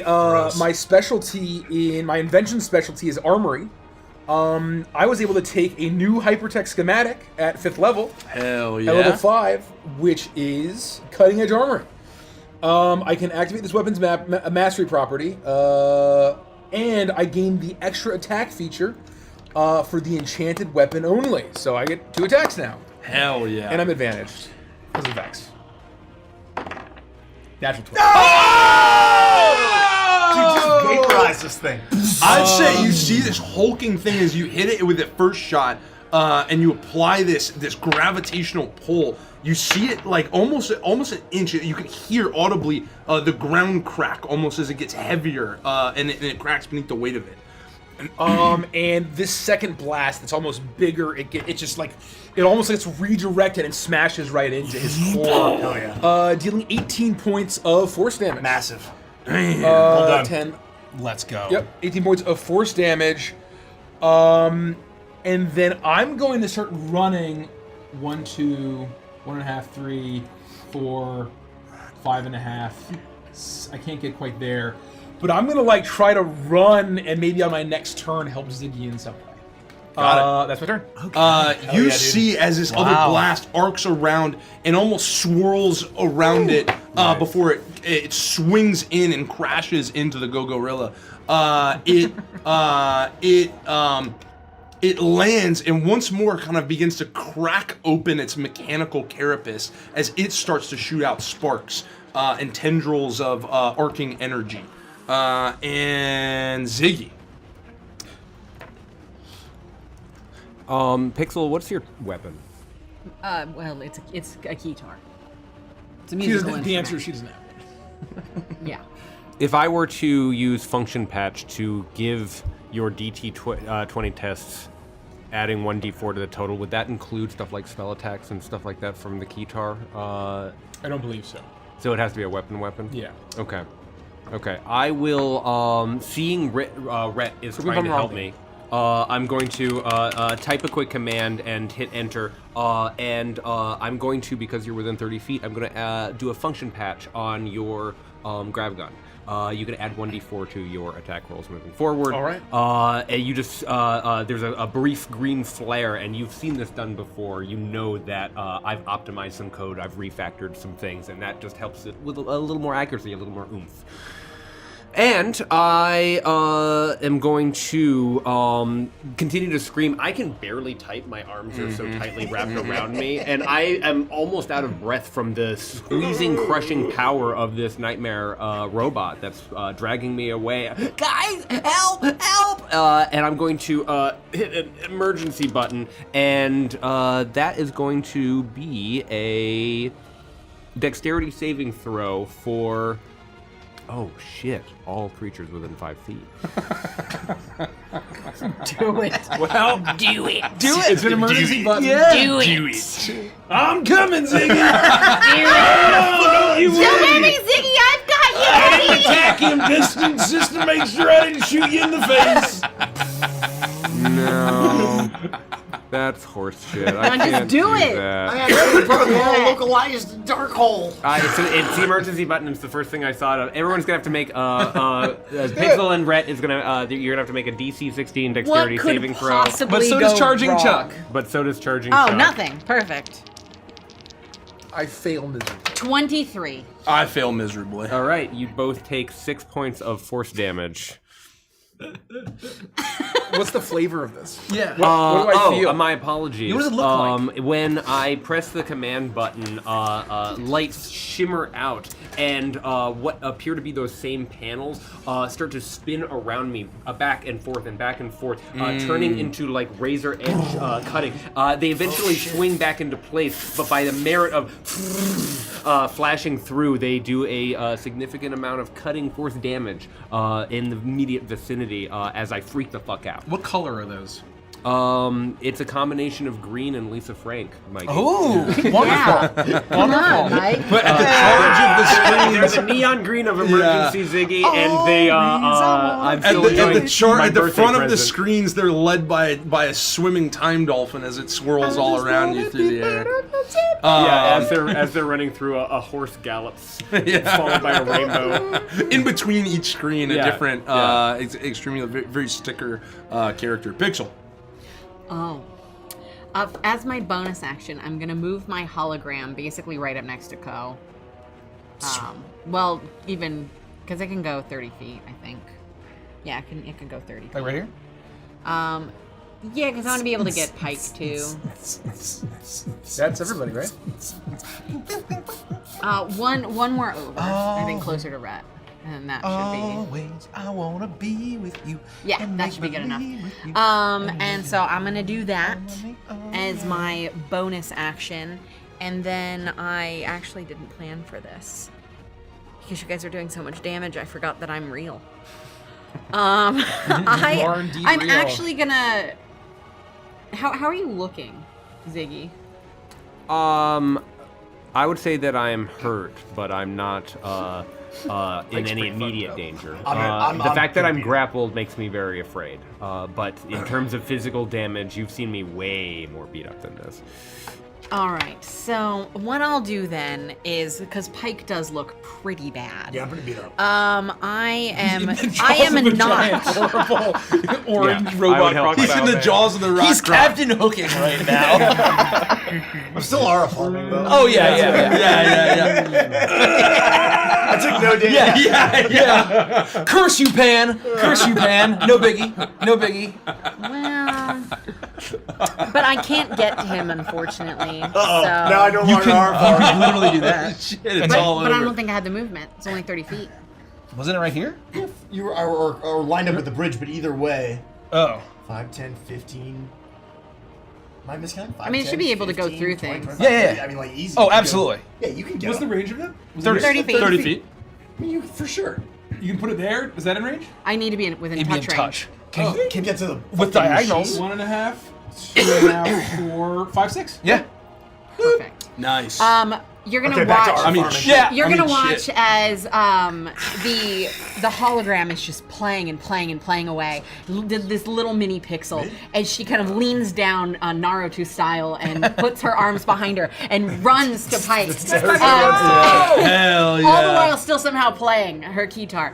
She runs to Pike and then puts her hand out, grabs his hand and looks up, and you hear Pixel actually say, but the holograph's mouth moves, "Don't worry, I got you, buddy!" And then you're gonna fill with this holographic light as all around you is this like huge holographic star that just kind of like pulses and throbs as these little plus signs appear. And I'm gonna cast Cure Wounds at a fucking second level. Yeah, the hologram coming in clutch already. Hollow Star. Hollow Star Pixel. icon. You're pretty bad, right? Oh yeah, I'm gonna do it at a third level.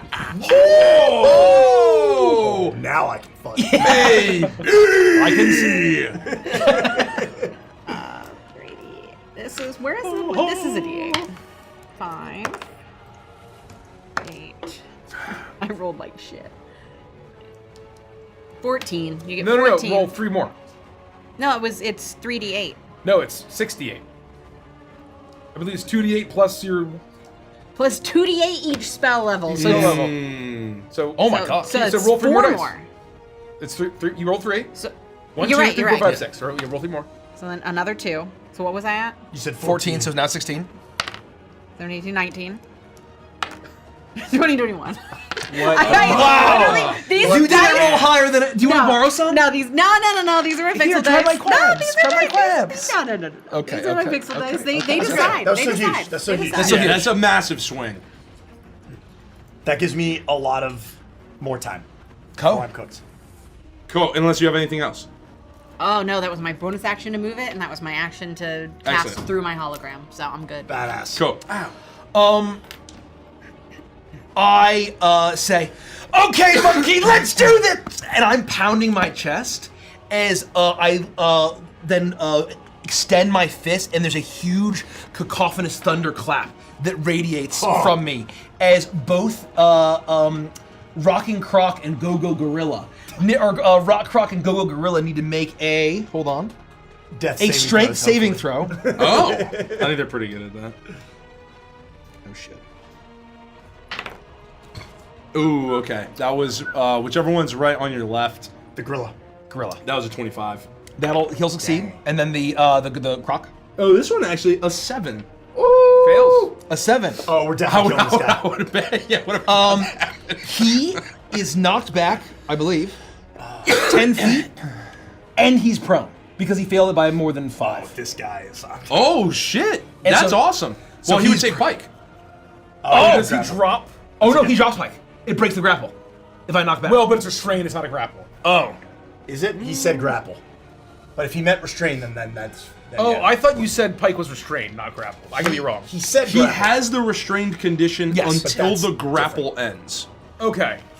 Then it probably breaks the grapple, I believe. I don't know if Dan is here to make He's a call. well- there.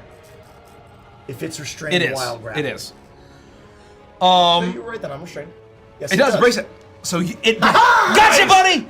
Kick his ass. Damn! This guy's math. Dan, one time, say no. And so I'm imagining he like stumbles back. He hits like one of the Yeah, the arcade the games. elephant Oh, faces. absolutely. Yeah. Andy, do the elephant noise. You hear that as he goes flying back. Pike, aura farming, splits free of the jaws as Rock Croc is thrust backwards into an elephant, shattering the fiberglass elephant, destroying it. How dare you fucking do this? There are children present and single moms. Fuck you. As I. How much damage was that? I'm sorry. That was no damage. Just it's Oh, my okay, thunder. okay, It's just okay. knocking them back. Yep. And so the monkey's like, okay, let's do this. That's definitely gonna hit. That's gonna be 12 points of bludgeoning damage. Oh, baby. As I'm going to once again go in, do a wind up DK punch, and try to knock him back into the river. Okay. As I I'm love going to follow up, as I am going to reach towards one of the gift shops and grab one of the big smiling toad mugs that is on the shelves, and it says like Triffany, Gemerald, and all of like the names. Oh, and yeah, I'm just yeah, gonna yeah, grab yeah. the first thing Gerbert, that- yeah. There's always a Gerbert, They yeah. always have Gerbert. Yeah. As I'm going to swing the mug down Yeah, hell yeah. on Go-Go Gorilla. But but you just did 12 to Oh, sorry. the Croc, right? No, that was the to Rock. gorilla. 12 to the gorilla. Oh, the 12 was Yeah. to the gorilla. Yeah, Oh, the gorilla. Sorry, Number sorry, 3. Sorry. I almost certainly miss with this. That is a AC's 13. 15. So, 13, so I miss. Uh? I miss. Unless. Oh. Do you have a reaction? I just got my reaction back. And I think, am I too far for Ziggy? I need 2 more. Okay, I'm gonna do it. I'm trusting that Rhett has Ziggy. As the hologram, Yeah. the hologram My looks code is towards being you and deleted. lets out this a power chord, but like a powerful holographic chord. Yeah, yeah, hell yeah. Of poppy A keytar music, chord. a keytar chord, in an attempt to alter this state and rile up. Roll it for me. Let's power. see Oh, it. you want me to do Yeah, it? roll for it. That's Hell your yeah. hologram. Which I can't I need remember 2. what it's a D4, isn't it? I need a It's 2. D4. Yeah, but you know how bad my rolls are. Oh, this is really terrible. It's almost guaranteed. I did As I'm swinging forward, and Holy smokes. the chlorine stench is getting to me a little bit as I slip on the super slick, horribly blue painted Yeah, river for blank. sure. Yeah. As then suddenly I am bathed in this You're, like, bright uplifted. rainbow light as my frog mug strikes true with what was it? Sherbert? What was his name? Gerbert. Gerbert. Yeah. As the Gerbert toad mug smashes down on top of the gorilla's head. Sorry, Salsa. As that is going to be 12 points of bludgeoning damage. Damn. I'm going to activate the Topple Mastery now that it's in this river. I believe it needs to make a con saving throw. Let me just double check about that. Well, I'll tell you, regardless of the save, I just rolled a 6. So at absolute max, I'm at 11, no matter what the save Okay, is. so I believe you fail. Oh my God, is topple? I have topple, I think. Hold on, let me double check. Sorry. No, you got. And he's knocked prone, right? Oh no, it's only sap. Never mind, I don't have topple. Topple is with, I believe, one of my weapons. So I'm not toppling him. I'm just gonna push this guy back here. We all heard it. We all heard it. You wish! As I jump into the river, as coated in the horrible dye like at the mini golf court. Yeah. And I have one more. Roll for GRD. Yeah. You have another hit? I have one more, as I am going to reach down and grab a chunk of like plaster rock, and I'm gonna try to smash his head in. Absolutely, you find it easily. With that. Natural 20. Damn! Send him to hell! This guy That'll do the work. is so fucked. Send him to animatronic hell! Yes. Okay. Oh wait, that was a 7. That was a 7. I saw I it. mean, this is kind of angled. Yeah, It's kind of yeah. angled. You gotta be careful. 9, 14 points of bludgeoning damage. Damn.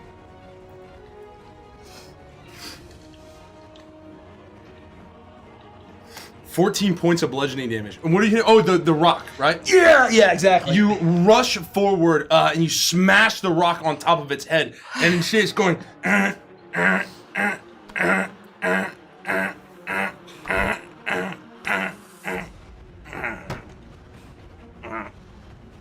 As it collapses into the river. Killed it. I'm Completely basically dead. smashing his Nice. skull and his animatronic skull. Great job, Cole. You did it. I You did it. Save Ziggy. There's no more wild gorilla on the loose! And that is my turn. Well done! Save Ziggy! Fight. Feeling completely rejuvenated from this rush of magic that Pixel has given to me, and then this animatronic getting bashed away. As soon as I hit my feet, I am out from behind this cabinet to be on this guy like Andy Flynn on an Italian hoagie, and I jump through the air. That is such a Chad move to use yourself as the analogy. I jump That is on my this favorite guy, moment. and I lay into him, and I'm gonna hit him with everything I've got. He's prone, so all 4 of my attacks are gonna be at advantage. All right. As I use another one of my out. focus points to flurry of blows. Attack number 1 is a 19, natural 19 to hit, so that's gonna hit. Attack number 2 is gonna be 20 to hit.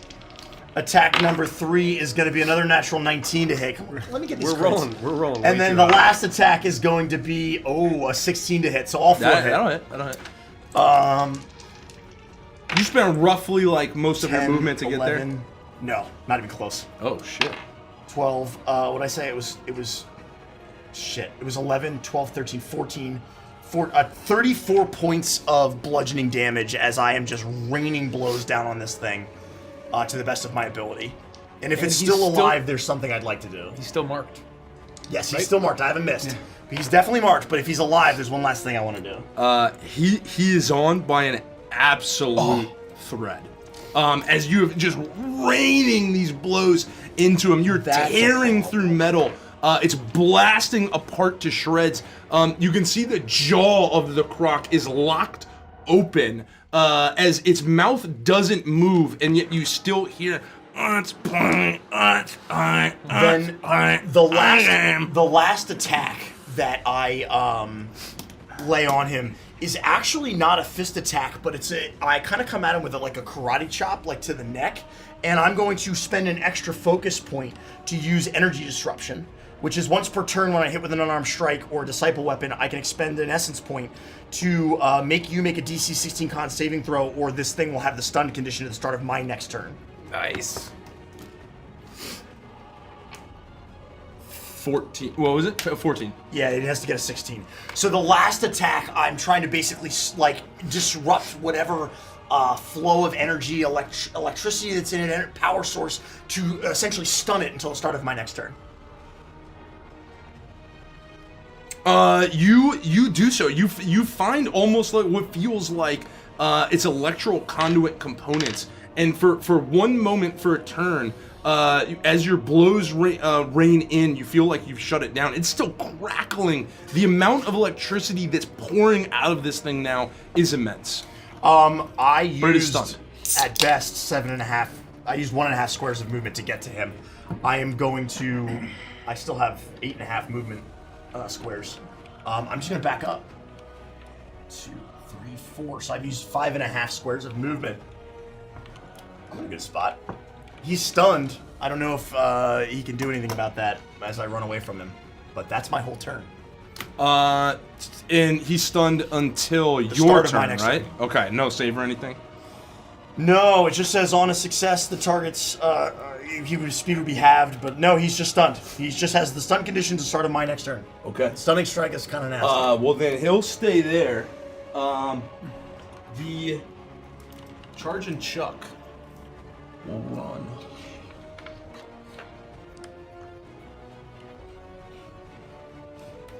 Oh my god. Right there. So I looked this up, and apparently you can do this. Even though I don't have a melee weapon, my grab gun is gigantic and massive. So I believe, technically, I can basically improvised weapon opportunity attack as a reaction. Okay, absolutely. So as Hell he yeah, I runs believe by, no, Ziggy! I'm like kind of desperate seeing this guy sprint away. I'm just gonna try to like swing my gun at him, and see if it hits. Oh no, no way. 8, 9, 10, 11, 12, 13. 13 just misses.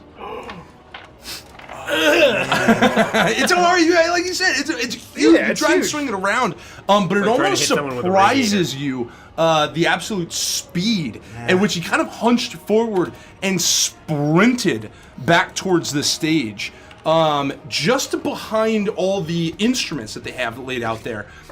You see what looks like almost curtains. As he sprints towards it, he's going and backstage. Ziggy, as he stops, as he gets close, he raises you up, and you're almost horn to horn now. As he looks, as you'd think that he looks directly into your goggles, as he goes, "Let's play a game." Right. We got him. We can get to him. I get to him. We just gotta kill this dumbass.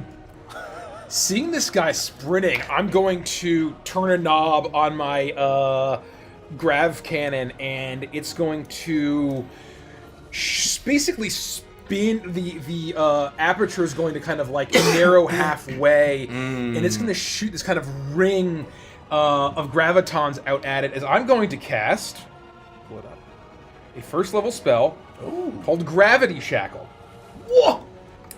It is a He's going nowhere. 2, 3, 4, 5, 6, 7, 8, 9, 10. It's getting barely within range, 60 feet. Yeah. I bind a creature I can see within range with crushing bands of gravity. The target makes a strength saving throw. How wounded is this guy? I don't think he's Like taking at much all. damage. The Rhino has taken almost. I punched him taken once. very little damage. Yeah, very I little. punched him once. The 16. Oh, shit. Is that exactly my Can we lower it? 8, 9, 10, 11, 12, 13, 14, 15, 16? No. Yeah, He no, barely so that- passes. Shit. But he's still going to take half of. Oh wait, didn't he hot fix you? That's Oh, it's function spell. patch is- It's for attack rolls. No, it's like D20 It's tests? for weapons. It's for weapons. Oh. Yeah, so this is a spell. You still take half of 10 damage, so you take 5 force damage. But his speed is not reduced by half and takes force damage at the beginning of each of his turns. Or at the end of each of his turns. I can still catch him. This is a very determined. No, I'm gonna And disrupt so his basically, energy these too. bands of gravity that I'm trying to basically get to slow him down in his sprint, just he shrugs them off, takes a little bit of damage, and keeps sprinting. And damn it! I'm going to try to leap over this. I'm just going to stomp through it. Like, it can't be that deep, right? I'm going to stomp through the river. You're fine. I'll Probably say it's difficult terrain. Yeah. 1, 2, 3, 4, 5, 6. And then for my bonus action,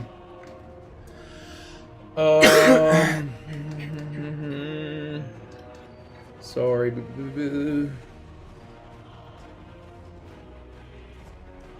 Oh, baby. Okay. Wait, let me just make sure I have the range. 30-foot cone. 1, 2.5. Yeah, hell yeah. Okay. So I'm going to pull a lever, and the aperture will open up wide as this almost like not quite invisible, but you see like the light waves get bent through this like shimmering Like heat purple shimmer light, almost? almost like a heat shimmer. Yeah! As a cone of graviton shoot out. It needs to make a strength saving throw again. He'll fail this time. Oh, true. Presumably 12. He fails. Hell yeah. So this is my secondary fire. As a bonus action, I can do it 5 times. So let me mark that down. Gathering rings surround the singularity chamber of your grav gun. You can unleash a wave of gravity in a 30-foot cone. Each large or smaller creature in that area must succeed on a DC 16 strength saving throw or be pushed up to 30 feet straight toward or away from you. Tractor beam! I am going to literally tractor beam him in as he gets hell lifted yeah. off his feet and sucked straight towards me. This guy's fucked. We got him. We got him now, bro. Let's fucking This guy's fucked. Hell You yeah. literally I tracked you, Ziggy! And you, this eruption, conic eruption goes out as it is lifted off the ground, and this metallic creature zooms towards you, stopping right at the barrel of your ether cannon as it arrives directly in front of you. Ziggy presumably screaming as he's thrust through the air as well. Your reward is to get And emergency button Ziggy, again. it is now your turn. I am going to look at this creature in the eyes and basically be like, sorry, that's not the kind of game I want to play! And I'm going to type, now that I've seen that these things can be destroyed and watched my companions doing so well against them, and I am getting my senses back, Derek is also remembering that he took Spell Sniper, and that he doesn't impose disadvantage on ranged spell attacks. Oh, so shit. he's going to, at a 3rd level, tap a few commands and cast... You are still restrained though, so you'll be disadvantaged from that, right? Oh. It's a spell attack? In the attack roll, I believe. Does he have the restraint condition or no? He does have the so yeah, it is a grapple. Wait, it has the grappled condition, and it has the restrained condition until the grapple ends. So it's both. I have nothing else to do here. I just need to blow him Yeah, up. I mean, you're just at disadvantage. I'll just do it at disadvantage. I'm gonna cast I'm gonna cast multi-thread. You can attempt to break his grapple with what muscles? your action. Just with your action. Oh. If you want a different option, or you just blast, or you could just blast. It's totally up to you. I just want to acknowledge that is an option for you. I'm just gonna rely on my grid boy and what tech I know. Ziggy wouldn't think I'm going to try to break free and like Hulk out here. I will cast That's what the Marvelous multi-thread. Brute would do. I get 4 of these, so maybe one of them will hit. Disadvantage. So that's going to be a 12 to hit. What is the AC? 15. Oh, 15. That's going to be a 14 to hit. Oh, damn! Just misses. One of these got to hit. That's going to be a 18 to hit. That is. That's 1. And that's absolutely going to miss. Okay. I will do 6 points of fire damage as an array of green bolts flash out of from my grid boy. They all go wide. Almost like skyrockets, skyrockets, shooting off crashing the ground into this as they're flying. As they're constricting grip damage at the start of his turn. Roll a perception check. Oh. For anyone who would think to ask that question, which is none of you because you're not Dan Dillon. No, I didn't even know that was a thing. I did pretty well. 17. I will say, in addition to your 19 from previously, you would recognize that watching these malevoltronics strike, they often strike multiple times in a brutal flurry of blows. In fact, you may have seen Pike get constricted and hit a second time. Once it constricted Ziggy, it did not hit him again. And he did not take that damage. So I'm seeing stuff that they're doing to these guys that they are not doing. They to want Ziggy. Ziggy alive. And that's not this good. is fucked. Shit. Pike doesn't know that, but Andy knows. No, yeah, Ko is. I would say no. Rhett may be able to draw that conclusion. Smart enough, maybe. They're taking my son. And Saurian yes, son.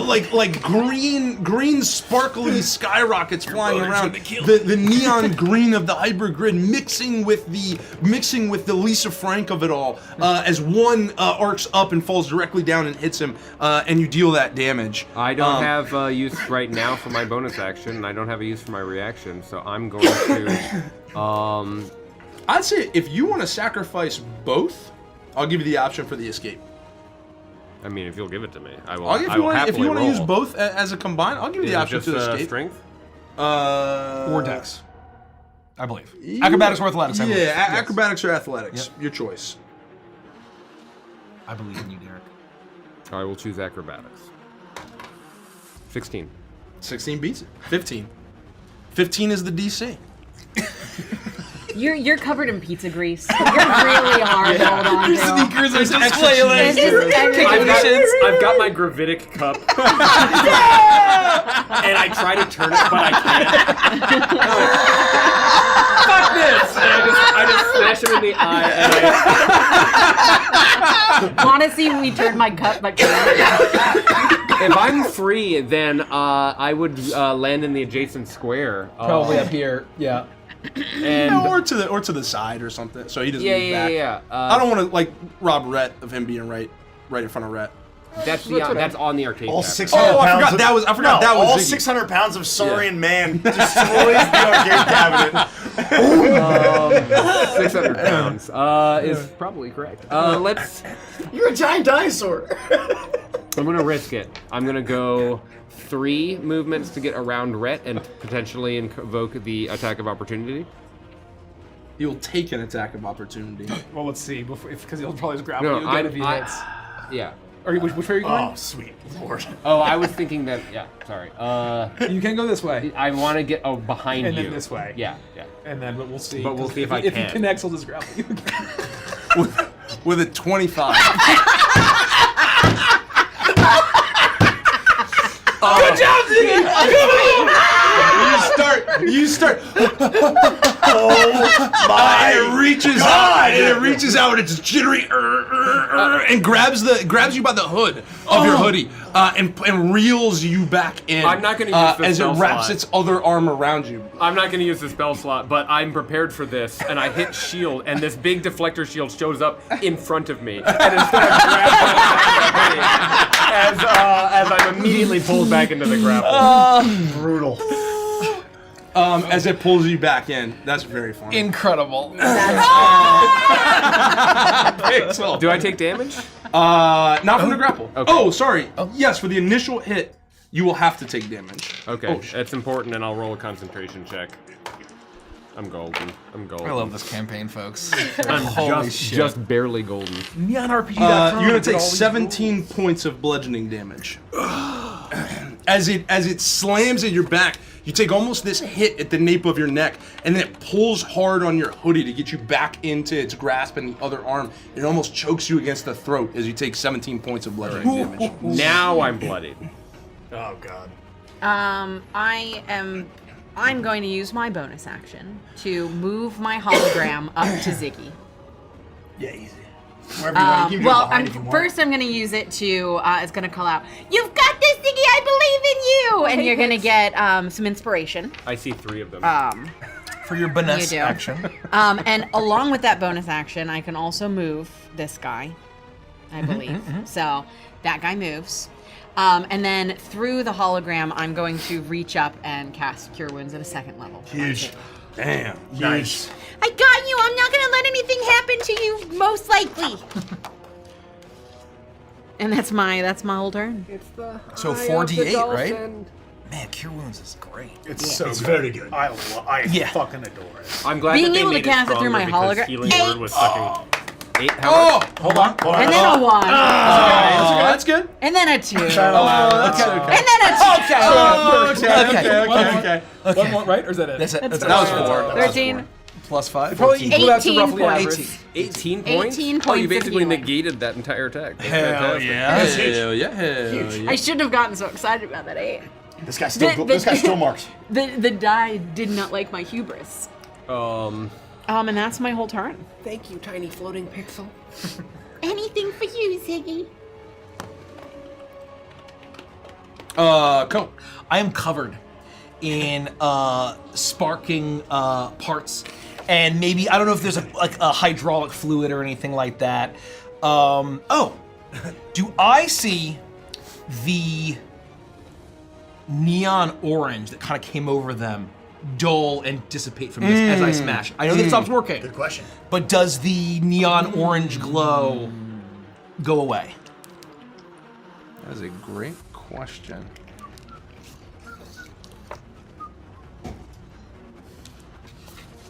I have a question for you, actually, Michael. I think this is kind of important. Yes. Speaking of neon orange, for this, because I switched to orange, does that mean I'm 10 feet always, or is it only for this 1 minute in here? For the 1 minute in there. So otherwise, the orange doesn't do anything. Correct. Yeah. It's when and then you activate. You can activate it and stay orange. Okay. So I am going to. I have species traits. I forgot about I that. do this one.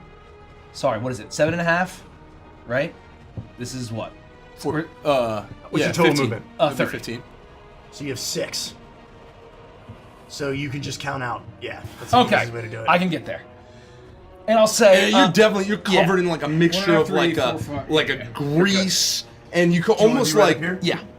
like blood splatter as you hit the spray brack when you split this thing open, and you see the light fade from its eyes as it crimpled and fell, trying to beat its chest into the river, and its blowback, the electricity, maybe even burn spots around you as you're covered in grease as you head towards this other creature. Ziggy, did you see that? It was just like primeval fury. Ah! Oh fuck! Ziggy, I'm coming! And I realize that I can't get to charging Chuck, but I see that that Rock Croc is still alive. He's prone and stunned and As marked. I see that there is the, Theophilus guy. the elephant, I look around, I've smashed my rock into the skull of Go-Go Gorilla. And I see that the orange light is gone, and I see that there's an elephant decoration, like, you know, with this, like, plaster thing with, like, wire. I reach up and I grab its trunk, and I rip off the trunk. Yeah. And I say, okay, I'm coming, as I just leap out. And when you swing down with a mighty call of the wild elephant. I'm the queen of the jungle! As I am smashing down. Advantage? Or did you just auto crit? Or what happened? No. He's not prone. He's stunned. He is prone. Oh, he's prone. Great. I stunned him while he was prone. I'm advantage. He just didn't do it. Yeah, he's like mega screwed. Okay. Get advantage, yep. Okay, that will hit. I'm going to deal. The first attack is 8 points of bludgeoning damage. He's got to be right off the edge here. He's like. You crash down with the mighty elephant trunk, and once more you see the rock croc, as the jaw, as you strike in on its top, you snap the jaw closed with such fury, it actually unhinges the bottom portion as it clatters to the ground, and it slumps over forward, and its body clatters as it wildly gyrates on the ground for a moment, and you see the flickering orange in its eyes as it once more goes dim as well. That was my action. I am not close enough. I'm all out of movement. As I am going to. I'm all out of movement. I got nowhere to go. I'm all out of movement. I'm so lost without Ziggy. As I am going to say, "Hey you, Rhino, don't fucking move!" As you'll kind of see this almost arcing static electricity that connects me to this rhinoceros. The hologram starts going. As I am going to use Compel Duel as a bonus action. Cast Compel Duel. You need to make a Wisdom saving throw. Do I fuck that up if I hit him? I don't know. Go for it. I don't want to mess up your shit. Wisdom save is a 3. It is, I believe. On a fail, the target is disadvantaged on attack rolls against any creature other than me, and it can't willingly move to a space that's more than 30 feet away from me. The spell ends up making an attack roll against a creature other than the target. If I cast a spell on an enemy other than the target, if an ally of yours damages the target, or if you end your turn more than 30 feet away from the target. That's fine. Okay. I use a spell slot. Go do what you want. But basically, I'm trying, and so there's almost this kind of like electricity magnetism that's kind of like connecting it as I am An channeling my electrical cosmic power. resonance between the two of you. It's almost like the hair on the back of your neck starts to stand up as the air lights with this charge between these two warriors. That is my turn. Pike? I can easily use all 50 of my movement to run around to get behind this guy, but what I would like to do is basically flavor it that I run up behind Rhett and I yell, "Brace yourself!" as I like launch off your back and do like an awesome flip to get behind. Oh, We've done yeah. that before. And I think 100%. Rhett would bend at the knees a little bit, and as he feels your feet land on his shoulders, you crack, and you would, you would leap through the air. No hands. Are you wearing moon shoes? 100%. Yeah, that was the prize you chose. Absolutely. Yeah.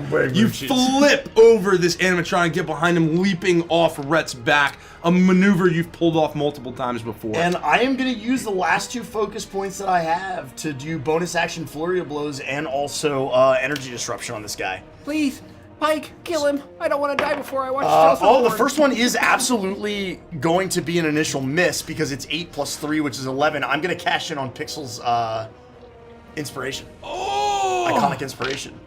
That makes it a 16 to hit, so the first one will hit and also mark him. Woo. Thank you, Pixel. Anytime. The second... He needs to make the save. The con save, right? Oh, he doesn't make a con save? Because then it'll be advantage. We could just do it at the start. Yeah. Because if you stun him, and then the rest of the attacks are advantage. That's a really good point. Yeah. I did it backwards last time I did that, but I was trying to be flavorful. Yeah. So okay, so he's marked. Yes, I'm going to use my last focus point on this first strike to also use my energy disruption. So DC 16 con saving throw, or he's stunned again. 15. So he's stunned until the start of my next turn, and I have no more focus points. But now all of my attacks are advantage. Correct. So the first roll on the second attack was an 11. The next was a 9. That hits. So I've got 2 attacks to roll damage for. Another natural 19, man.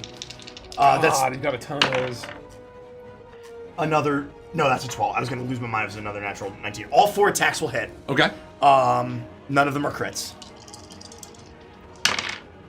Jeez. 12... 13, 14. This 34, man. I'm just like consistently rolling 34 points of bludgeoning damage, and he's stunned until the start of my next turn, as I have used every little piece of my kit possible, and I have nothing left. But I'm there to support Red and save Ziggy. You have laid in with this absolute pepper pot of blows. You've cracked its carapace. You can see that now the arcing lightning is coming from charging Chuck. Wrapped up in his arms, still Ziggy. As it moves to his turn, stunned. However, everyone around him will now take... Oh, shit. Unavoidable. 10 points of lightning damage. Okay. As it arcs out. Huh? Oh, yeah.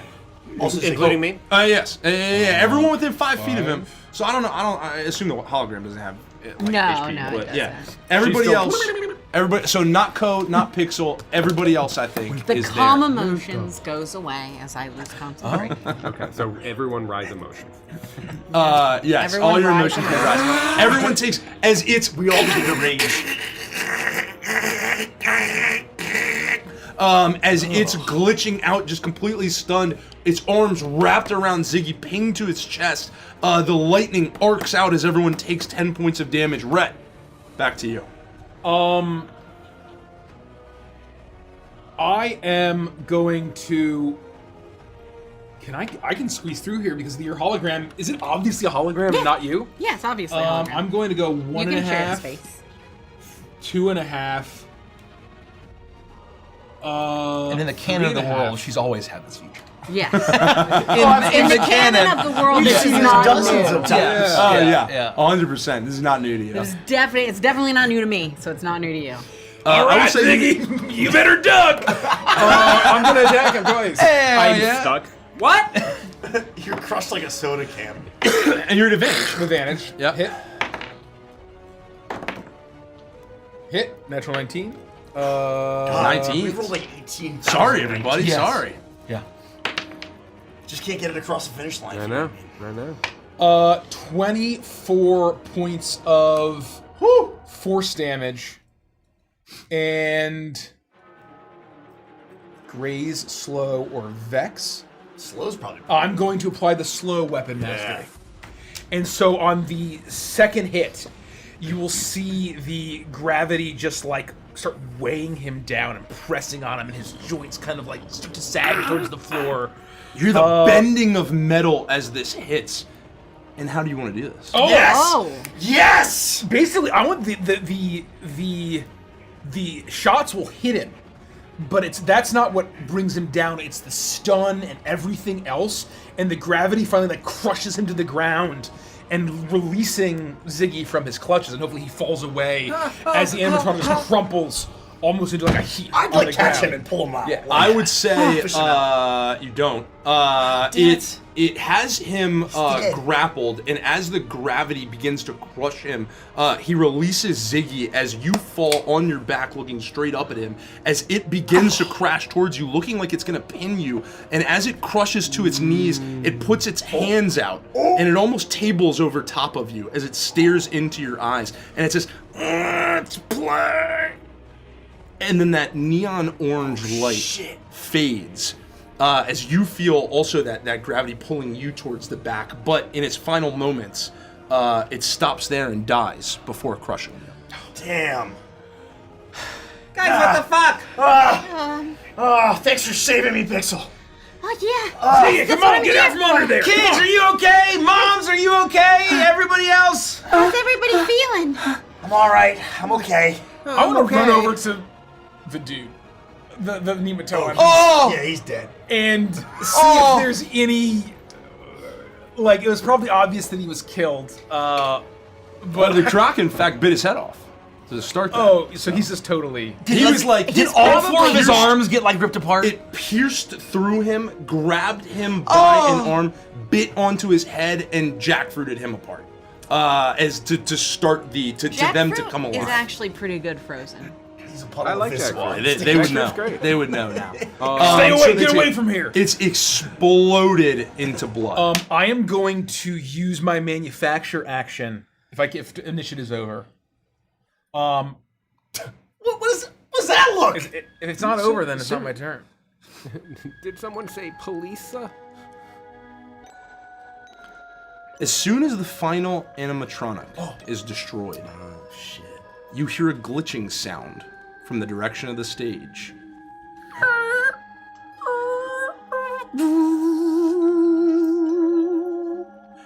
And see a bright orange glow radiating from the eyes of the last remaining creature. Hungry H. Hippo himself. Oh, God. The machine remains motionless, but a panel opens in its chest.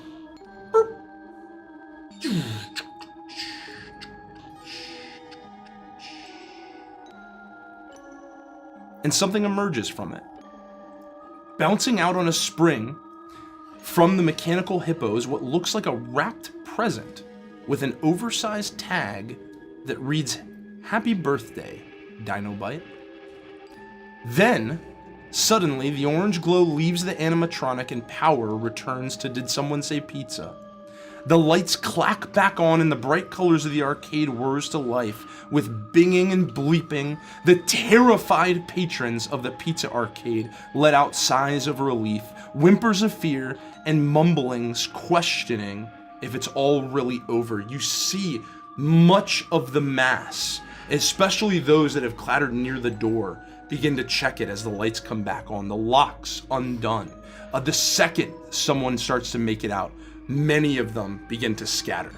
Very few remain in the arena as they are figuring out what's going on, what's happened. I'll reach up and grab Brett's arms, and he can slide me out from underneath the. You all right? What the hell? Destroyed animatronic, and I'll I'll look up. What was that? The lights came back on? I haven't noticed that the... Yeah? Yeah. Look. I'll look to where Pixel's pointing. Isn't Dino Bite? Doesn't that mean? Well, yeah, that's my hypercoder name. That's my handle. How would they know that? I mean, people know that Dinobite exists. But how would they know it's you and it's your birthday? Oh no. Did you go into another chat room again? I go into a lot of chat rooms, Pixel. Fuck! Oh. I don't know. Someone must know my identity. You're supposed to lie when they say ASL. I look around and I'm not sure if like as soon as the doors unlock are people like fleeing, but I'm gonna look around and say, is anybody hurt? Does anybody need help? And I am going to attempt, if there's anyone that's been hurt in any of the shrapnel or falling over themselves, I would like to try to go help. Yeah, absolutely. I'd say that as the doors opened, every able-bodied person that wasn't with somebody else has sprinted out of Did Someone Say Pizza. What's left are people who were injured in the scuffle, the charging of the Malevoltronics, the bursting, the crackling of electricity, even just the lights going out as people were starting to charge and clutter and rush out, and in moments knocking people around into tables. Some people stepped on. There are definitely people who are bruised, battered, bloodied, and you can absolutely make your way around the restaurant, finding several of them and beginning to work to stabilize them as you do. I'll expend all 25 points of my Invigorate, or Lay on Hands. That's the Enforcer version of that. And kind of helping patch people up, helping get people cluttered. I'll say, the circumstance, are you still alive? Sorry about your mentor. That guy's fucked. And I'm gonna basically just do the best I can. Oh, holy fuck! What was that? Oh God, I'm so glad that you're okay. Oh man, the second that shit started happening, I just dove behind the bar. This isn't my first time. Yeah, well, good thing you survived. And I'll look, I'm like, the circumstance, I hate to say it, I think the single moms ran out of here. Oh man, they did. Yeah. They did. The second those doors opened, they got the kids out of here. I saw you working an angle. Yeah, I don't think there's gonna be any. Thank Agathos, it's the equivalent of Friday. TAITEF, I'm always saying it's where you pick up the babes. Yeah. Best spot to take them for a startini. But no, I think we're out of luck on that one. I assumed that was coming. All right. And I'll finish helping people while this is going on. I'll turn and try and like pick up stuff and also like bring a little bit piece back. You'll notice as you start to maneuver through the crowd that there are a lot of people, broken arms, bloody, and you stabilize as you can. There are a couple of additional people who actually died in the event of this happening. The Malevoltronics killing the waiter in the beginning of it, but the sheer panic that it threw throughout the crowd. There's several adults who were just knocked into things or kind of trampled over in the mass hysteria as this event occurred. And you come across about we'll say 3 or 4 just people who've passed. But as you move through, you're able to kind of help and assist with other people who are doing so as well, to kind of stabilize the crowd or stabilize the people who remain. What's everybody else doing? I'm just gonna move over close to Ziggy and just kind of stay near him. Stay back, everyone, stay back. Well, we gotta do something about that thing, though, and we can't just like Ziggy go up and take it. What if? No. What if it's a bomb? I'll get it. No, you can't go get it. What if you done get gotted? It could be a bomb. It could be some sort of weird trick. I think we need to take it, but can I ask Silica to take it? She should be able to lift it out. Can she open it? I can certainly ask the GM that, but it's the equivalent of Mage Hand. I can snatch it with a few commands. Well, before anyone gets close, I'm gonna walk up on the stage and basically, like, as I've done before in my past, when someone is like dismembered like this, basically collect them and try to sort of put them back together somewhat like on the ground, and I pull one of my tools that's attached to the ether tanks on my pack, and I'm going to use the manufacture action to almost like 3D print with the magical physics of ether a thermal blanket, and just to kind of cover the gore, just so that people don't have to see it. You bring the body forward, and he's almost torn clean in half, but his left side splits diagonally and hangs on just barely at the hip. As you kind of drag him forward, the two halves almost just from tension start to move towards each other. You find the head still in the vicinity of the rock and crock where it lies now, as it around the stage as it was ripped and cast off. And you grimly bring it all together and attempt to lay it in a way that replicates how he was known. Eerily, he still wears the Hungry H. Hippo hat atop his head, but his face almost chewed, gnawed clean off as you move it to the top of the body and you cover the grisly scene with the thermal blanket. As I'm like kind of close to this hippo animatronic, I'm like keeping an eye on it just to make sure it's not coming to life as I do this, and then I'll step back. You're comfortable with her doing it, then go ahead. Seeing the absolutely disgusting mess that's there, the state that the restaurant is in, and then also the fact that we might get blown up by whatever's in this bomb, I light up a cigarette. That's fucking great. That's fucking great. The Flambago poster. Yeah, right in front of the Flambago poster, even. You do so, absolutely. Let me just do a quick search here. I have to get about 30 feet away. I type a few commands, and if the package can be removed with 10 pounds of force, and if it can be lifted, if it's 10 pounds or greater, then I won't be able to actually manipulate it. But if you think it's less than that, then the projected a Dilophosaurus hand of silica will appear in an array of lights, green lights that emerge from the top of my grid boy, and reach out and almost like hard light, be able to physically grab the package and perhaps yank it free from the presentation. As it removes from the spring, nothing occurs as it does, but the orange light from Hungry H. Hippo's eyes fades as you remove the gift from its chest. All right, well, it didn't go off right away. Should I open it here, or should we get out of here and take it back to the Rhapsody? No, you should definitely open it here, because at least if it's gonna explode, it blows up the pizza place and not the Rhapsody. We can't stay here even a minute longer. I'm sure the authorities are on their way, and we do not want to get caught here. I'll open it real quick. All right? 3 people are dead. Don't get any more of us killed. I'll stay back then. I'm too curious. I race forward and pull the package from Silica's hand, and I will. Is it wrapped? It's got this. It is wrapped. It looks like almost a traditional birthday present with that Happy Birthday Dino Bite tag hanging off of it, and there's a bright ribbon that wraps and ties around it, cleanly tied in a bow. I'll pull that free, loosen it up, pull the tear the paper off. You grab the ends, you pull off the bright ribbon, and rip the colorful wrapping paper and open the simple metallic box. You're not sure what to expect. Perhaps a bomb, poison gas, some horrible deformed body part.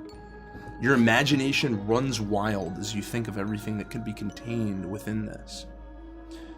But you could not have guessed what you find. A chunky and bulky game system. The plastic case of it, a deep gray, and the screen, a dull orange, matching the buttons that emerge from the device. The name is printed beneath the screen, and you immediately recognize this as an Astrovox Gridboy 3200, one of the first models of Gridboys ever made. Only you know how truly retro and rare this gift is. Whoa! It's one of the original Grid Boys. It's a 3200. I've only ever seen pictures of these. This is a gift. Why and who would have sent you something like that? I'm assuming that thing's expensive. I have no idea. I have no clue. Who went through all this trouble? They tried to kill you, and they give me this? Could it have been your parents? Do you think that they're mad that we're spending time with you? If my parents were mad at me, then Sorok forces would show up, and they would just yank me. I don't think they even know how. Whoever gave me this knows where I am, and they know who I am. And they know what you am. They know what I am. Let's get out of here.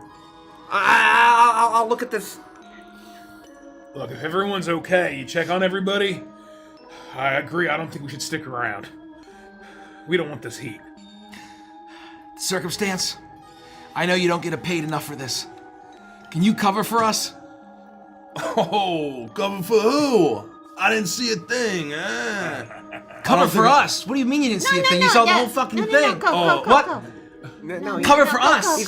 Yeah, He's, what you know, do you he's mean crew what of you the say? Rhapsody. Of course I'm covering for you. Oh, okay. Sorry. Yeah, Sorry. I He's got it under it. I control. got Sorry. it. I think I got kind of into You the. got Not a it, peep. big Not a guy. peep I out went of into me. big monkey strong mode, so I'm a little. It's all good. It's all Okay. good. Not a peep. Not a peep. As long as we're not peeping. I'm not even going to say anymore. I'm going to hop the counter over into the prize floor, and I'm going to grab the Nilari body pillow. I love that. You do so easily. He wouldn't begin to stop you. There's barely anyone left in. Did someone say pizza? That I mean, even the people that Ko has stabilized. The second they can move, they get the hell out of here. I throw the tickets down like that's some form of payment, and Come on, let's go. Dude, if I'm the circumstance, Ziggy's losing his I'm never virginity going back to tonight. work there ever again. I'm going to find another new shot. job. Oh yeah, he pounds the register and just takes all the notes that are in it. Absolutely slips them into his pockets. Never saw the thing. Here, Bix. Thanks. It says Xylar, made with real mylar. Xylar. Xylar? Yeah. Oh, well then my rhyme doesn't work. Well, no, do it anyway. Xylar the made with my- real mylar? It doesn't fly. No, it doesn't. here, you It's can get a it anyway. pillow. Thanks. I love this. And Did you know he's my favorite of the Nilari Knights? I did not know that. But Yep. we still need to He's catch the up. one with the curly hair. Does he do this? Yeah. I bet he does. It's got a bust. No, it's what it is. It's a sword thing. I don't know what it is really. Gunblade? Yeah, that one. No, it's the other one that's got the busted sword. Well, let's watch it when we get back to the Rhapsody. I still have some birthday to enjoy, I think. Yeah. Let's get the fuck out of here. Thanks to Circumstance. You're a real one. We owe you. Yeah, thanks. Oh, don't worry about it. Don't mention it. I know I won't. And you all leave. Did someone say pizza? You make your way out of this now broken and shattered mixture of animals and trees and shattered chairs and also the toad. Everything still littering the ground as you put this place to your back and you limp out of here a little bit. A surprisingly brutal battle on Ziggy's birthday. You maneuver out of Meteor Mall, the lights almost blinding to you as you walk out of what was previously this dark area, though it had begun to light back up. And you make your way back to the Rhapsody, and you find it. You've been to Meteor Mall many times. You get back aboard, and you maneuver to, or you do whatever you'd like to, as you kind of back put to the that. ship. As you put that event behind you and you move back towards perhaps the captain's chair or the lounge or wherever you would go in this moment. Happy birthday, Ziggy. I mean, all things considered, aside from the threat on your lives and the fact that I was almost, taken away by force into some mysterious location, it was really fun up until that point. Are they gonna take you out the back? I don't know.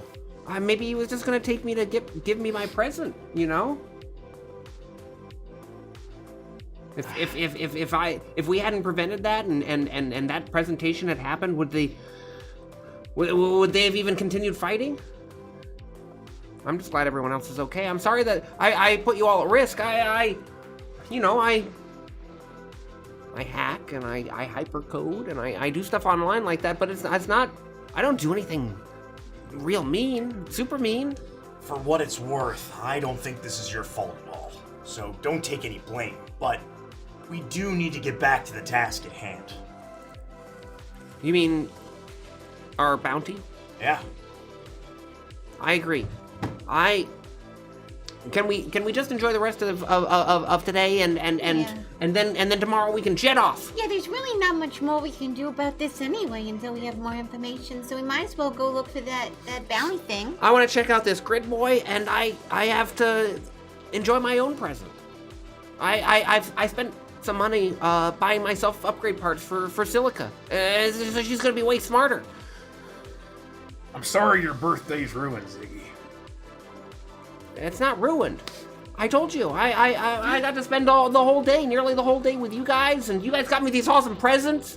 I got a processing upgrade, parallel threads. I got RAM sticks, mem chips, a fractal generator, feedback implants. Did you get her the fat Claudierin 9000 that you were looking at in that magazine? The what? The fat Claudierin. No. 9000. No, I got a coherence drive instead. That was a little expensive. Next bounty, as soon as we get our next target, no worries. We'll be able to. I'll be able to afford the next tier. You don't have to put on a brave face for us, Ziggy. I understand. You must be bummed about your birthday turning out this way. I mean, I really tried to make it a good one. It was a really good one, Red. I'm not being disingenuous. I'm being serious. Yeah, it was awesome. Awesome. Red, we had so much fun. Yeah, up until come on, the Red. death. Just want to make everybody's birthday special. You know what I mean? And I just. It was special. It wasn't. I mean, like it wasn't.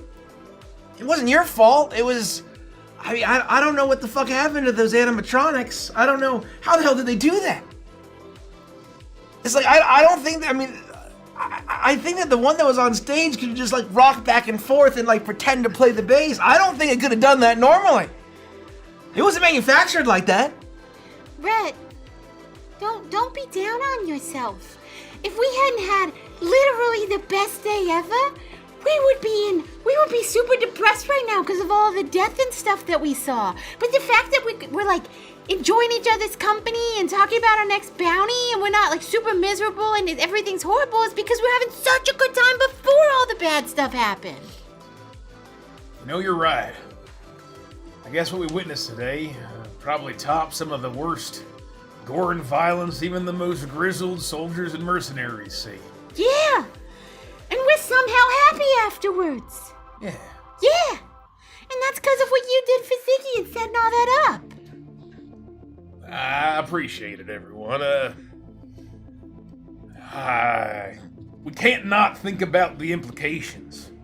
What this means, though. I mean, how do they know that you're Dinobot? Not only how they did this, but why? That's what I'm saying. I told you, no more MikesChat.com.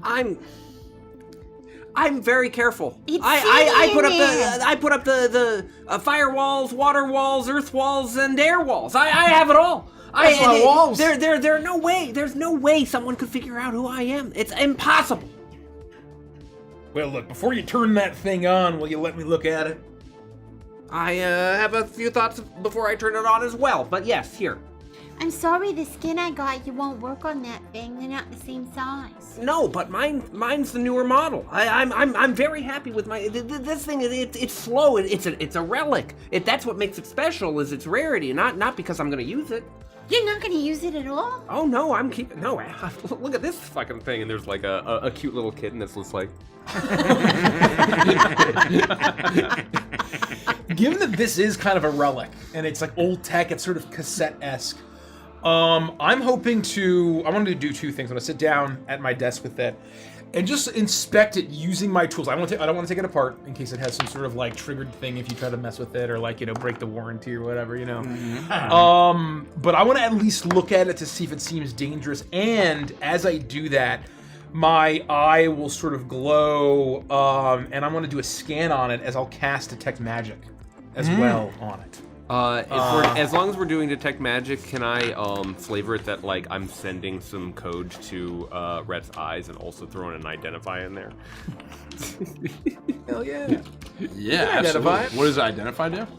If it is a magic item or some other magical object, I learn its properties and how to use them, whether it requires attunement, how many charges it has, and if any ongoing spells are affecting the item, what those are. I do not learn if it's cursed, if we're doing that. What's that going to cost me, though? It's just for me a level first level spell. No, but using it, I think, costs like 500 notes.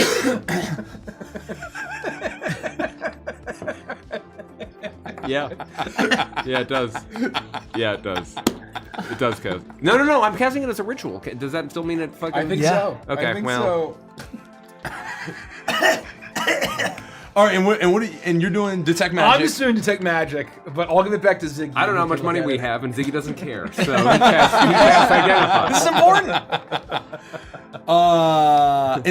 And Detect Magic does. You learn a couple things. You learn. Basically, I just can tell if there's like a spell affecting it, or if it's like a magical thing.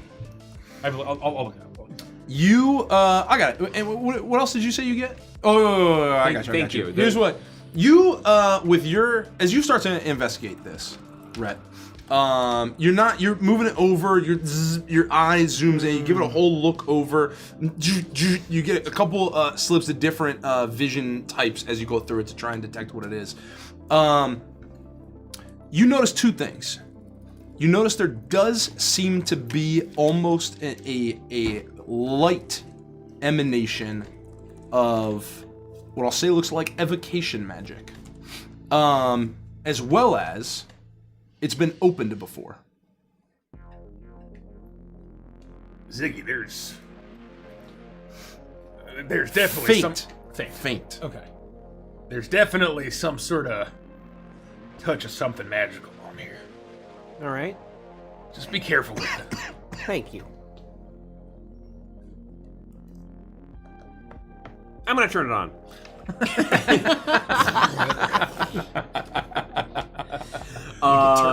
I slide the slider. Switch on the There's top. a switch. Slides right to the side. I slide it from. I take a few steps back from my hold it in your friends, hands, and I switch it from off Take to a on. few steps back. You should zoop. And it does. If I'm gonna interface with this thing, You I want to flip find out what on the happens. switch. I jump in front of Code to protect him of from the blast. retro grid boy, and its orange light flickers on with a glow. A musical tone plays as the name Astrovox appears on the screen. Then, garish orange ones and zeros fill the screen as the code shifts and there's a blinking message. Let's play. Look, it says "Let's play." That's what those fucking things were saying over and over and over and over and over and over again. Yeah, they were saying that. Yeah, well, it stands to reason. Yeah, but that's also like a gaming thing, right? So maybe that's just what that thing says when it turns on. Whoever's doing this likes games. Yeah, and they want to play a game with me. This is some hypercoder shit. You do, in fact, get a sense as you look at it that after the Let's Play message comes up, as you hold this retro grid boy, the cursor drops as there's a blinking. No game activates per se, but it looks as if it wants you to interact with code. I will immediately start to try some of the like baseline commands that I would know. Different things that I would type into the operating system to see if I can. It's the equivalent of that moment in the Matrix when Neo tries like Control-Alt-Delete, and then he tries like Control-Shift-Tab, and he like tries a bunch of different things to just sort of see what kinds of reactions and responses he's getting. I go immediately into scientific method mode, and I am just attacking it from different vectors, seeing what happens when I try different things. Roll a computer check for me. Oh. Or grid spiking. Roll a grid spiking check. Oh. We'll do that in a minute. That's going to be a 23. With a 23, as you begin to attempt to grid spike this, you see a couple things. You start to fire in lines of code. You understand immediately that this device has been heavily encrypted. And to break the encryption is a sort of a game. And as you begin, the screen splits. Code entering on the bottom half as you race through, exploring this encryption, attempting to crack it. Above, you see a figure, a little Saurian, that runs across the ground and begins to jump to dodge obstacles coming into the way. You jump, you dodge something skittering across the ground as it comes past you. You jump, you input lines of code to crack the next level of encryption. It fails. Your character falls into a pit.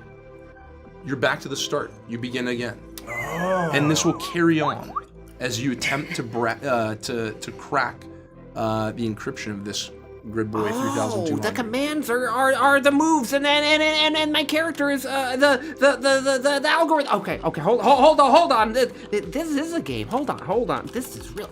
I think you're enjoying this a little too much, Ziggs. I know it's your birthday. I guess you should be enjoying yourself, but this person tried to kill all of us. You're right. It doesn't matter how neat the puzzle is. This is danger. This is a threat. Just keep in mind that this was a targeted threat, okay? Yeah. I'll be safe. Should I only play it like when you guys are around, or should I? You know more about this than any of us, and we trust your judgment. But just keep in mind that this is not just a game. No, it's not. No, that was really serious. I mean, this person ended someone's life, so I'll be careful. Thank you. And thank you again for the card. It's the least I could have done. Alright, I'm going to enter sleep mode and just sort of set the Grid Boy aside. I sort of like bite my tongue a little bit, and you can tell that I'm eyeing it, but with as much restraint as I can muster, even though it's obvious that I want to just dive into it and pour myself into a mystery. I would use this moment to feel caution, given how recent the events of the violence was. You do so. Your curiosity at its peak still, you exercise caution, you close it, you put it to the side, and it's in the mix of these moments as you're exploring this, as you're deciding whether or not to delve deeper in this moment, that Hank also yips out. Rhett, you recognize the tones of his yips as he calls to you. You understand that an incoming communication is coming in, an incoming call. You even know the name, Graf. That's Graf. About damn time. Man, I've been waiting on him for ages. Well, that's a good sign. I'm gonna run to my desk and hit the button that sort of opens the call up. Graf, you son of a bitch, how you been? Rhett, hanging in there. How about you? I mean, we've been on Portia Bella's tail for damn near 3 months now. You got anything for me? Anything? Yeah. I have something. Listen, you remember when I first set you up with the job with Quibbly and Glup? You remember that? Yeah, how could I forget that?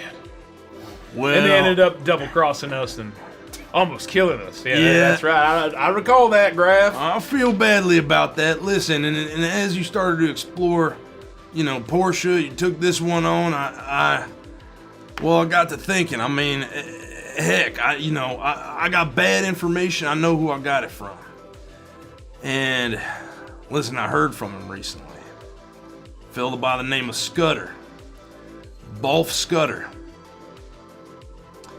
And well, I mean, heck, I didn't like the sound of it when he called me, man. He said he had information to give, that he was gonna go dark, cut comms. He sounded a little weird, man. He sounded panicked. And Well, I think if anyone might have a lead on Portia, I'm worried it might be him. And he reached out, I got his current coordinates, man. He's held up in a penthouse. Wait, this is the guy that hooked you up with goons. Yeah, listen, at the time, I didn't think anything of it. I thought he got bad intel from who gave it to him. But it doesn't seem like that's the case. He passed it along to me to set them up with you. And you're saying this guy, he wants to meet? Well, he's going dark. He's cutting comms. I think, listen, he told me where he's at. I have his location. I think you can get there. I'm guessing he's going to do a call. And I'll, look up.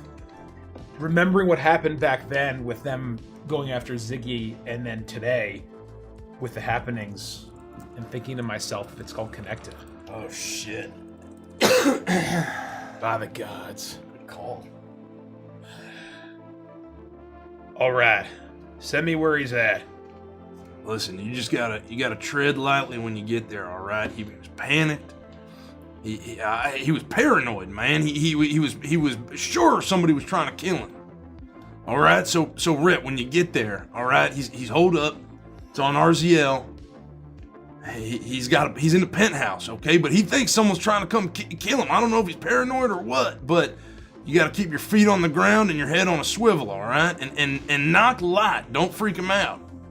Graf, I owe you a bottle of something. This is the first solid bleed we've had in fucking months. All right, we'll head right there. I'll let you know how it goes. I set you boys up. I set you fellas up with some bad intel, all right, as far as I'm concerned. That's ancient history, Graf. Don't worry about that. I trust you. I know it wasn't you. But this son of a bitch, you better have some fucking answers. Yeah, well, here's hoping, man. Here's hoping it's not another trap, but like I said, 2 eyes forward, 2 eyes back, huh? We'll be careful. You always are. All right. Happy hunting. Stay safe. I'll hang up. You got a lead. Nice. Good news. Yeah. On Gones? On Gones. Well, I don't know. But this is all weirdly connected. And I'm almost hoping it has nothing to do with what happened today, but seems awfully fucking coincidental. I'm gonna go to the bridge. I'm gonna walk up the stairs. And I'm going to join Hank in his seat, and I'm going to punch in the coordinates that he gave me. And I'm going to definitely send you a packet of information along with that. You can I'll print out a piece of paper, my map quest. You print Galaxy Quest. I'll put it in front of Hank, all right? Set our course, Hank. And the dude seems scared, all right? Look, I trust Graf, and I don't think he had any clue what was going on with Quibbly and Glup, but... Those are those two fucking weirdos that had our rooms that you told us about? Yeah, they were the... I mean, Ziggy told us that they tried to kill him, and... They were members of our crew, but it turns out that they were actually like black market assassins trying to kill him. Because of, his important parents and whatnot, trying to start war, and Graf got tipped off by this guy, this one, Balth Scudder. And, so look, apparently he's scared. It seems like that some sort of dark and shady dealings, but look, I'm gonna make him fucking give us answers. What the hell happened? How we got that bad info? What the fuck he knows about all this? Because not only will it maybe lead us to Gones, but it might save Ziggy's life. So we gotta fucking be quick.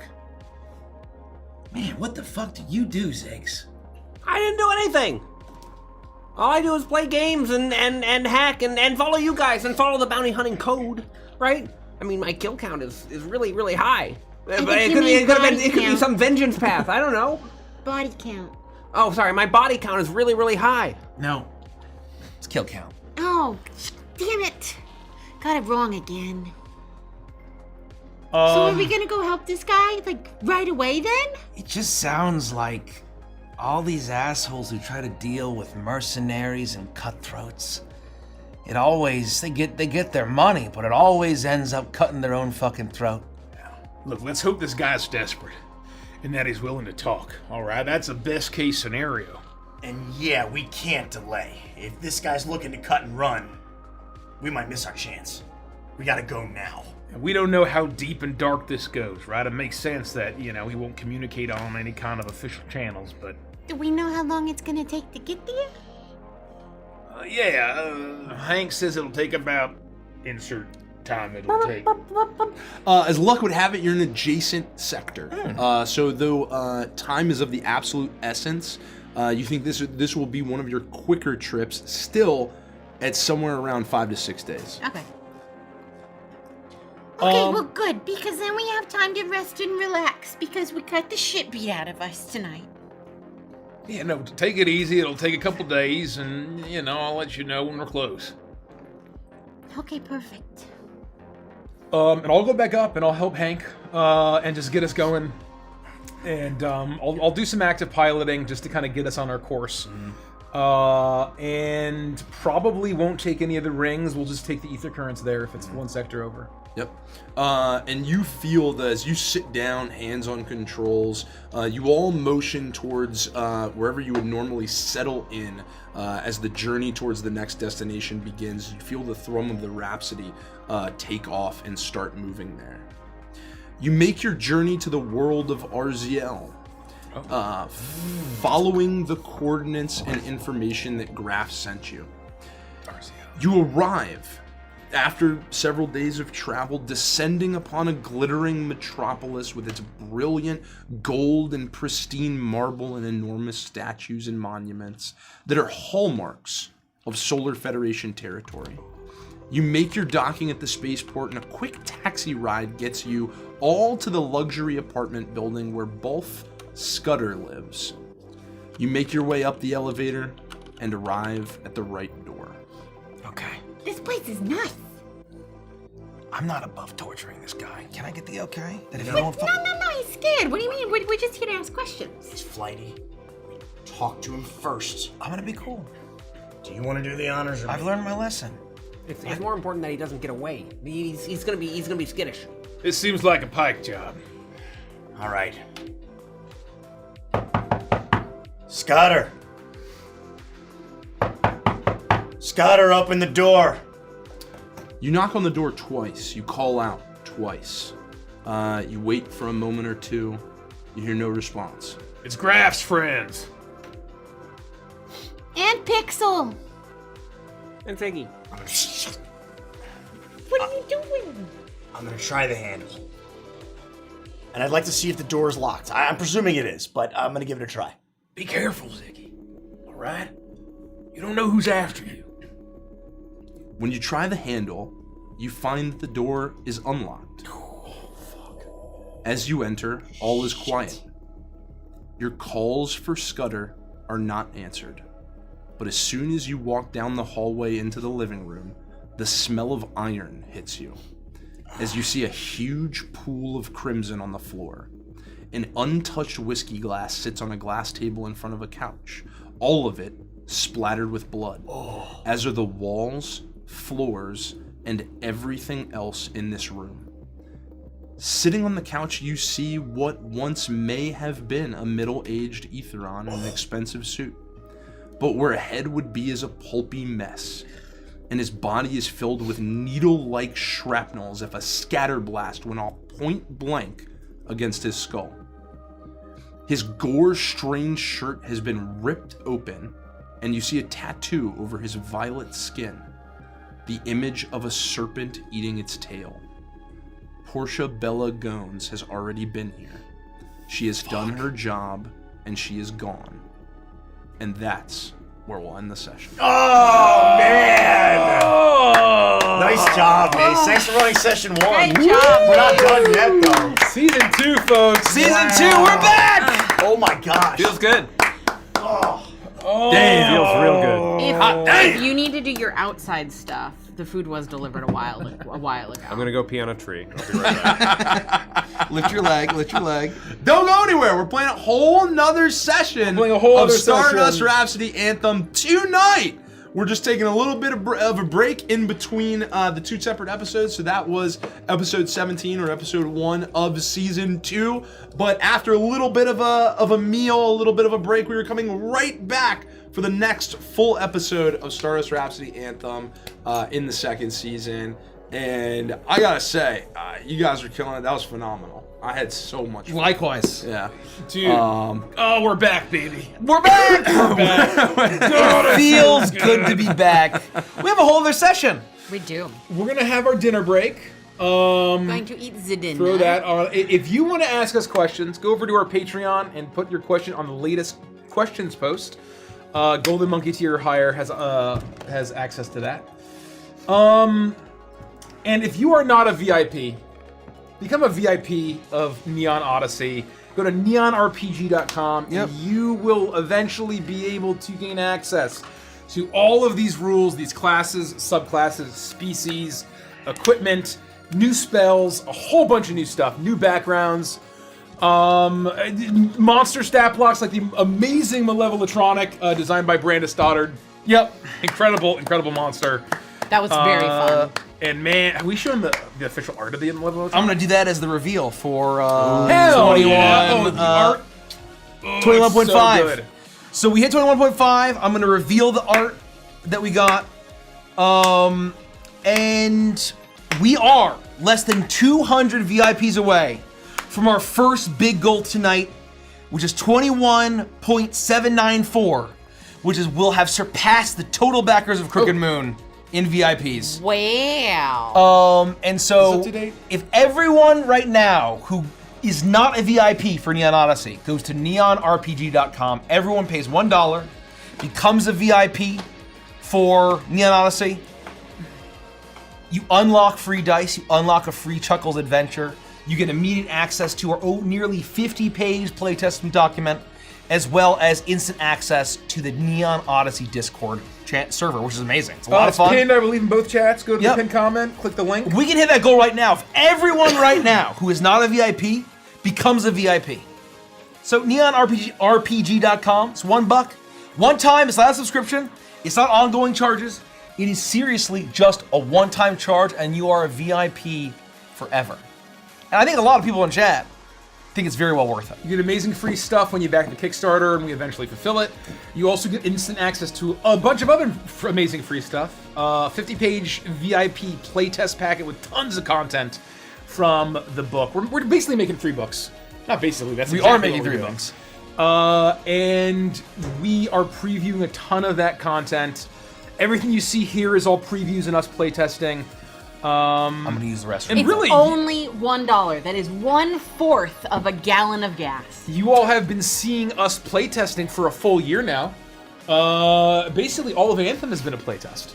Yeah. We've been making tweaks and adjustments, and look at that. The next time this is on a menu, can you remind me that it's an option so that I can get The it? Thai tea? Yeah, Damn, look at how secure it This is sleek. It even has a little stopper on there. Thank you, Dan, again for the it's obviously labeled. everything you do, but these It's got a amazing little character button. sheets he provides us. Oh, they're beautiful. Makes playing so They're easy. pieces of art in and of themselves. They really are.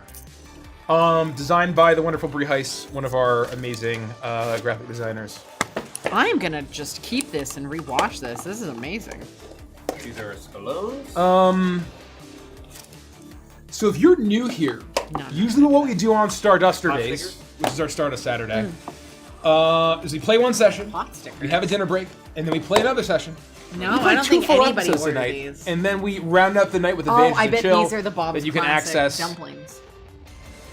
Oh, that might be. Oh, that might be me then. Yeah. That's still delicious. That's fine.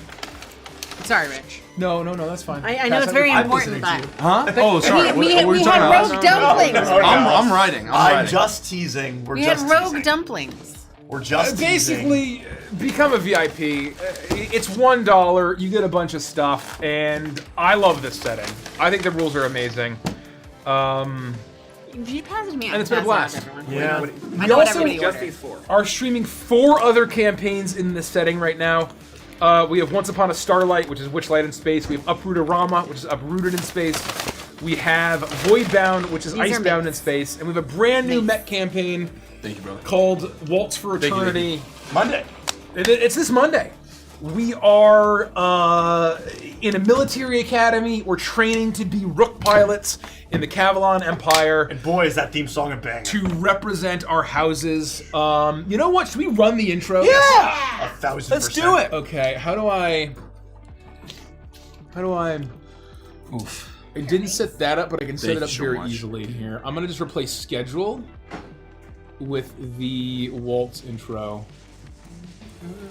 So I think it's stunning, and it's pretty short. Streaming, Waltz for Eternity, Oh, sorry, it was out on there. overlay. I kicked your stuff. Is it V2? Well, that says V4 final. Thank you. Can you check the dates on them? Yeah, view details. Yeah. That makes sense. V4 final, actual final, don't delete. Transform. Classic. Fit to screen. All right. Enjoy the wonderful intro. This is one of our amazing intros that we have. We'll be right back. And we'll be right back.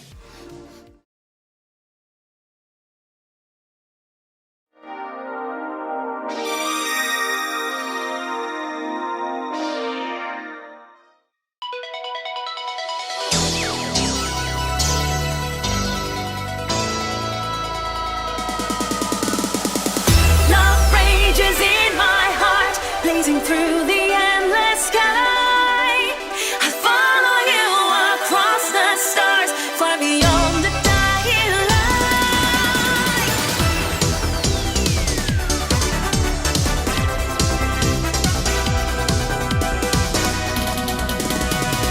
In a flash of armored wings, our souls encased by steel, fighting on the edge of fate for a love no war could kill. Our hearts awoke in shattered skies where angels fear to fly. There I saw a fire in your eyes as we dance through starlight in a waltz for eternity. In your arms I'm finally free. Love rages in my heart, blazing through the endless sky. I follow you across the stars, far beyond the dying light. Love rages in my heart, yours until the end of time. Ready for eternity, our love will never die.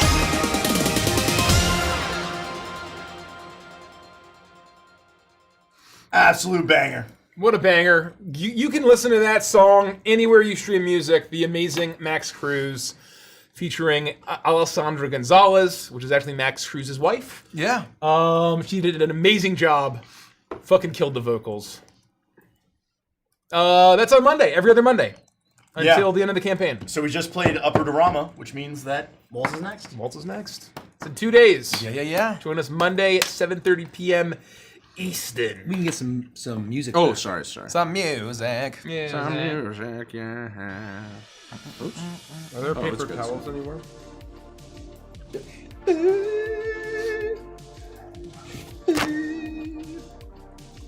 Man, what a first episode. What a first episode, man.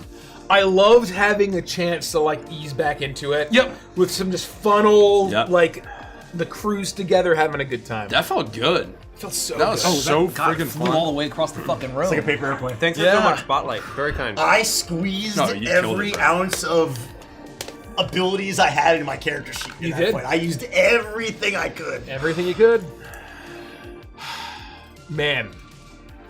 I love playing monks. I love playing disciples. I love playing the Godhead. I love Disciples. I love playing the Renegade Enforcer. I love that Pixel hasn't changed at all. She's exactly like she was the last time I played her. That's right. No, And she's it was always like- had that feature. and Did it you was like- enjoy it your was like overhauled sh- Hollow Star? It was like shaking out the red. It was fantastic. Your heal was a god tier save. Like, so several times. I love having the hologram that can go around and do things. That's awesome. So cool. And if you've seen the art, it really matches it so well. Oh, now. matches it perfectly. Yeah. You can imagine, it doesn't have to be a hologram of you. It could be your backup singer, it could be an instrument There's player. so many ways to flavor It could be if you wanted to flavor it as like a little pixie, a little hologram it pixie. won't always be Pixel. Just Right. this time she Yeah. It can be whatever you needed want. it herself. She was scared. I could also see you flavoring it as like a digital painter. Holograms, right? And you could do this. Oh, 100%. It would be so fun. 100%. We really wanted to keep the theming while we have sort of a presentation that we put forward in the art. We wanted to give you a lot of different varieties you can flavor it, and it's not just musical. Oh, this is really fucking hot. But yeah, if you wanted to be a graphic designer, or like an artist, and basically like paint holograms and like throw them out into the world, that's fucking awesome. Yeah. I love that. Souls encased in steel. How good are those lyrics? Unbelievable. It's I'm like literally gonna get the whole song tattooed on my back. they just understand the assignment. It's like the brief we gave was like pretty simple and straightforward, and they just nailed it. They just fucking nailed it. Or rather, we didn't give them much, is what I mean. Yeah, just to kind of go on, but it's like, hey, just just like here's some vibes, some direction, and they That's just it. instantly. Yeah. First draft is fucking dumpstered that shit. Max Cruz. Max Cruz, folks. Unbelievable. I really enjoyed the first episode today. Yeah, I thought there were a felt lot really of good. really funny moments, but it was also very serious and grounded. Aside from the fact that I forgot I had Spell Sniper, which didn't actually go off because I should have tried to break the There's a lot restraint. going on. And we had a long break from this campaign. Did it take you're right. Did it take a day to get to where we 5 or 6 days. About 5 or 6 days. days. So Yeah. I'm everyone would have benefited from a long rest for sure. Absolutely. Very few things are truly holy shit over there. The reason I'm enjoying playing Disciple so much is because the difference from when I first played Kaio in Saltmarsh, and I had to be so preciously, sparingly careful with my 3 fucking key points. Yeah, 3 little points. That now I can use them so much more liberally. My essence points, and it's just awesome. Well, you get one every level. And action economy is action economy. So no matter, it's not like you are also scaling the amount of opportunities to use them, so you can use them much more liberally. Well, and I get as twice you as go many. up in level. If there's more than one comment a day, I get twice as many. Oh, that's right. Because you refresh them. That's right. That's why I'm not scared to use them. Yeah, hell yeah. Because I'm like, even if I, That's truly the best. You refresh them on a short rest? And I have something that is called, we have changed the name of it here, obviously. Soul Rejuvenation. When I roll initiative, you can regain all expended essence points. When you do so, I also heal 1d8 plus 5 hit points. You So can use even this feature without- once per long rest. But the idea is it's a special action that happens when you roll initiative. So it doesn't even cost you anything. You just get to do it once a day. Nope. You Soul Rejuvenation, you basically hunker down, kind of do like a Super Saiyan focus energy thing, and you heal and you get all your fucking soul That is essence points back. so good to know, because I took catnap, but I'm choosing to call it beauty sleep. I love that. And so I can put 3 of you to sleep for 10 minutes and you get a short rest. Yeah, that's awesome. And so Still good to know though. I Yeah. still do get all my points back on a short rest. But if it's a super back-to-back battles, I can reset.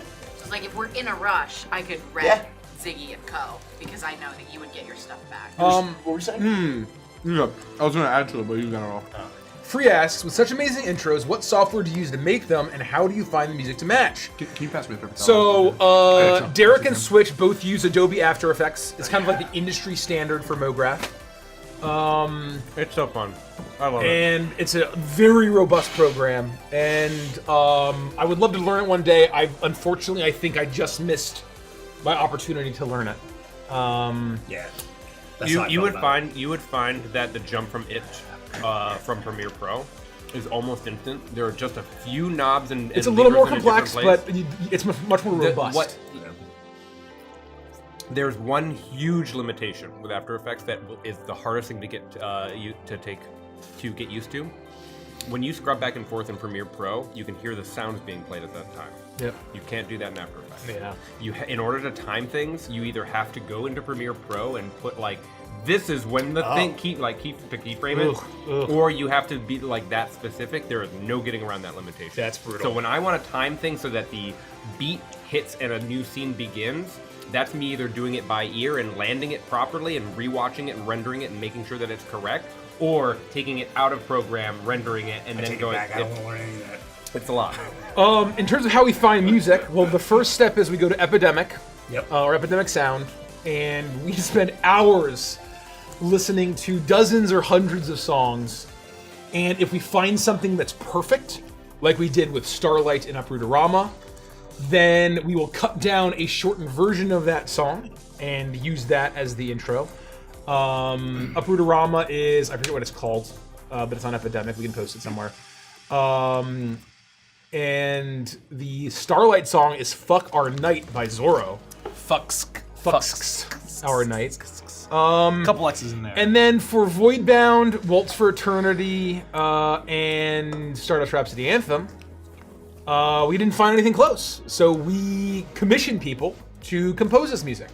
So the Blasting Company, which we haven't revealed yet, we revealed that the Blasting Company did it, but the Voidbound theme is composed by the Blasting Company, and Stardust Rhapsody Anthem and Waltz for Eternity are both Max Cruz.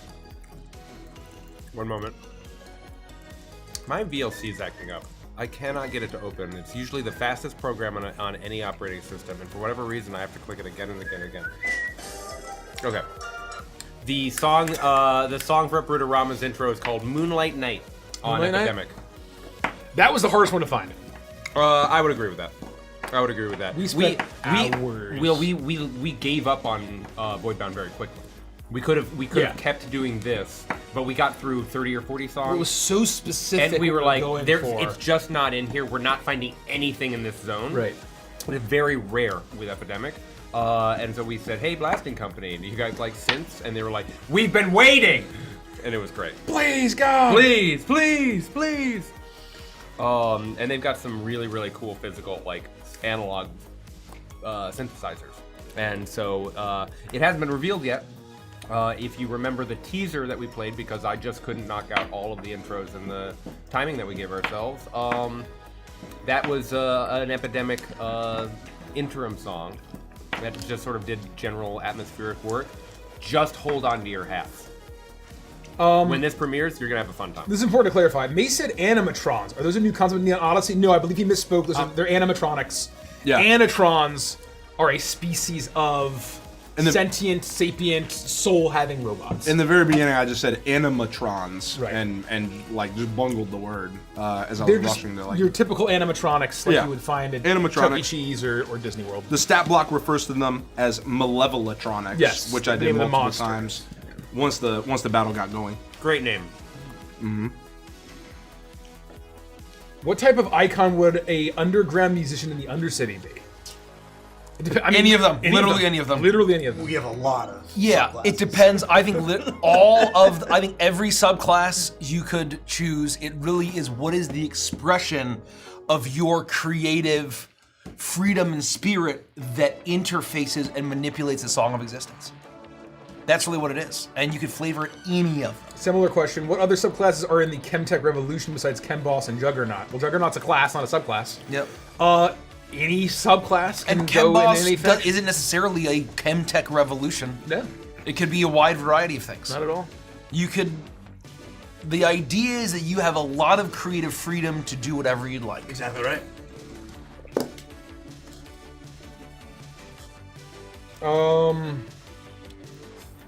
What does Gex taste like / what Gex flavor does Ziggy like most? I think it's a combination of like Mountain Dew. I was gonna say Mountain Dew for sure. Monster and Sobe. And lasers. Pink Sobe. Yeah. Did Ziggy have any birthday gex? That's Morning gex? Oh, that's fair. I get it now. That's very funny.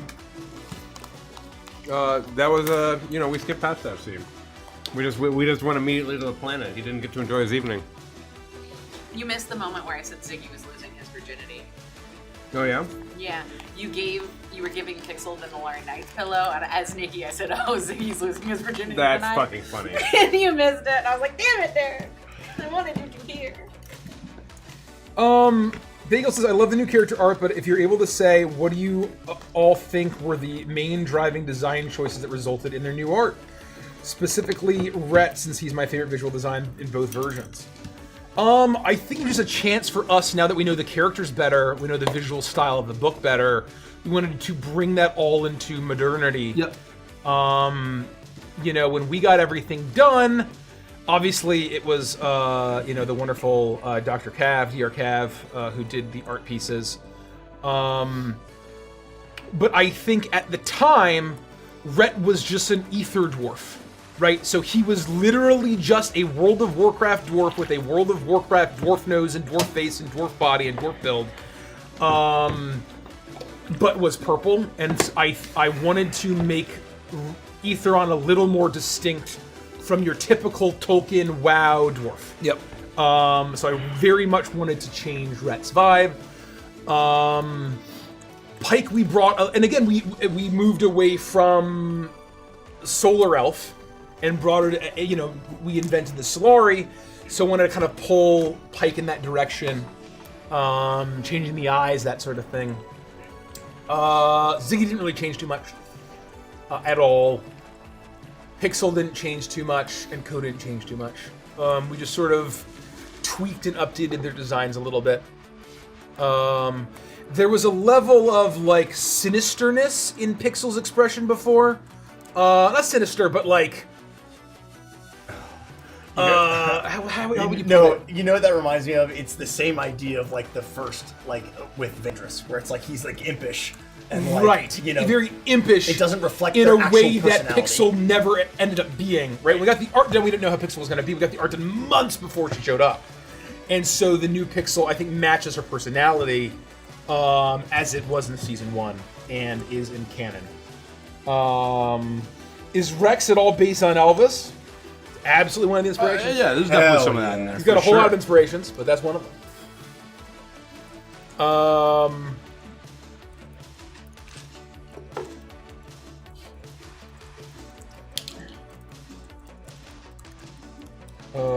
That being said, Aetheron are still our space dwarf, and Solari are still our space elf.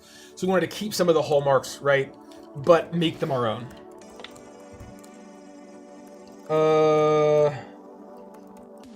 How many times has Richie said theme today? Did I say theme at all? I'm sure. When did I talk about? We're talking about theme. I don't remember that. I'm guessing it was an theme aspirational song. No, I think it was an aspirational question. You usually go. Oh, this was 5 hours ago. Maybe it was before the when session we were started. talking about party creating our parties. I'm sure we said the word thematic at least a few Maybe times. it's possible. When did we not?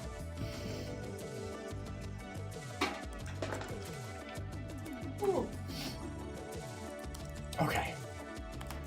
Now that we know that you were working already on Neon Odyssey well before Stardust Rhapsody, Anthem premiered, which version of the character portraits did you commission first? How do you coordinate with artists to decide what would differ and what would be the same between versions? There's no coordination of trying to be different or the same. Basically, we just commissioned the Anthem party like we would any old D&D party. And that's why the new characters didn't change very much, because we had the idea of the characters in mind. But we didn't want to also tip our hat to be like, oh, there's this book that's coming. So we sort of did it old school to kind of keep the, slow roll. Yeah, slow roll it. And then basically we knew that when we launched season 2, we wanted the art to be Wild Blue art, to be rendered in the style of the Neon Odyssey book art, etc. You have to read it. I just thought that was a funny comment. I don't want to read it out loud. I just thought it was a funny comment.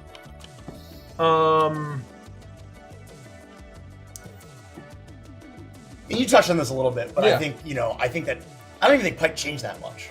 I think No, really he what it didn't. was He is didn't. it's solidifying and like concentrating what he's supposed to be, and really what changes his body shape and his body profile. Yeah, we cleaned up his body shape a little bit. We changed his expression a little bit to add a bit more of the kind of grit that he has, as opposed to being just sort of sad.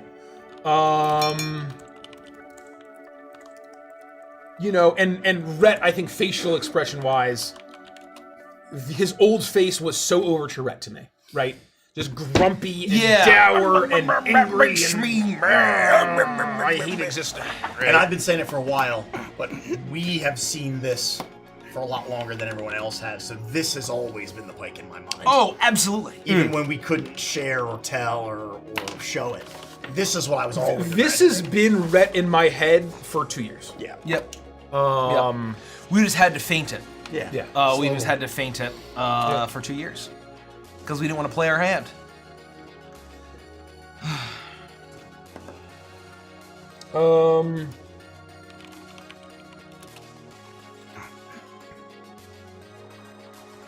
Make sure you eat these. I did. I ate okay. one of. Trust it. I hammered one of the. I just want to make sure. No. Thank you. I definitely hammered one down mega fast I've also got another YouTube after intro ready writing to go. the recap. Yeah. When we're ready, no rush. Just Yeah. We've got another YouTube. I say intro. like maybe One more time. I just maybe finished, 5-10 minutes. Well, I just finished a tine tea, so I'd like a little time to have to urine. Zero rush. Absolutely. I'll probably It's pee again a before break. we start We again. have time. for sure. Normally we don't start until an hour from now on any normal I'm night. also drinking so much these days that I just can't stop A better eating. pace. A better pace, You mean right? urinating? Urine. Mama Lorley asked, if You're the ship in great home base VIP tier doesn't get reached, is there a chance it gets added as a Kickstarter extended goal? Hard to say. Nothing's confirmed. I think it's a good idea. You know, we can always, if we don't hit something now, we do have the Kickstarter stretch goals to move them to. But that's, nothing's decided yet.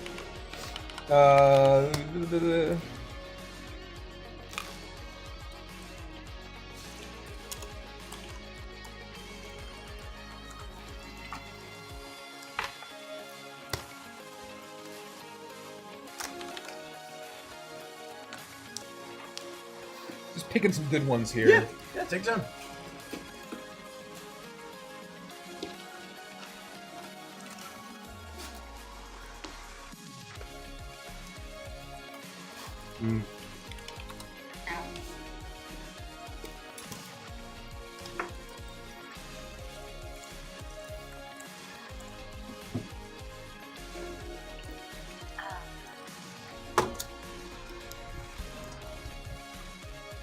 Was Harkon Morvain named after the vampire lord Harkon from Skyrim? No, actually. They were probably both named after the other. They're inspired by the same things.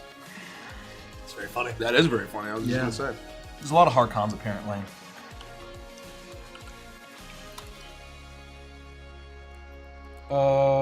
Did you hear that Robert Pattinson is playing Dune 3? I did No. the whole thing. Yeah, he's in it, yeah. Well, no, he's playing all of Dune 3. He's playing it. He's playing He's the playing Dune. Dune. He's playing the Dune. I got you. He's just a mound of sand. You don't cast Robert Pattinson to play a character in. No, he mographed all the sand in the entire film. He's from just Marvel. He is just Dune just- 3.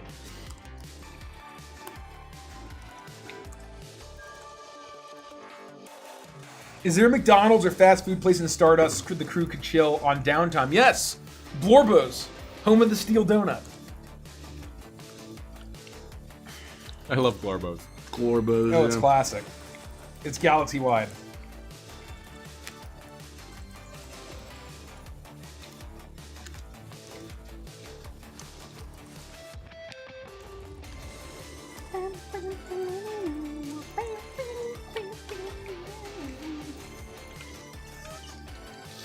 I'm gonna go pee.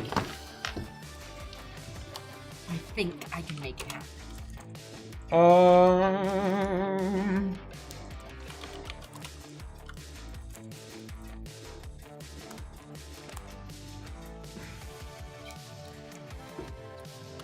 Will the intro for Waltz be available on YouTube? We should get all the intros up. That's the plan. I thought that was the plan.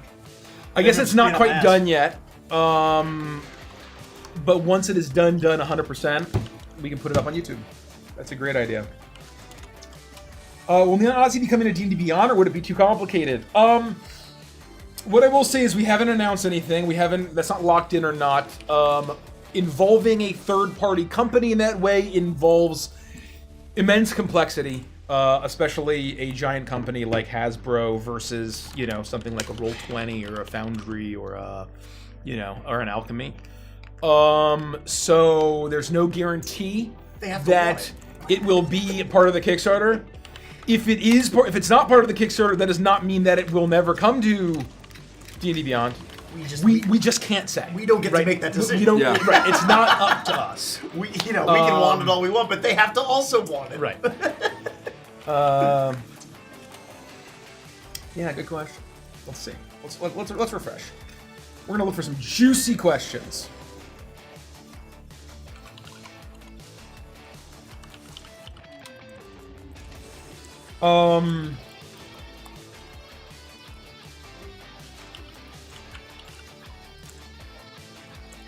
Earlier, you were talking about focusing on narrative in your campaigns. Do you put more importance weight on beginnings or endings? How does your opinion change when considering non-D&D media? Endings. For 1,000%. Because that's going to tell you what your beginning is in the first place. Oh, you okay? You alright? Yeah. That's You just brutal. punch the table? Yeah, and then I just hit my teeth on the doll shoes. Oh my god! I'm Doll shoes. What are you doing? I don't know, I'm fucked up. Stop hurting yourself. I don't know, I'm fucked up, Andy. Jesus. Ow! And this fucking D4 broke my finger Oh earlier. my god. Someone shit in my McDonald's. What I will say is What happened today? Endings. the intense desire. We were discussing something about campaigns and not ending. It's like what's the point if we don't know how it ends? Referring to us not finishing campaigns and starting new ones or whatever. And although it was a bit of a cop-out, David Milch had a bit of a little video on the DVD special for season 3 of Deadwood when it was canceled. Yeah. And they knew that it wasn't going to end. And it's called The Importance of Endings. Yeah.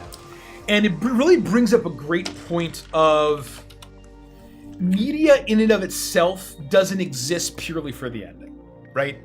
You don't consume creative work just to see how it ends, I believe. And that's kind of the point he was making, right? And I agree with that much.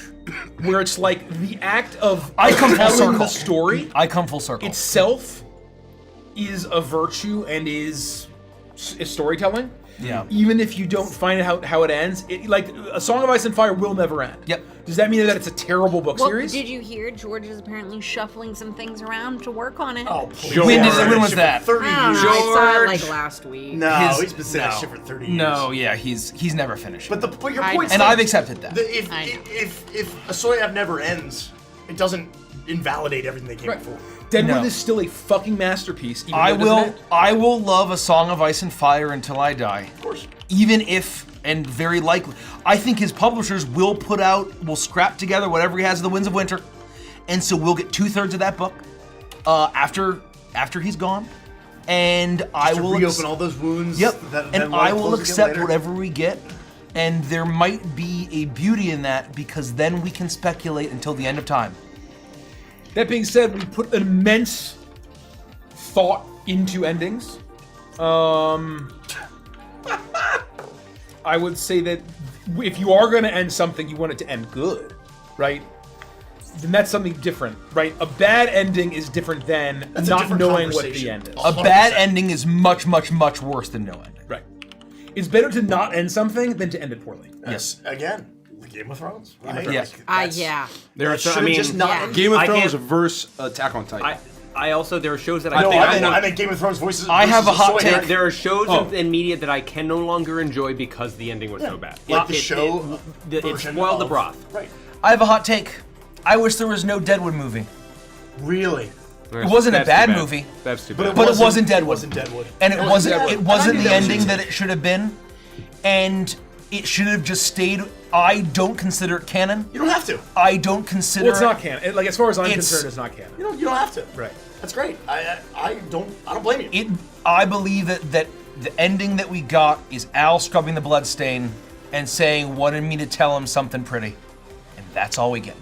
Slipper Hat says, we all know Brandon Sanderson will have to finish A Song of Ice and Fire. I prefer it when other people don't finish people's work. I would rather something ends than to have someone else come in and try and finish it, because that's not the ending. Like, that's somebody else's ending, and you can't replace his writing style. Like, Brandon Sanderson does not write like George R.R. Martin. Like, also, it would just be a different his book. ethos and sense of life is so wildly, catastrophically opposite of diametrically George's. Diametrically opposed, that I would want anyone besides Brandon Sanderson. I think I'm sure he's a great writer, but he is so not George. Well, if you know both of their life philosophies, yes, they are literal. I think opposites. if anyone could have done it, it's the dudes who wrote The Expanse, who I believe I'll do it. were George's proteges.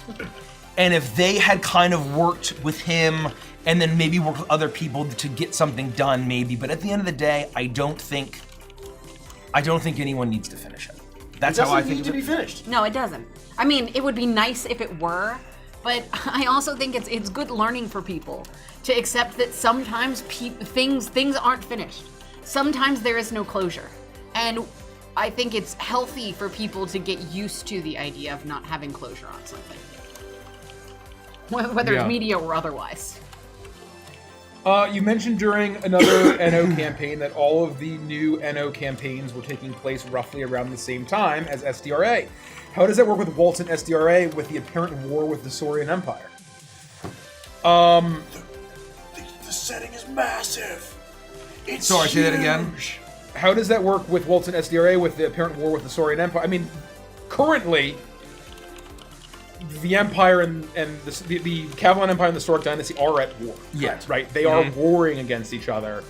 And in episode 1 of Anthem, we got word that there are ambassadors trying to broker some kind of ceasefire, peace, whatever that looks like. And the whatever Glup was doing wanted to prevent that from coming. Damn it, Glup. And wanted to increase the volatility of the war. Yes. He may end up being vindicated after all this. We don't know what's fucking going on. What do we know about space politics? What we've seen in Waltz is purely from inside the Kavalan Empire. Yeah. It is propaganda fucking to the nth degree. Yep. That's right. And we've already seen, if you watched it, differing opinions between characters based on what And they've to read. be clear, I believe several of our GMs have misspoken and called it the Saurian Empire. Yes. It is not. It's not And a we'll Saurian remind everybody before every session that it is not the Saurian Empire, it is the Sorok Dynasty, and there are many species within the Sorok Dynasty beyond just Saurians, just like as there's many species in every faction. And so I want to make sure that that's super clear, that it's not at all species-based. The Sorok does not refer to the Saurians, it refers to the dinosaurs that are a critical part of their culture, their philosophy, and their history. Right. And the legacy of their of their origin. Yeah. Correct. Oh, we have to restart the stream before our next session. Oh, I forgot that we do that. Thank you, Jackie Alltrades, for reminding us. Thank you, Jackie. No, the doll is not wearing a Space Jam t-shirt. She's wearing a Neon Come Odyssey. on, jam. That's very Welcome to the jam. So I it want doesn't. some jam. It doesn't have Give it me yet. toast and jam. But on the back, it is eventually going to say free dice ? neonrpg.com. But right now, Go to it just neonrpg.com. says Neon Odyssey. Are we less than 200 away? Or more than 200 away from our first goal? Oh yeah, and then the Pixel Jacket. Oh, I can tell you. Look how cute she is. She is adorable. Pixel is just the cutest. She makes a great jacket. SDF is a great question, and oh boy, do we have an answer for this. If Overture /and Anthem didn't get so popular, would you still go through with the books, or would you drop the project? Our first Kickstarter was based on arguably one of our least popular campaigns, other than the two ancient ones. Correct. And we still went forward with Crooked Moon. Because, at the end of the day, is that Edge of Midnight was Nobody watches that. very unpopular. Yes. Very unpopular. Compared to Icebound, Still is Uprooted, very and yes, unpopular. it still is very unpopular. Not was. It still is. Witchlight, Uprooted, and maybe Stradania? and Icebound and Stradania Right. were all more watched than Edge of Midnight. Right. Wow. by considerable margin. Oh, I didn't know that. That's and wild. so the decision was made because we believed in the concept, the theme, the story, and the project, and we do all of this to do cool ass shit that's really fun for us and put beautiful art into the world. Let's say Anthem bombed horribly, didn't get popular, people weren't loving it. A, as long as we're having fun at the table, we keep playing it. Yeah.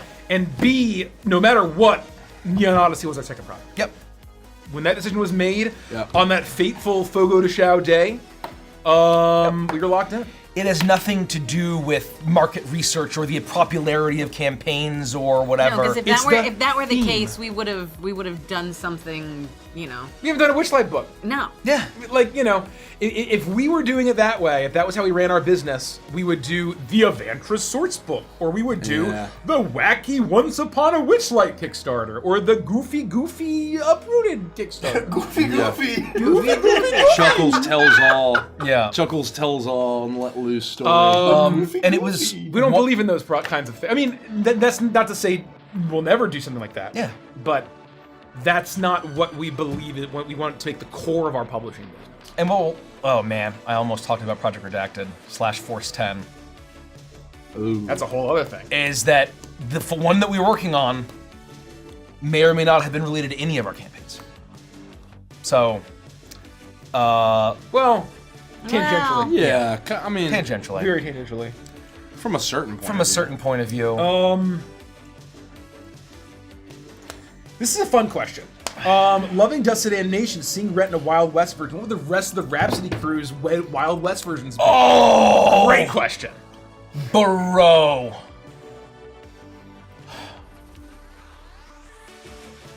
Oh. I think that Gideon and Co would know each other and be like good friends. And I think that she would be almost kind of like she would be a vigilante, not a cowboy, but effectively like she would be the kind of person who would almost be, there's kind of like the attitude of Gideon, but with the justice of Shep, where Shep puts on a badge, she's like, fuck the badge, fuck this shit. There's people that are doing things. I'm gonna go out, perhaps at great risk to myself and others, in order to do what I think is right, and that would be a really fun story for Co. I have a thought, and I'm open to counter argument, but I think Pike would be the Wild Bill to Shep's Bullock. Interesting. I think he would be, if you go more about his past, right? He would be like the Man in Black. Yes. The almost hitman assassin level gunslinger, kind of like Wild Bill in a way used to be, right? I don't think he'd be a lawman. No, but I think he would show up, and like you said, like the Man in Black from a Red Dead Redemption 1, right? Yes. Of where it's almost like, not that he's a personification of death, but he'd show up. That's too far.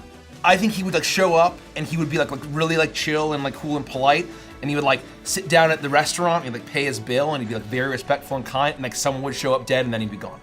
And to me, isn't there an Australian hitman show right now that I'm getting a lot of clips for? I have no idea. Where he's kind of this weirdly polite hitman who respects the people that he kills, and I don't know. I feel like that's the kind of, correct me if I'm wrong, chat.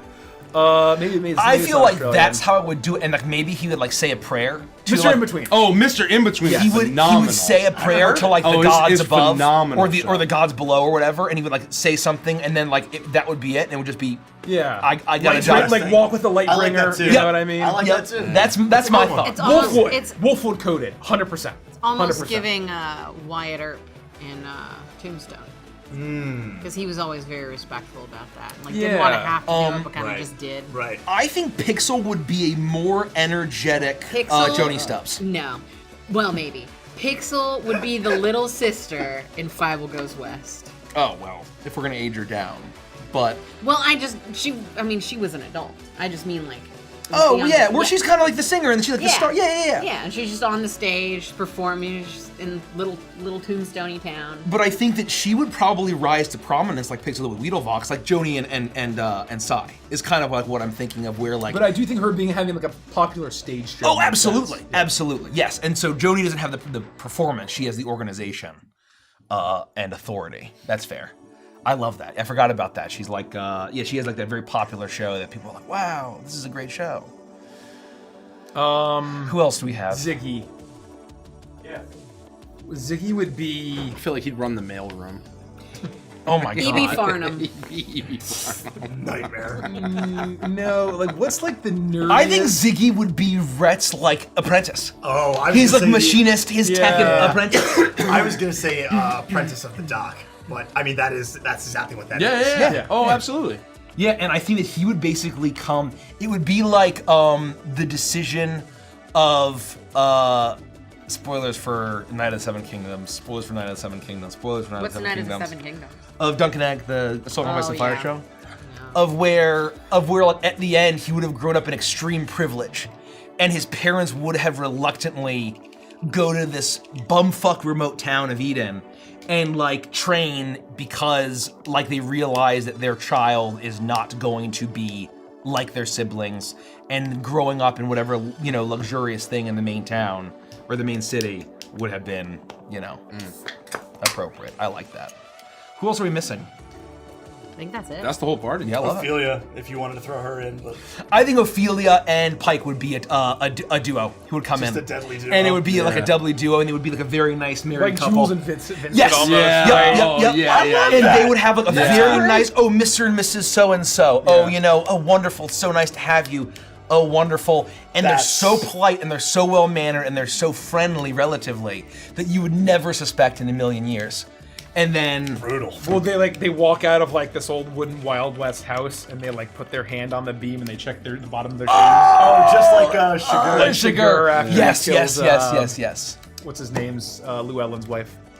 Yeah, I can't remember. And Rex is absolutely the Buffalo Bill. He runs a traveling rodeo show. Yeah. And who's quite popular and well renowned. Man, Buffalo Bill. Great question. Let me tell you. Keep asking him. I'm gonna use the bathroom. Yeah. What did we just watch recently that had the Buffalo Bill portion of the storyline? Was that in Tombstone or was that Hidalgo. Hidalgo. I knew it was one of those. What's his name? Before he was really huge. Yeah, who played it? Viggo Mortensen? Viggo Mortensen. No. Who's the guy who is Yes, but- Whiplash? Not quite my tempo. J.K. Simmons. Miles Teller. J.K. Simmons. J.K. Simmons. Didn't J.K. Simmons play Buffalo Bill? I think so. Yes, he did. Yeah. Before he was a huge actor, I believe. That sounds familiar. That was when he was just working, doing his thing. Yeah. Anyway, not to derail. Yeah. Wait, was he Buffalo Bill or Wild Bill? He was Buffalo. Buffalo. Okay. Yeah, no. Yeah, Not Wild. Wild Bill was not it. Yes, correct. It was Buffalo Bill. Got it. Unicorn Town going downtown has a very interesting question. If there was a seventh crew member added, what archetype would they be? How would they add to the current crew Like, what are we stories? missing? Damn. You were talking about Derek's original character. I was just gonna say that. I was just going to say that. I was literally gonna say that. We're all aligned. That's the answer. What was my original character? I mean, a literal heel bot. Effectively, it was the robot. Literally play a heel bot. I think the next person you would add you would limit Hank's power, or like what he does, and there would be effectively the Anatron assistant, not butler, but effectively like the thing that is helping. Otherwise, Like the Melfina almost. sort Or of. not quite. What I mean would basically be like, we have this robot to help us. But the more that I think about it, it would be what we've talked about what this canon version of LaBouche would be. Yes. Of LaBouche the janitor. Those are the two options. LaBouche the janitor and the laborer, I think we would have similar roles. That sort of archetype, And I can think. figure out how to say it's a living in every episode.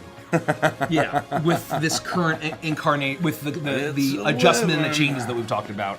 I think that sort of like I'm just here to help. I'd forgotten that just- we even yeah. had these original discussions because once we were at Hacker, it was like power grab. Yeah, it like, just all it kind of over- took all away. over It took for off. me, all over. But I was all in on the Healbot camp because I just had like you had done a couple of like just jokey impressions of like this is what I would do, and I was like, bro, you murder this role. Yeah. Well, it's in the pocket for one of the Absolutely, one day. it's not going anywhere. One day. Yeah. And, Someday. I can think of how One we day might do more. that easily in this campaign or in this setting, I should say. And and I think that sort of articulation would work quite well as an additional presence in the party. And I think they would serve similar roles. Would anyone have decaf coffee if I made some?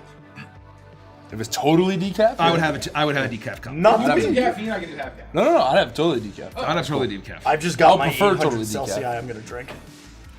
Looney Midnight, question for Neon Odyssey. Saurian is the only Can Saurians be only dinosaurs or any type of prehistoric creatures?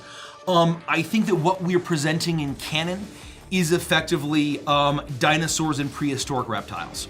So if you want to be a Deinosuchus, which are the giant prehistoric crocs, if you wanted to be a Quetzalcoatlus or a Pteranodon or any type of pterosaur, you can do that. If I want to be a megalodon, Megalodon is not what presented, but if you want to be a mammoth, a Smilodon, saber-tooth tiger, or whatever, go for it. but It's what your if campaign. I want to be a megalodon? For you. And also the other Jinx, type of boys, jinx. If you wanted to be an ichthyosaur, a mosasaur, a plesiosaur, that we have the deep fin lineage, we have the high wing, the sky wing lineage for like the prehistoric, the flying reptiles, and then also non-dinosaur prehistoric reptiles such as the Dimetrodon and other. Deinosuchus, baby. I mentioned the Deinosuchus. I'm gonna play one. I'm The Deinosuchus, I think, works. It's that time of night, huh? Really? It's that time of night. Basically, I believe the prehistoric dinosaurs and reptiles and reptile adjacent, such as the Dimetrodons and similar. I don't know what classification that whole predator is, but I think there was actually like a period on Earth where a relative of the Dimetrodon that had like almost feline shaped skulls. They were so deadly that effectively nothing could survive because they were such critical. They were such incredible hunters that it was like so incredibly deadly for any other species on the planet, of whatever region they were in.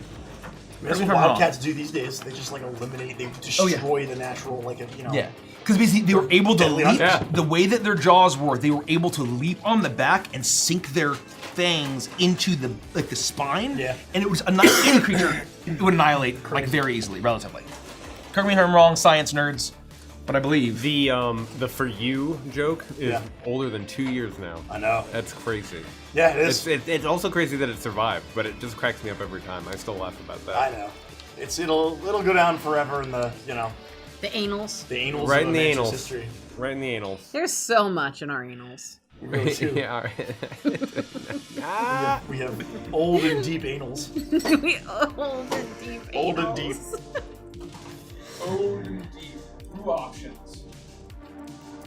Let's just Onyx Gemstone, for my second episode question, what app or program do you use if not D&D Beyond when you're not using paper? I only use none D&D. other. I only use Paper, D&D D&D Beyond and Beyond. paper. That's it. I have no need for anything else. That's correct. I believe that there are a lot of very popular VTTs. Yeah. Because we don't use VTTs, we only need D&D Beyond. And to be clear, not sponsored. We Yeah, just no, not we use sponsored. it because we like it. Yeah. We do have a licensing partnership with them. Yes, for we do. Crooked Moon. You can get both parts of the Crooked Moon on D&D Beyond. Bundle them now. But And if I played online, I would use a VTT. We just have a very Yeah. frequent in-person Like- group. Yeah, I mean, like the 3 options that we offered initially for the Crooked Moon are all amazing. Yeah. And if we had need for them, I would love to incorporate more of them. Yeah. But there's no, And it's also a joy to support them. I know that when we put out content, it's often just presented like the stat block, that sort of thing. And in the future, I want to continue to put out art and tokens and all kinds of other assets that you'd be able to use in a VT&T environment. Because I know that's how many people play, and good on you. You know, good on you. Yeah. I guess I should use the rest. I've heard good things. I've never gotten a chance to really sit down and play like multiple sessions with Alchemy to snipe a comment, but Alchemy Enhanced is very cool. It looks awesome. Especially the Crooked Moon. That's what I'm saying. It's very, very Everything cool. I've seen looks awesome. That's all I'm saying. Yeah. Dodo Azugi, very fun name. Based on from your comments, I assume you didn't write the lyrics for Waltz for Eternity yourselves. No, Max Cruz wrote those. How do you know you can put your trust in Max Cruz, Wild Blue, etc.? Do you have to actively look for a group of people to work with, or do you know them from just being on the internet? You always have to look for your creative partners, especially in the business that we're in, and trust is earned. It's always earned, and it's basically try before you buy, and it's always, and that's for them as well as us. Any partner that we have wants to make sure that we're good partners. I like to think that most of our partners, many if not all of our partners, like working with us. We like working with them. And there's sometimes you find partners that it doesn't work out. You say, okay, hey, it was awesome trying. You start small, but then the people that you trust are the ones that you just keep going back to over and over and over again. Max Cruz is one of those people. What do you call it? The Blasting Company, obviously one of those people, is that I hope I'm working with the Blasting Company for the rest of my life on things here and there, because it is a vibe. And once you find the people that, in my belief, are geniuses, absolute geniuses, you want to keep going back and working with them. But not just geniuses, because sometimes you'll find people who are really, really good at what they do, but the personalities don't fit. And it doesn't matter how good you are at what you're looking for, if you can't work together and it's a fun and creatively enriching experience for both parties, it doesn't work. I think about, when we first started working on with Dan, is that Dan was one of our contractors for the Crooked Moon, but every time we talked about design and philosophy and whatever, it was just effortless, and we kept working together. And then we talked about Neon Odyssey. We had that forever workshop. ago. April of last year was the first time I ever met Dan. And after the very first day, I was like, I like that guy. I'd heard a lot about him from you guys because you'd been in calls with him, you'd been working on him. But I didn't talk to Dan up until that moment, really. And that was the first time I had real experience with him. I'm like, okay, no, I get it. Dan's a good one. Amilwind in the chat says Dan has been so much fun to work with. Amil's my boy. Amil is another great example. Brandis Eugenio, Sarah Madsen, Tamor Rahman, and like all of our great designers who, the people that we keep working with and going back to, who do amazing design, who are great culture fits, who are great fits. And then that goes beyond that to like, Alex Chen, our lead artist, of where we kind of knew of his work. We knew we'd got a recommendation, and we saw his stuff. It looked great, but then it wasn't until we had a meeting with him at 2 a.m. or whatever it was, and he walked us through. He also teaches art as like a side thing, and he walked us through a deck that he did about the philosophy of character design, particularly in fighting games, but in general. And let me tell you, I know I keep shitting on Concord, if the developers of Concord talked to Alex Chen before they made those characters, it wouldn't have closed in 2 weeks. And it was the philosophy and the conversation was so good, and we were so aligned spiritually. And when you find and then Wild Blue, they did the trailer first. We were only going to do the trailer. We found them through Legends of Runeterra. They were credited by doing a bunch of the art of Legends of Runeterra. We reached out to a bunch of the different art studios that Legends of Runeterra worked with, the Riot Studios game, and Eli, their founder, one of their founders and their president, is a sweetheart. Is an amazing dude, and also was a fan of us and knew who we were. And as soon as we talked to them, we talked to Mitch, the art director on this project on their side, and other folks on the team. It was immediate connection. And then after the success of the trailer, we're like, hey, let's talk about doing the whole fucking project. And so it's about really finding the people who share your sense of life and your philosophy, having a good try, see if it works. And then when you find the people who you resonate with, and there's so many more people that I haven't mentioned across the board, across the project, on our team, off the team, contractors, etc., across the board, it's about keeping those people that you resonate with very close and, you know, work with them when you can. Are we gonna restart, or I can answer another one? Yeah, we're going to. Oh yeah, we can get back into it for sure. Probably just when the coffee's done. Oh yeah, we can do That's that. a good call. If that makes sense. Sounds good to me. And then dive in. Jules asks, my niece Sarah wants to know what you guys like on your popcorn: chocolate, caramel, salt, chips, butter, sugar, etc. Salt Easy. and butter. Salt, butter, Yeah. jalapenos. Ooh.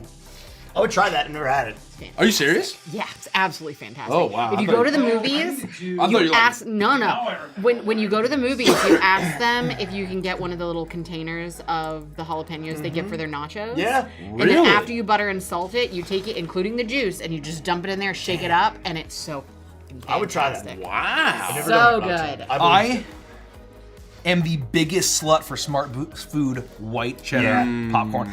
I could eat 3 bags of that shit every fucking day. Something's going on when we step here.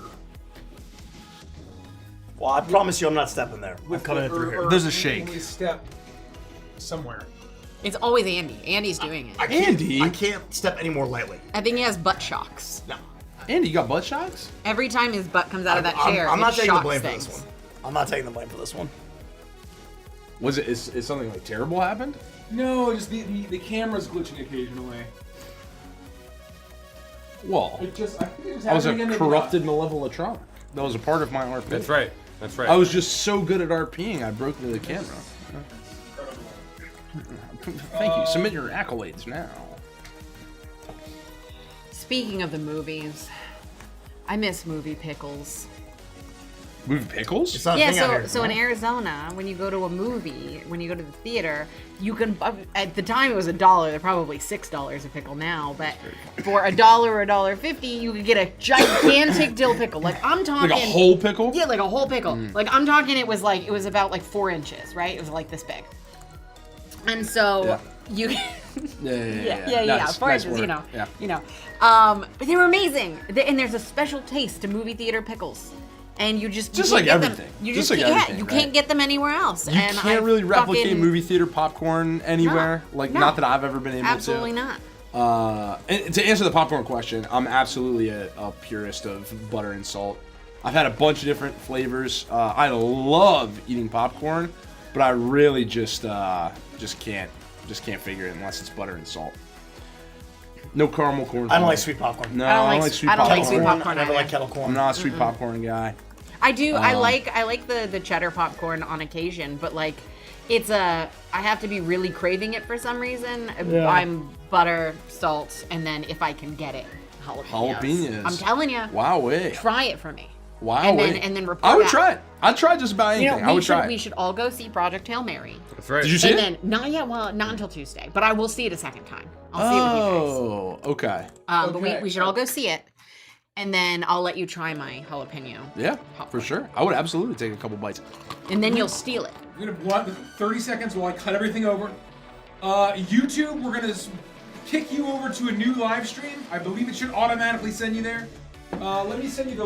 I'm gonna go live now. Twitch doesn't have to do anything. Is this the Switch? It says, "Hello, friends. Hello, Derek. I'm very late today." Oh, that's Sounds like Switch. The Switch. Hey, what's up? Stay tuned to see some of Switch's awesome work. That's right. Pretty That's soon right. We're here. gonna play the intro a second time here very because cool, we're starting very the cool. second session. We what played else 2 did I do? sessions on Saturday, which I neglected to mention the last time we chatted. But you haven't missed anything. If you're in YouTube, the new stream of the second episode is in chat. Go there now. Or if you don't move, you should just automatically punch over. For Twitch, we're gonna go down for like 30 seconds. We'll be back in 30 seconds. Don't go anywhere, Twitch. We're gonna be back in 30 seconds. I see. Okay. Here we go.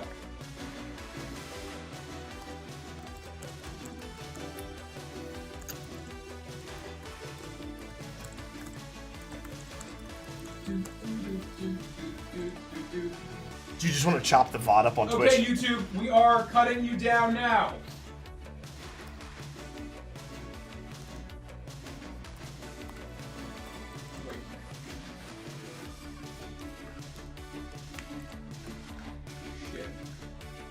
That's never good. Uh-oh. People be tripping. Hold on, we're live on YouTube. It'll all be I'm in fine. here.